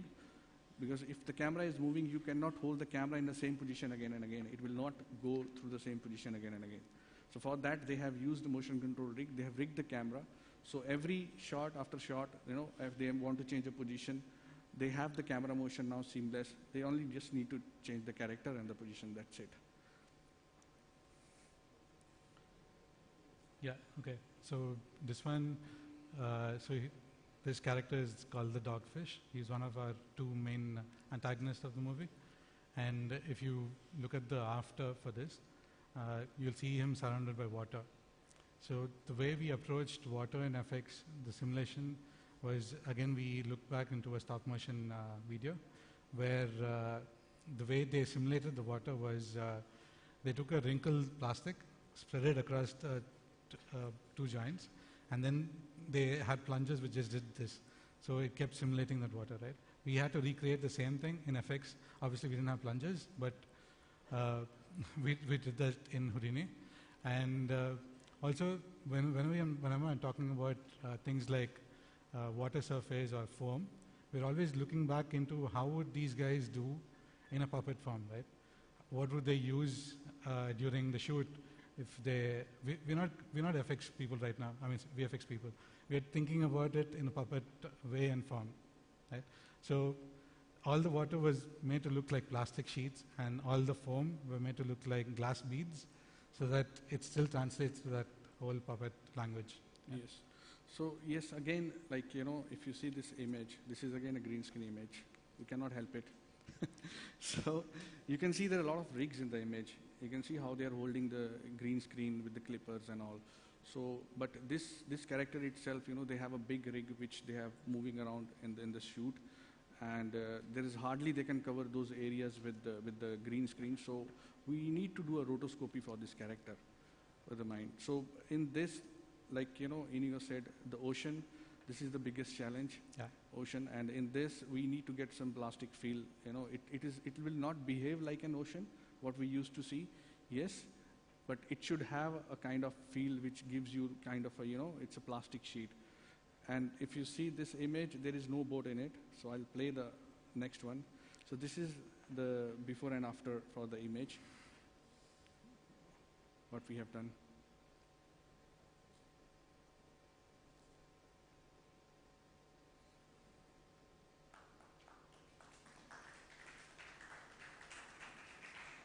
So if you see the shape, it's been scaled down and it's been put into the right place in the right framing.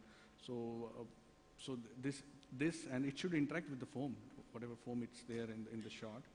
So you can see there is a holdout from the foam, and foam is little flickery in terms when it's moving. The ship is moving towards the mouth. So this is what Inigo is talking about. So yes. So this shot, okay, you can see there is only a boat. But when you see the after image, this is what we have done. So this is what we are talking about, the VFX, what we have done in the shots. So in this, I just want to describe a little bit, how we end up doing this shot. So if you see this image, there is only one layer which is, junkyard boat, which is sitting in stomach of dogfish. So we need to do a lot of reframing in this. So if in terms of reframing, if you see the boat moves to right of the camera, and Pinocchio and this character layer is being introduced additionally into it, and there is no such environment which you have seen in the image. Yeah. So so this guy, this entire sequence, this entire set. One of the reasons why we did this in 3D and not in actual stop motion is if you look at the boat, right? These guys were small, and they had to be like this size to animate and do the articulate motions and all of that. So if you think about this in relation to that entire scene, it had to be massive, right?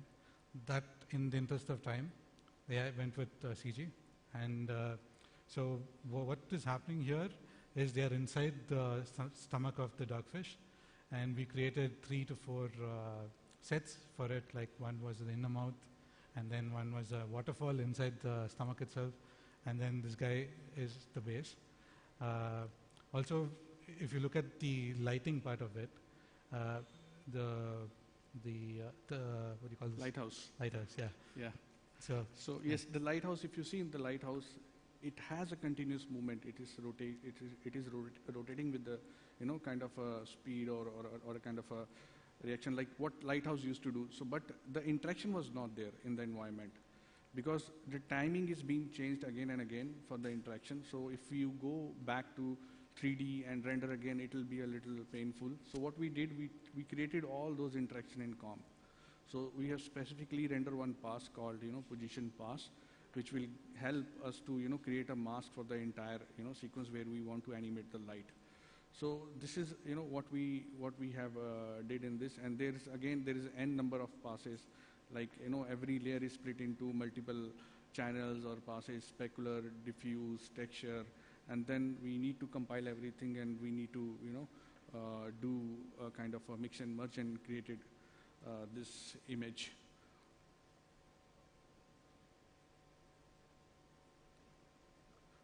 Yes, so before we move on, we just want you to, show you the breakdowns, what we have done. So hope you guys will enjoy, and please have a look.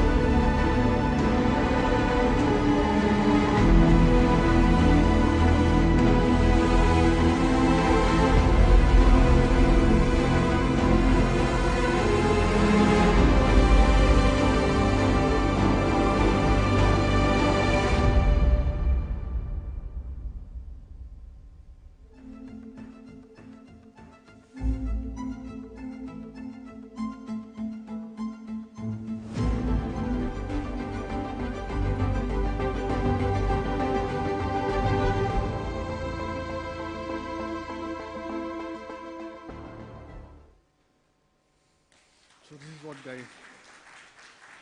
Hope you guys like the Oh, sorry, we breakdown. forgot to tell you. There is one surprise. Inigo, please. So one bigger thing, what is really great is that for all of us is that we won the VS award for this particular sequence and particular shot, and this is something really big. Proud moment for us. Yeah, thank you. And yes, we did all of this, what we spoke about, over 600 plus shots. And yeah, this is the result, what you see. Yes, guys. So this is what we want to present. So hope you guys have liked it. So we are open for any Q&As if you have. Do you guys have any Questions? questions on how we went about?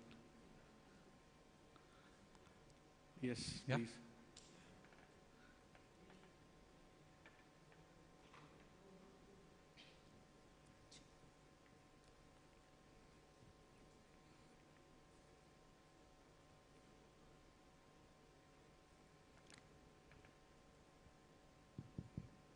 Yeah. So, what's the difference in the budget if this was made entirely in 3D and CGI? Budget related, we cannot actually answer that because percentage wise, you can share, like if it was fully made in 3D versus what you did. But I can only tell because this is more time consuming because there is taken a lot of effort in this. And if we are in 3D, so there might be a possibility we have certain liberties where we can, be a little flexible. But this is truly like, put in a lot of effort on this. Adding to that, if you think about Guillermo, right? So Guillermo wanted to tell a story in a particular way. He wanted to tell a story about a puppet using puppets, which is stop motion for us. Right? That was his main thought. And I hope that answers the thing. Okay. Yeah.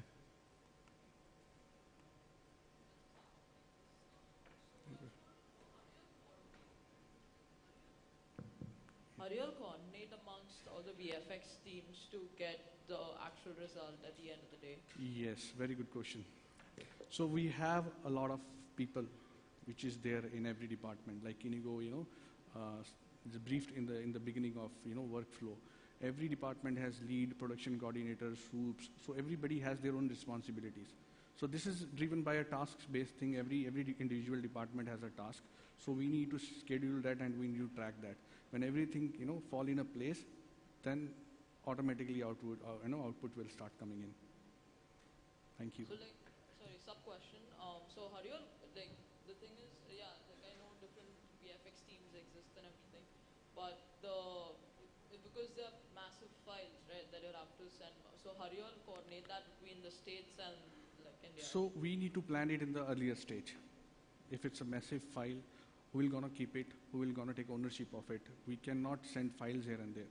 So that is what distribution is playing a role where we need to distribute the project in a equal way. Right now we have done 80% of the work in Bangalore, so that's why it's easy for us to communicate with each other and get the result done. So adding to that, right? You should also think about so what is render intensive? What gives you the maximum data? What you're talking about? No? So when it comes to that, we'll always think about who's doing the compositing finally. That's where all the data goes into, correct? So if it was being composited in Toronto, those sequences would be lit in Toronto. If it was composited in Bangalore, those would be lit in Bangalore, just to save time and the whole process. Small ways to come up with solutions there. Yeah. Thank you. Thank you. Yes, time's up. I think, yeah. Sorry. But thank you guys. If anything is there, you can communicate with the communication team. We'll get back to you guys then. But thank you very much and have a great day, guys. Yeah, thanks a lot. Thank you so much.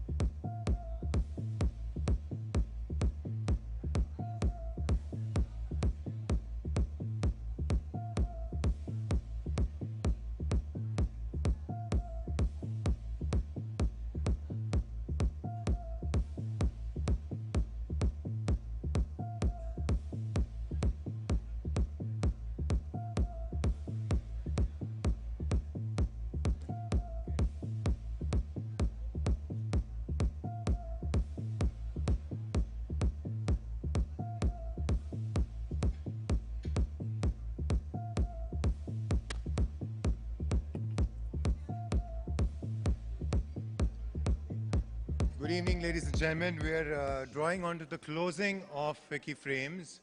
I'm going to request everyone to take their seats. And sir, please, मेरी अच्छी photo लो. Closing हो रहा है उससे पहले. I'm going to request everybody, please take your seats. Burak, you want to tell them in Turkish that please? maybe they will understand. Yeah. I'm going to request all this beautiful enthusiasm in the room to find a chair.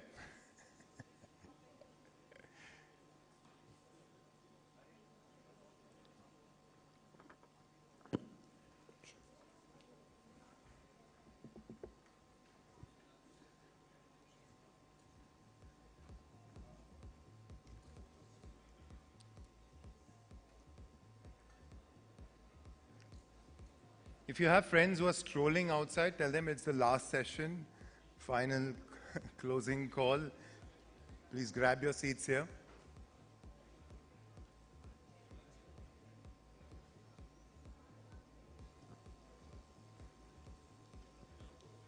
Check. Do I have the permission of the media persons to start?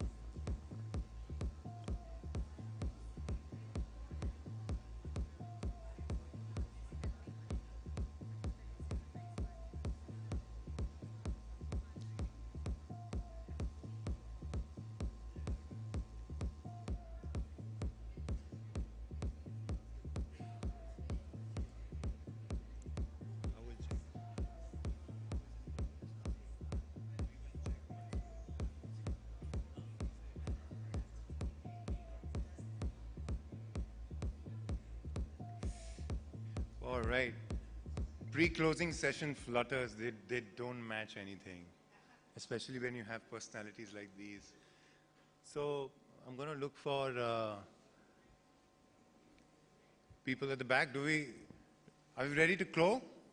Are we ready to go, guys? Yeah? Where's Leena ma'am? Is Leena ma'am good to go? Ashishi, good to go? All right. Officially gliding into the closing session of Frames 2023. You are here. You've had a fantastic 3 days. I'm going to give you a cue to give a big round of applause to yourselves, guys. The last day. I hope it's been fruitful for everyone. And without further ado, I will glide into the proceedings.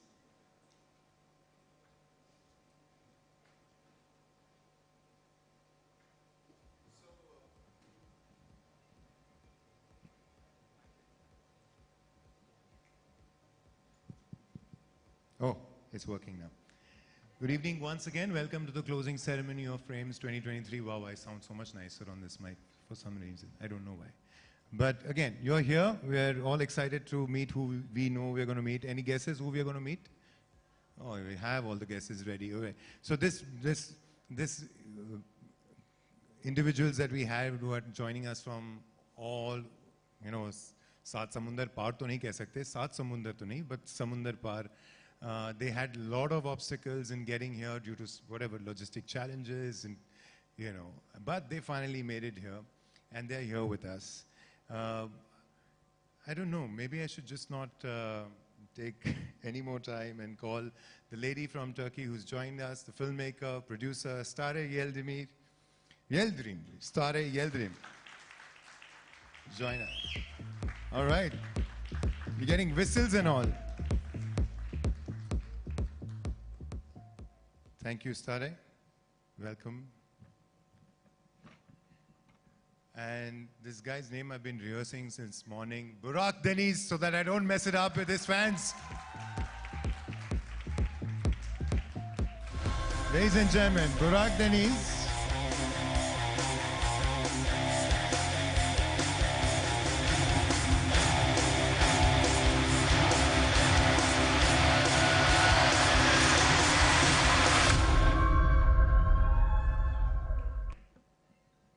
Burak, this is your official mic for the evening.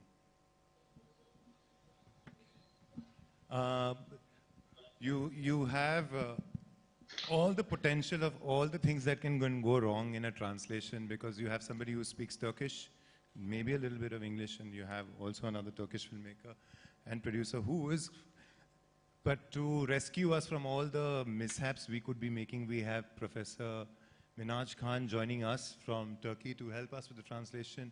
I don't know how this is going to work out, but Professor, can you hear us?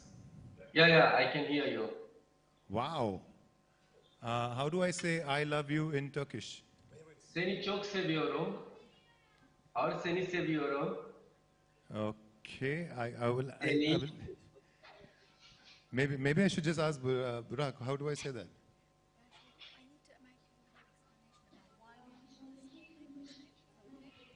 So I wanted to say something about why we are doing this, connecting a professor from Turkey.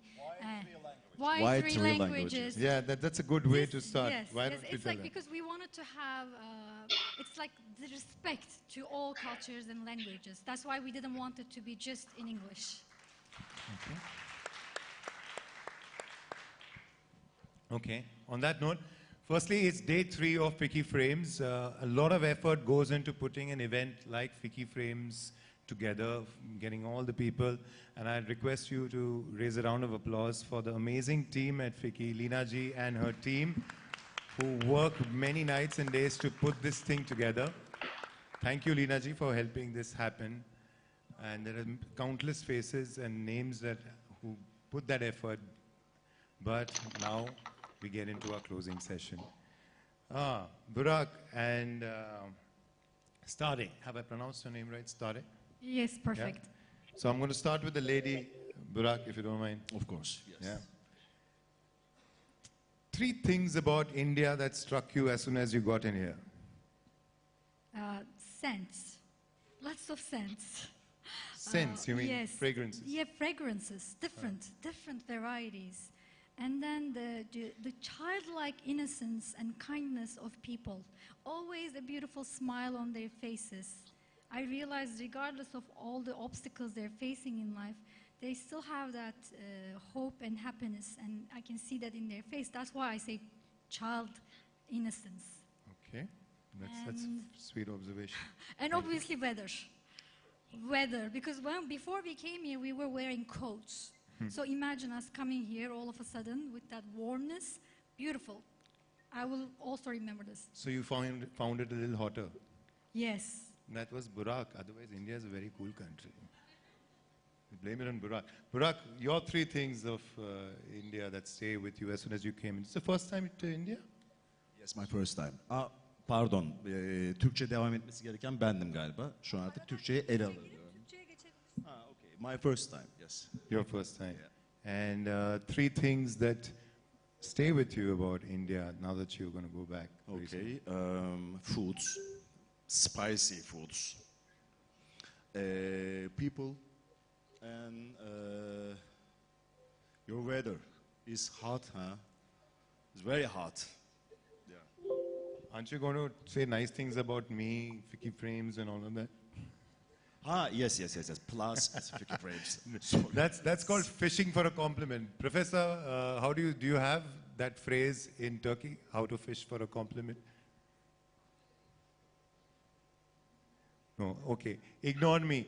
We're still finding our way with this. Please ignore me right now. But you were saying about Ficci Frames, yeah. How did you find that experience? Profesör, şimdi Türkçe'ye geçeceğiz.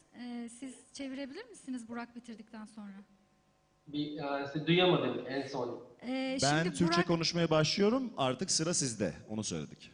Okey? İnşallah deneyeceğiz. İnşallah deneyeceğiz. Süper. Bu tarz organizasyonların insanları, bu sektör içindeki insanları daha çok tanışma fırsatı sunduğuna inanıyorum. Örneğin seninle tanışma fırsatı bulabildim. Senden başka birçok değerli insanla burada tanışabildim. O yüzden Ficci Frames ve benzeri organizasyonların bu denli önem taşıdığını düşünüyorum. Okay, I will pretend that I understood everything that you just said, and I will wait for Professor to clarify as well. ऐसे events हमें इसलिए हमारे important हैं because हमें एक दूसरे से मिलने का मौका प्रोवाइड करते हैं हमें मौका मिलता है एक दूसरे से मिलने का is it okay with Hindi और Yes, Hindi is just fine. Thank you. Okay. So that's why it is important for me because I got chance to meet with you. Okay, thank you, thank you, thank you. Professor साहब अभी ये बुराक को आप Turkish में बोलिए, तुम नहीं समझोगे बुराक, कुछ कुछ होता है. Burak sen anlamayacaksınız. İçimde bir şeyler oluyor. Evet, onu yaptım. Biliyorum yani o bir galiba bir replik değil mi? Bir filmden bir replik o. Evet, evet. I think ये कोई फिल्म से वो कोई I mean like फिल्म से ये लिया गया है सेंटेंस. Yes. कुछ कुछ होता है. क्या बात. Okay, I have a confession to make right at the onset, and I took Burak's permission before the session that can I be this confessional and candid about this. So, before Ficci Frames, I didn't know about the phenomena called Burak Deniz. And then I looked up Google, and then there was a storm. Apparently, he's so famous, even the people who look for him online also get famous. He's that famous. Then I happened to mention to my wife this morning, and I said, you know, there's this fantastically famous actor who I had no clue about. His name is Burak Deniz has come. And she said, yeah, really? Show me what. So she looked him up on Instagram, yeah, and she goes like, oh, he's hot. Sorry. Burak, that's not enough, you know. It doesn't feel good when you introduce another fellow actor to your wife and she's like, oh, he's hot. Okay, what's your wife's name? Saloni. Saloni, eşinin kıymetini bil. Saloni, I think आपको अपने husband की जो है ना importance जानना चाहिए. Did she? फिर से रिपीट कीजिए, मेरी वाइफ थोड़ा धीमे सुनती है. Saloni, you have a wonderful husband. You should know the importance. दोनों भाषा में बोल दिया बस हो गया. आज सासू माँ को मैं जाके सुनाऊंगा. I will tell this to my mother-in-law as well. Thank you. That was very good. Hi from me. Yeah. Stare, I'd like you all to know about Stare. Is that her debut film won at the San Diego Film Festival. It was called Butler. Butler. Yes, Big round yes. of applause. You've been doing this directing and producing for 20 years, right? Like I have been producing more than I am directing, because I started as a producer in the United States. Yeah. And then I came back to my country and became the president of production of a major studio called Mediavision. And after that, I founded my own company and started directing as well. Something I was trying to avoid for a long time, but I ended up doing that. And then with my first feature film as a director, not as a producer, I have won several awards. I was honored with several awards. And I think the last two was Best Global Cinema and Best Debut Director at San Diego Film Festival in the United States. Congratulations. I think we've heard of that. That's why we also said, yes, Stare Yaldim should be here at Ficci Frames. Ladies and gentlemen, Stare Yaldim. Stare, is it hard for women? Does the gender get into the way? I know it's a politically difficult question to ask, but has your experience been in Turkey? Well, I have to say it's hard everywhere, in every business, in every profession to be a woman. And obviously in the east side of the world, it is harder compared to the west side of the world. So I experience both sides of the world. And in United States, it's much easier for me to function. And I get respected as an individual. I'm not seen as a woman only. So this feels good. But in my country and in other Eastern countries, I think it's still a little bit of like, they don't want to see a woman more than a secretary than a leader. You know, they cannot accept female leadership that much. But we are getting there. We are getting there. But I think I explained, I answered the question, huh? Yes, thank you. Burak, I want to ask you, I believe you're an actor, right? I am. Listen, so the non-cheeky part of the question is, why do you act, Burak? Why do you do what you do? Why do I act? Why do you act? Benim için başta yani oyunculuk serüvenim boyunca, kariyerim boyunca benim için başta çok istediğim bir şeyi yapmakla başladı. Sonrasında bir göreve dönüştü ama sonunda bir tutku ve kendini ifade etme şekline dönüştü diyebilirim. Benim için kamera karşısında olmaktan ziyade oyunculuk yapıyor olmak bir kendini ifade etme biçimi oldu. Hayatımın içine yani tabii ki işim çok ön planda olduğu için, bir de çok ön planda bir iş olduğu için benim için bir halledilmesi gereken bir şeye dönüştü. Bir konu haline geldi. Bir araç haline geldi. O yüzden mesleğim bana para kazandırması, bir popülarite yaratmasından ziyade beni rahatlatan bir duruma dönüştü. O yüzden bayılıyorum yaptığım mesleğe. All right. Again, I will ask Professor Saab to rescue us here. Starting में मेरे लिए जो है acting एक job जैसी थी, लेकिन धीरे धीरे ये हमारा एक पैशन बन गया. तो इसको मैं कहीं जॉब से ज़्यादा मुझे सुकून मिलता है जब मैं एक्टिंग करता हूँ, अच्छी एक्टिंग करता हूँ, तो मुझे एक अलग सी फीलिंग्स देती है. तो कहीं जॉब से ज़्यादा ये मेरी एक आदत सी बन गई है. तो मेरे लिए एक पैशन है और एक आदत है. जब तक मैं अच्छे से कर नहीं लेता हूँ तो मुझे वो सुकून नहीं मिलता है. क्या बात है. Thank you. That made a lot of sense. I want to ask you both briefly to share how did you all end up doing what you're doing. You're telling us, Burak was telling us why he does. So Stare, in a brief way, you've already said it, and maybe I should ask you that now. What excites you? You've told us your journey. What excites you from now on? I realized I can tell you what kind of stories I like to tell. I like to give people hope in a world where we are not really facing good things all the time. So if I can spread hope through my storytelling, then I'm happy. So the reason I chose this profession, basically first I wanted to just be a writer at the beginning, and I studied literature as a result. However, I realized there were people who cannot read and write still, especially back in time. So I decided if I choose filmmaking as a genre to tell my stories, I could reach more people. That's how I became a filmmaker, to tell stories and reach more people than just books. Yeah, I think you have that common with a lot of filmmakers in the room over here as well. Burak, there are many new audiences like me who don't know about your journey. Can you tell us a little bit about your journey in short? About your journey. How did you become what you become?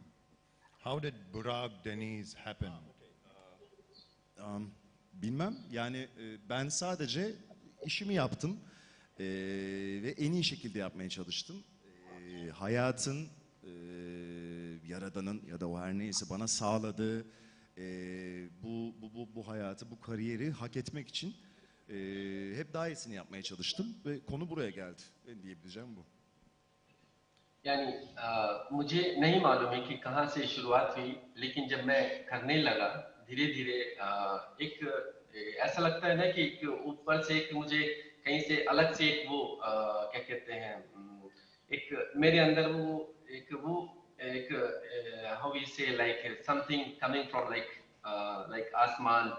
तो धीरे धीरे एक it's really difficult to explain the last sentence. I mean like शुरुआत में मैंने कुछ नहीं सोचा, जस्ट एज एक्टिंग शुरू किया, लेकिन बाद में एक ऐसा लगा कि ये कुछ है हम में जो हम कर सकते हैं. I can explain like this. क्या बात, क्या बात.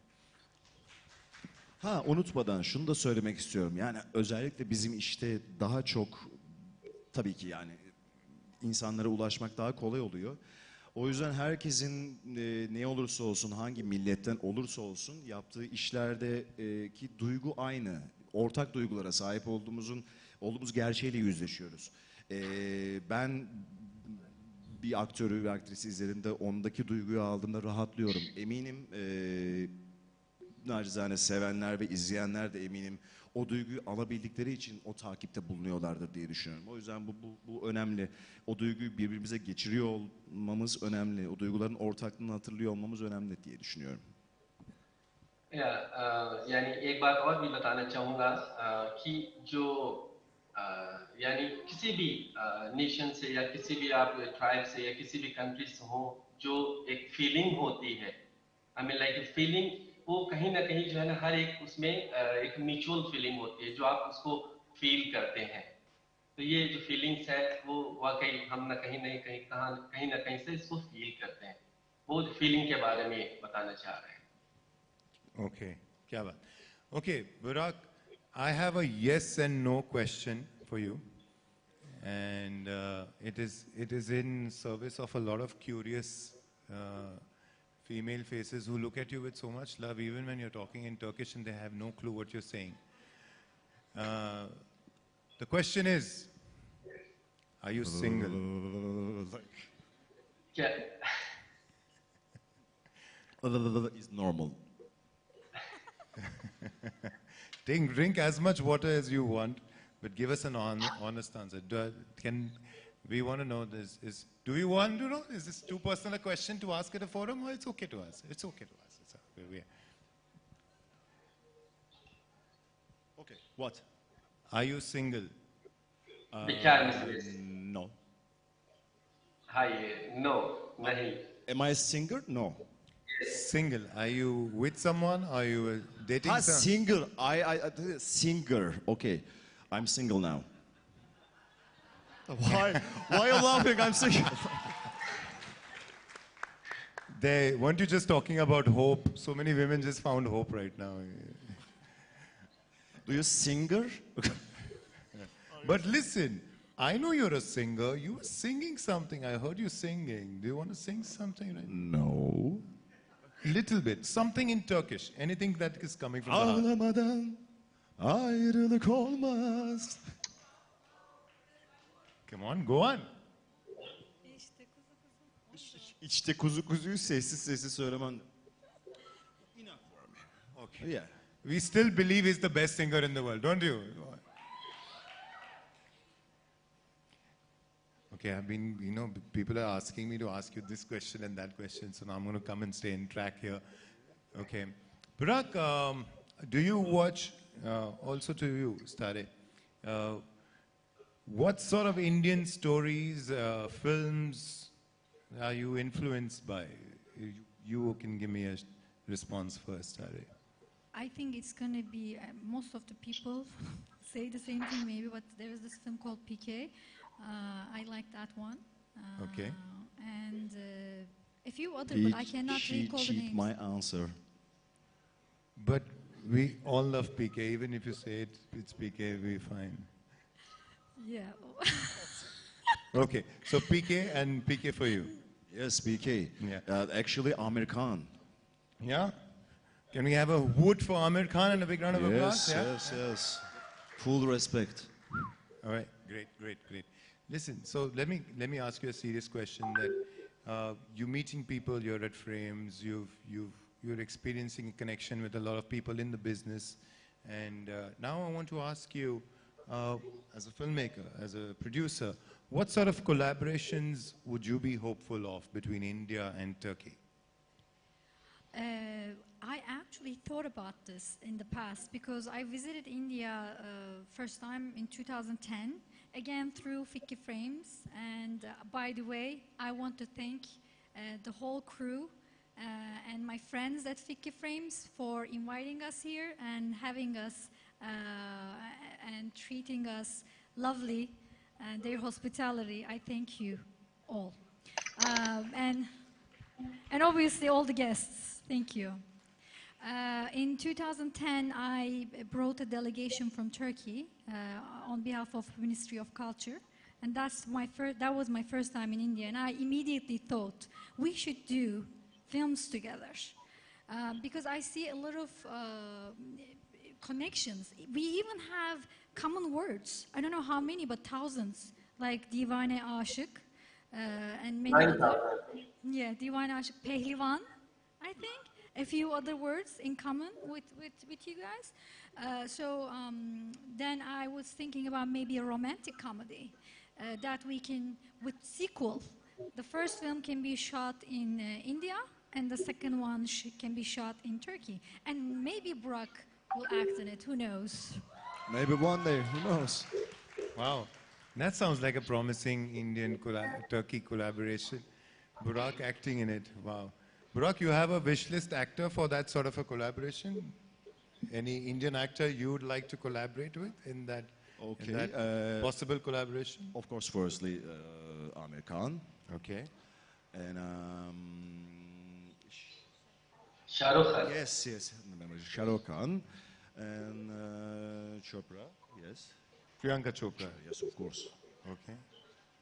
Okay, there we just have a potential poster right now. Priyanka Chopra, Burak Deniz, Amir Khan, Shah Rukh Khan. Can I get a small role in it? I mean, can I pitch for me? If I'm the producer and director, why not? Maybe. Burak, just for my wife, she'll feel happy. I know. All right. So, on a more serious note, are there any directors that you'd like to collaborate with, Burak? Any? Yes.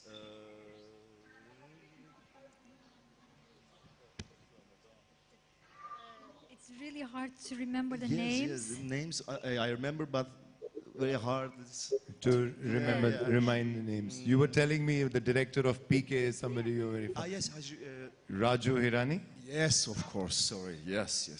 Now, please say it in a little more sincere way. It looks like I am telling you that you must collaborate with Raju Hirani.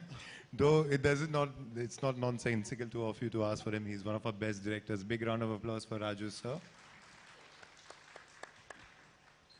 Okay. Burak, I'm going to ask you a couple of personal questions. Okay, I'm sure that. Do you have a take on marriage? Do you believe in marriage?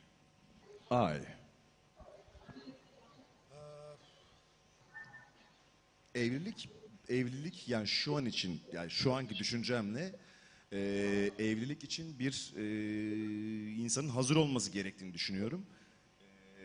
Neden olmasın bir gün? Neden olmasın? Evlilik her zaman. Are you okay? Professor is not happy with your Professor, are you okay?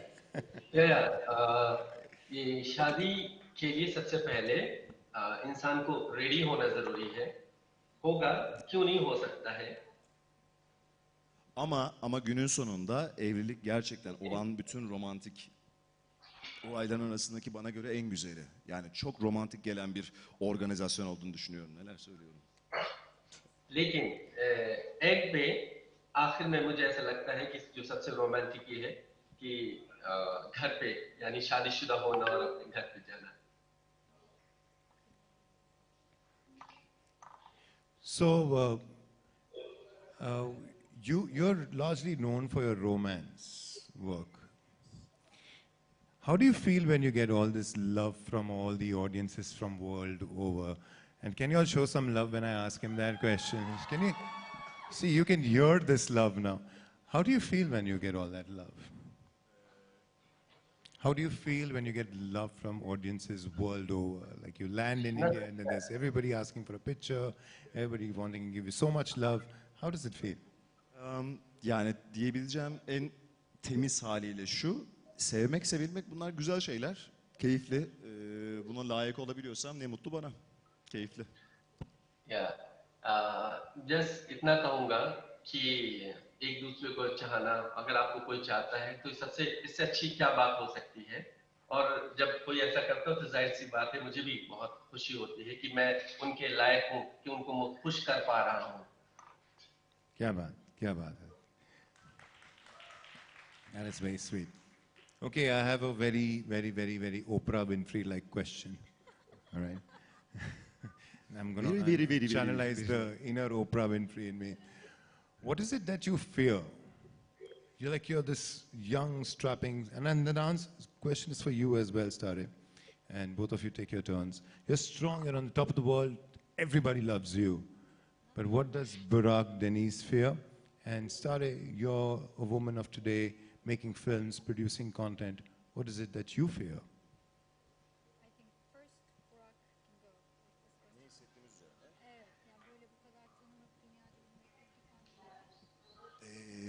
Şahane bir duygu tabii ki. Yani bunu yaşayabildiğim için kendimi şanslı sayıyorum. Buna ön ayak olabilecek bir mesleğim var. O yüzden mutluyum, gururluyum bu konuda. Keyifli. Yani bir şey kendi adıma söyleyebileceğim. Bir şeyler konuşmak zorunda kalmadan insanlarla bir sevgi bağı kurabiliyor olmak, onlarla iletişime geçebiliyor olmak, onlarla hemen ortak bir duygu yakalayabiliyor olmak çok keyifli. İşimin en sevdiğim yanlarından biri, sorduğun sorunun cevabıysa. Okay, so ये एक अलग feeling है। ये feeling ऐसी है कि हम इंसानों के साथ में वो फीलिंग शेयर कर पा रहे हैं, उनको जान पा रहे हैं। यानी और वो हमारी फीलिंग से, यानी हमारी म्यूचुअल फीलिंग्स उनके साथ में आ रही है। ये पर्सनली हमें एक अलग से एक फीलिंग्स जो है ना प्रोवाइड करती है कि उन लोगों के फीलिंग्स साथ में हमारी फीलिंग्स सेम है। यानी एक खुशी बांटते हैं एक दूसरे के साथ में।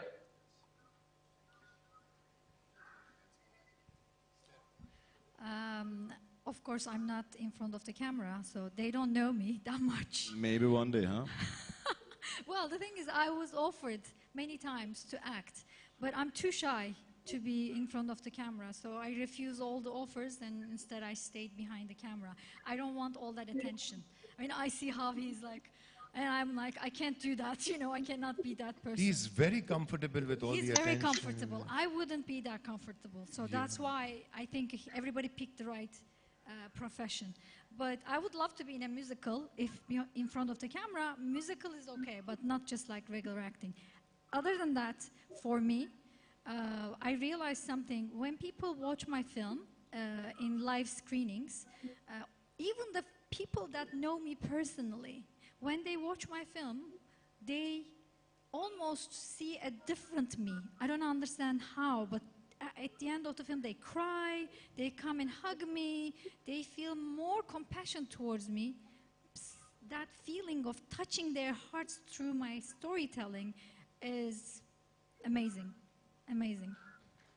Okay. Burak, now that you're single, and I'm going to use one of these Indian tricks that we boys know of, and I'm going to channelize now from Oprah my inner Karan Johar to tell you what I'm going to tell you next. Let's have some fun. I'm going to show you something that we Indian boys use to draw the attention of the Indian girls. Are you ready for that? Can I show you some trick? It doesn't work for girls, Okay. so I'm just going to show it to Burak. Okay. Yeah, it's called. Why don't you just get up? Come on. Okay. And this is also a homage to one of our biggest stars in the country. His name is Shah Rukh Khan. All right. And I'm going to show you how to do the Shah Rukh pose. So can we have some Shah Rukh music in the atmosphere, please? All right? Keep it soft. I have to give instructions also to, yeah? So, start with your legs. Weight on both the legs evenly. Then you take your right leg and you turn it 45 degrees inside. All right? Put your weight on the right leg and then slowly pick your arms up and lift it towards the girls. Can you do it for them? Come on.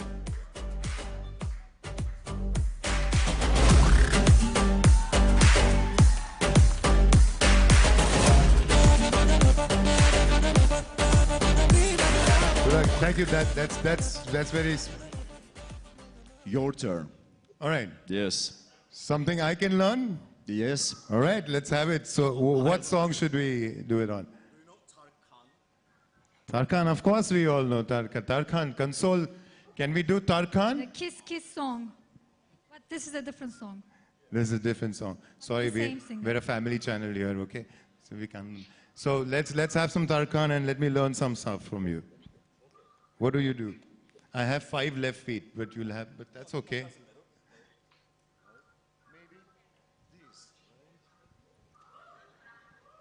Listen, if this plays with Tarkan, it'll be very good. Aren't we doing any Tarkan? Kanso? Where's the music? Is that the thing? Süzüldüm eridim sensiz olmadım. Kuzu kuzu geldim diyenince kapandım dizlerine bu kez gururumu. Ateşe verdim yaktım da geldim ister at ister. I hope we've impressed you for an Indo-Turkey collaboration. Perfect. It has was lovely. all the- It was lovely to watch. And I think some people in this room would have already bought their tickets. I'd like to bring to your notice that 3rd May is when Ficci Frames had its first day. And 3rd May, 110 years back, is when the first silent movie called Raja Harishchandra released. And it's almost poetic that Leena ma'am and her team picked 3rd May to open Ficci Frames 23rd edition. So big round of applause. It's some sort of a poetic tribute to the years of the media and entertainment industry. Burak, you spent all this time starting.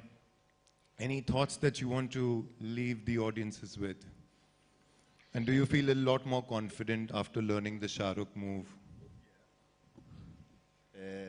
I'm good. More. Yes. More of Shah Rukh move? Yes. And you're going to watch Pathan as well? Of course. You're going to watch Pathan, our biggest film, huh? All right. So, thoughts for the audience? Any thoughts for the audience before you leave? Bir izleyici için bir düşünceniz var mı? Ne söylemek istersiniz? Yeah, the whole experience here, the experience here at Ficci Frames and all of this. Çok iyi anladım. Bu benim buraya Hindistan'a ilk gelişim, Mumbai'ye ilk gelişim. Biraz iş dolayısıyla gelmiş oldum bu defa. Bu seferki iş dolayısıyla gelmiş oldum. Çok merak ediyorum. Kültürünüzü çok merak ediyorum. Sokaklarınızı çok merak ediyorum. Çünkü bambaşka iki kültürüz. O yüzden benim için çok merak uyandırıcı bir ülke. En yakın zamanda tekrar gelmeyi, bu sefer sadece tatil için gelmeyi planlıyorum. Ama burayla ilgili en ilginç bulduğum gerçekten yemekleriniz çok baharatlı. Okay ये हमारी trip एक business trip जैसी हो गई लेकिन हमेशा से जो है ना एक इंडिया के कल्चर के बारे में इंडिया के जो है ना लाइफ स्टाइल के बारे में हमेशा एक क्यूरियोसिटी हमारे अंदर थी और कुछ जल्दी से सब चीज़ें हो गई लेकिन आई एम श्योर कि मैं दोबारा से आऊँगा लेकिन एक बात यहाँ पे कहना चाहूँगा कि आपके जो खाने हैं फूड्स हैं बहुत ज़्यादा मसाले वाले हैं That's fairly honest. That's fairly honest. What about you, Stari? When I first came here, I was immediately in love. I decided, what was I doing until this time? Why was I going to other, like Western countries, like Europe or United States, traveling to all these countries? After I've seen India, I was like, no, from now on, I'm gonna start traveling to the east side of the world. And unfortunately, other than India and Pakistan, I couldn't, but I want to. Other Asian countries as well. It's amazing. Amazing lifestyle, the streets, the food, the nature. Amazing. I mean, also the people. I made really good friends. I have really great friends, Indian friends, and the kindness and loyalty of my friends is really impressive. So you guys are very human, humane. It's very important that you didn't lose your emotions. And these are the things I can say. Bu duyguları son bir şey daha söylemek istiyorum. Star'ın de dediği gibi gerçekten de öyle. Gerçekten çok bir sıcak bir karşılamayla çok sıcak bir karşılamayla karşılaştık. O yüzden bu unutamayacağım bir şey. Çok çok teşekkür ediyorum. Gerçekten tek tek hepinize, gerek Ficci Frames ekibine, gerekse denk geldim diğer çalışan ya da buraya beni görmeye gelen insanlar. Çok çok teşekkür ediyorum. Şimdi tekrar anladım neden bu kadar ilişkide olduğumuzu, işlerimiz gereği, organizasyonlarımız gereği neden bu kadar ilişkide olduğumuzu şimdi anladım. Ortak duygularımız çok fazla, hayata bakış açımız çok fazla. Aynı sıcaklıkta ve aynı samimiyette olduğumuzu düşünüyorum. Çok teşekkür ederim. एक बात और कहना चाहूँगा कि जो आप लोगों का जो वेलकम है और वे ऑफ वेलकम है उससे वो काफ़ी हद तक मुझे हमारे ऊपर इसका इफेक्ट हुआ और मैं इसके लिए फिकी और फ्रेंड्स और इस बीच में और लोगों से जो मिला जिसको अभी नाम नहीं ले पा रहा हूँ उनका बहुत बहुत थैंक यू बोलना चाहूँगा और जो कि ये काफ़ी इफेक्ट किया हमारे ऊपर आई मीन लाइक मैं काफ़ी इफेक्ट हुआ इन सब चीज़ों से या Thank you, and it's been an honor to have you as well. It's been an honor to have you as well. Okay, before we close, what do you all both see is similar about India and Turkish in terms of culture? Stare, you want to respond? One of the things I notice is when I first saw the streets 10 years ago, now I see the development. Things changed a little bit. And then I realized India reminded me of like maybe, I don't know, like 30, 40 years before Turkey. So it's very similar. Also, obviously, like how I said, the hospitality and the kindness and warmness of people.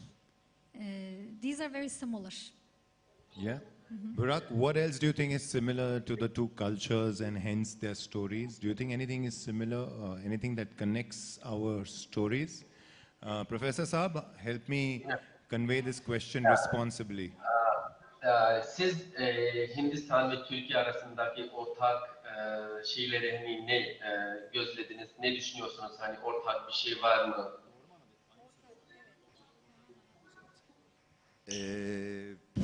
Az önce aslında söylemiştim.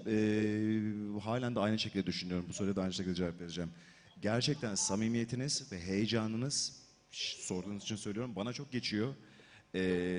Belli ki aynı duyguları paylaşmışız ki bugün sizinle buradayım. Umarım tekrar gelirim. Yine bunları böyle gani gani konuşmuş oluruz.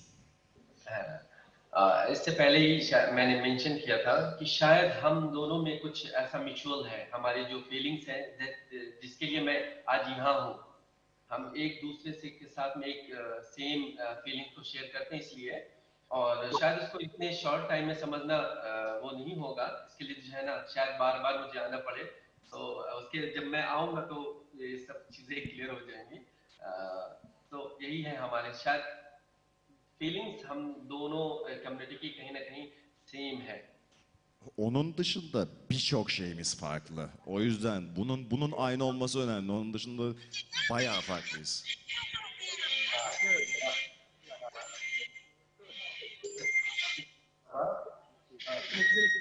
Professor?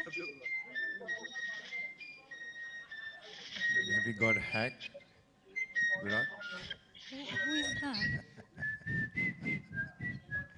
That was interesting. That was interesting.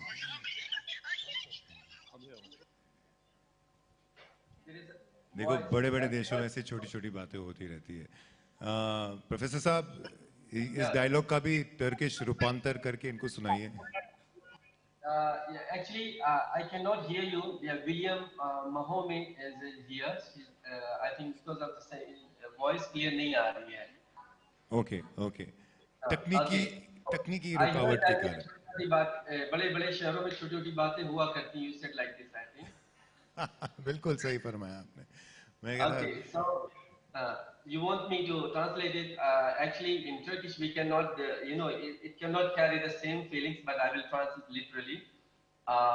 Like in büyük şeylerde bu küçük şeyler olur. Yani bu küçük şeyler. Dikkat etmeyin. Yani we cannot carry the same feelings. That's okay. Please ignore it. Listen, now I have a more important question for Burak before we let you go. Burak, what's the future like? I have heard, tell me if it's the rumor is correct, that you are tired of romance and you want to do something different. So is that true? And if that is true, what do you feel like doing next?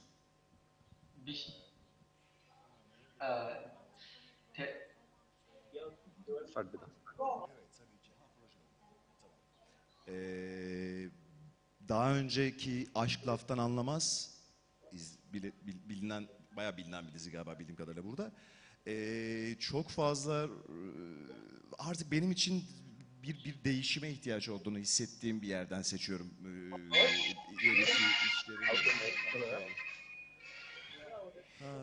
देखो दुनिया में अगर खबर फैल जाए कि किसी zoom link के जरिए बुराक डेनिस दिख जाएगा तो यही होना है ना. Daha öncesinde romantik komedi yaptım. Burada bilindiğini bildiğim bir iş. Hello, my friend. Wait. Please. Good morning, my friend. I think I'm sure some fans have found out that Burak Deniz is available on the Zoom link, and they're gate crashing left, right, and center. But like, why don't you rescue us till we restore the connection? Okay. Sure. Go ahead. I can continue. Daha önce yani seçtiğim bütün işlerde bir önceki işime benzememesine çok dikkat ediyorum. Ama özellikle sorduğun soruya vereceğim cevap şu olur. Artık yani güzel bir adamın güzel bir kadını sevdiği ya da işte ne bileyim ben ona benzer başka hani basit de hayatın çok içinde hepimizin hemen şu kapının ardında ya da şu anda burada hissettiğimiz dışında daha beni zorlayıcı rollerin peşinde oluyorum. Şu anda da tam olarak benim son projem şu an Eylül'de yayınlanacak. Çekimlerine buradan hemen döndüğümde başlayacağız. Onu da Hande Erçel'le birlikte yapıyorum bu arada. Yıllar önce çalışmıştık bildiğiniz üzere. Şimdi tekrar birlikteyiz. Eylül'de bir çoklu kişilik bozukluğu olan bir adamın bir kadına aşık olması üzerine bir hikayede yer alacağız birlikte. Heyecanlıyım. Yani sorunun cevabı şu olsa gerek benim için. Ne kadar zorlayıcı olursa, ne kadar içinde kendi değişimimi, kendi sınavımı verecek olursam o benim için daha elle tutulur, daha tercih edilir oluyor. Keyifli yani. Professor Saab, did you get that or we'll have to rewind that? इन्होंने ये बताया है कि दरअसल problem ये है कि जब भी मैं कोई फिल्म या कोई सीरीज में काम करता हूँ तो मेरा ये एक एम रहता है इससे पहले जो मैं फिल्म या जो एक्टिंग कर चुका हूँ उससे सिमिलर ना हो कुछ अलग करें जिससे जो है ना वो लोग पसंद करें.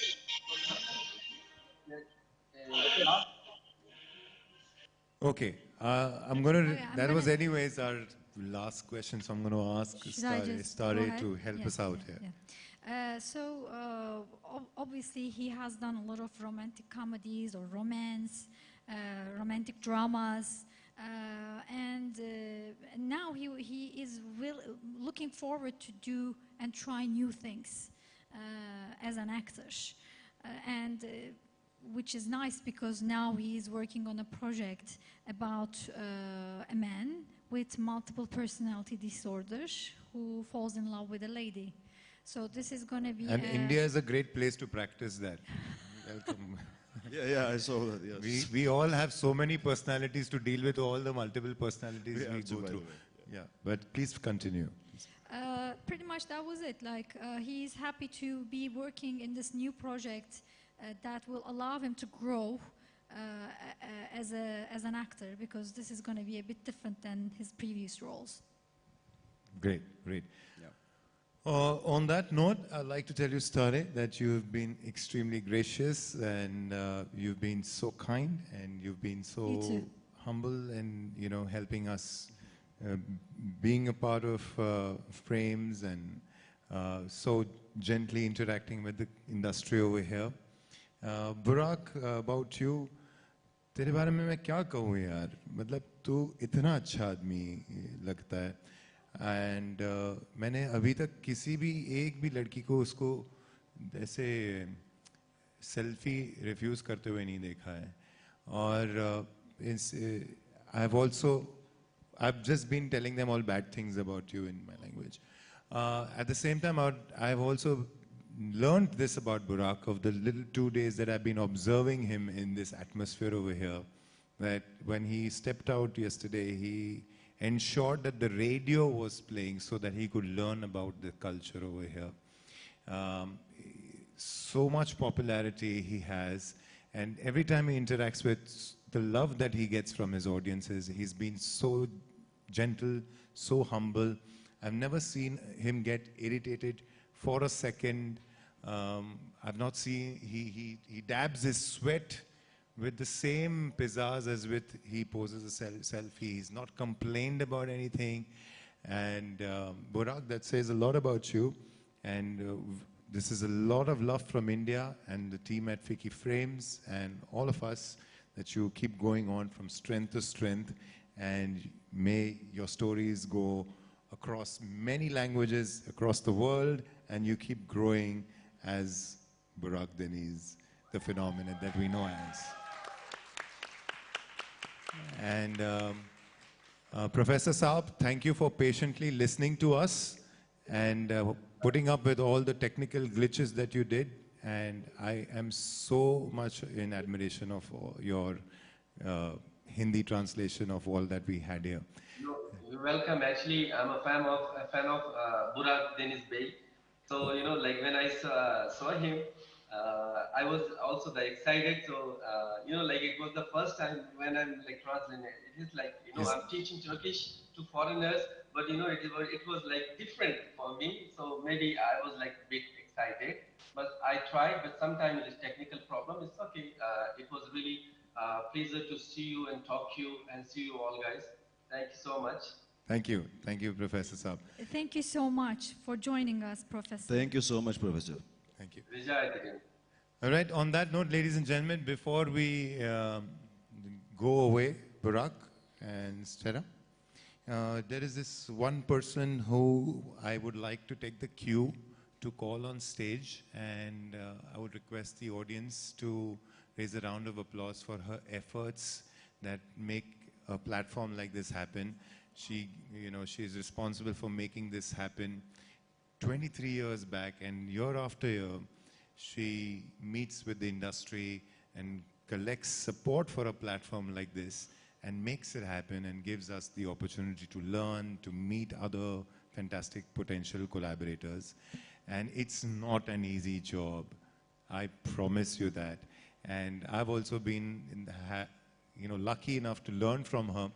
I'm talking about none other than Leena Jaisani, the head of Ficci Media and Entertainment Vertical. Leena ma'am, do we have you? Or Leena ma'am, being the shy person she is, I suspect she must have sneaked out कि ये विराफ मुझे stage पे बुलाएगा. But can I see Leena ma'am? Can we go and get Leena ma'am from wherever she is? And somebody who has also helped us in a lot of interaction with Doruk and getting, Burak. Doruk, can I have you on stage? Come on on stage. Doruk, thank you for being patient and tolerating all our Indianness we are like this only, where we can just say that. But thank you for being such a conduit of grace and kindness. You'd like to say something since you've come with Barak? Actually, I'm thanking you because you let us very safe here and, you know, so sincere. And thank you for the audience too. Thank you. Namaste. Wow. Okay. Are we... Can I see Leena?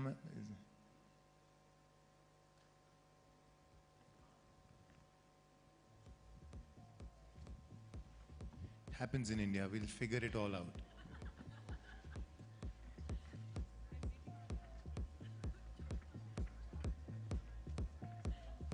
It's just an Indian ceremony. Come on. Where's Leena ji?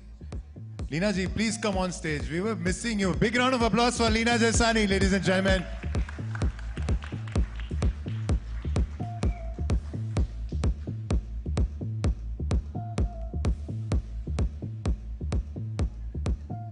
So this is an Indian tradition. It's a way of expressing love, blessing, affection to the person, wishing him growth. So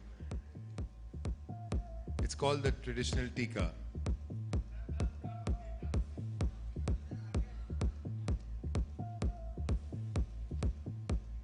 This also ensures you get a lot of babies. Someone told me, it must be true.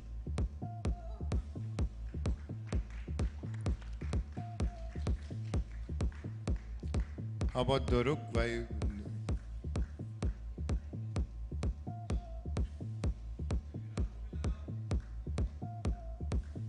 Yeah, I have to save the Parsi community. I need babies, right?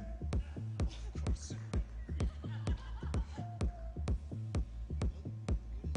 This is kumkum, turmeric, and rice. We go home and we cook it and eat it now. Just remove it, put it in a pan, and.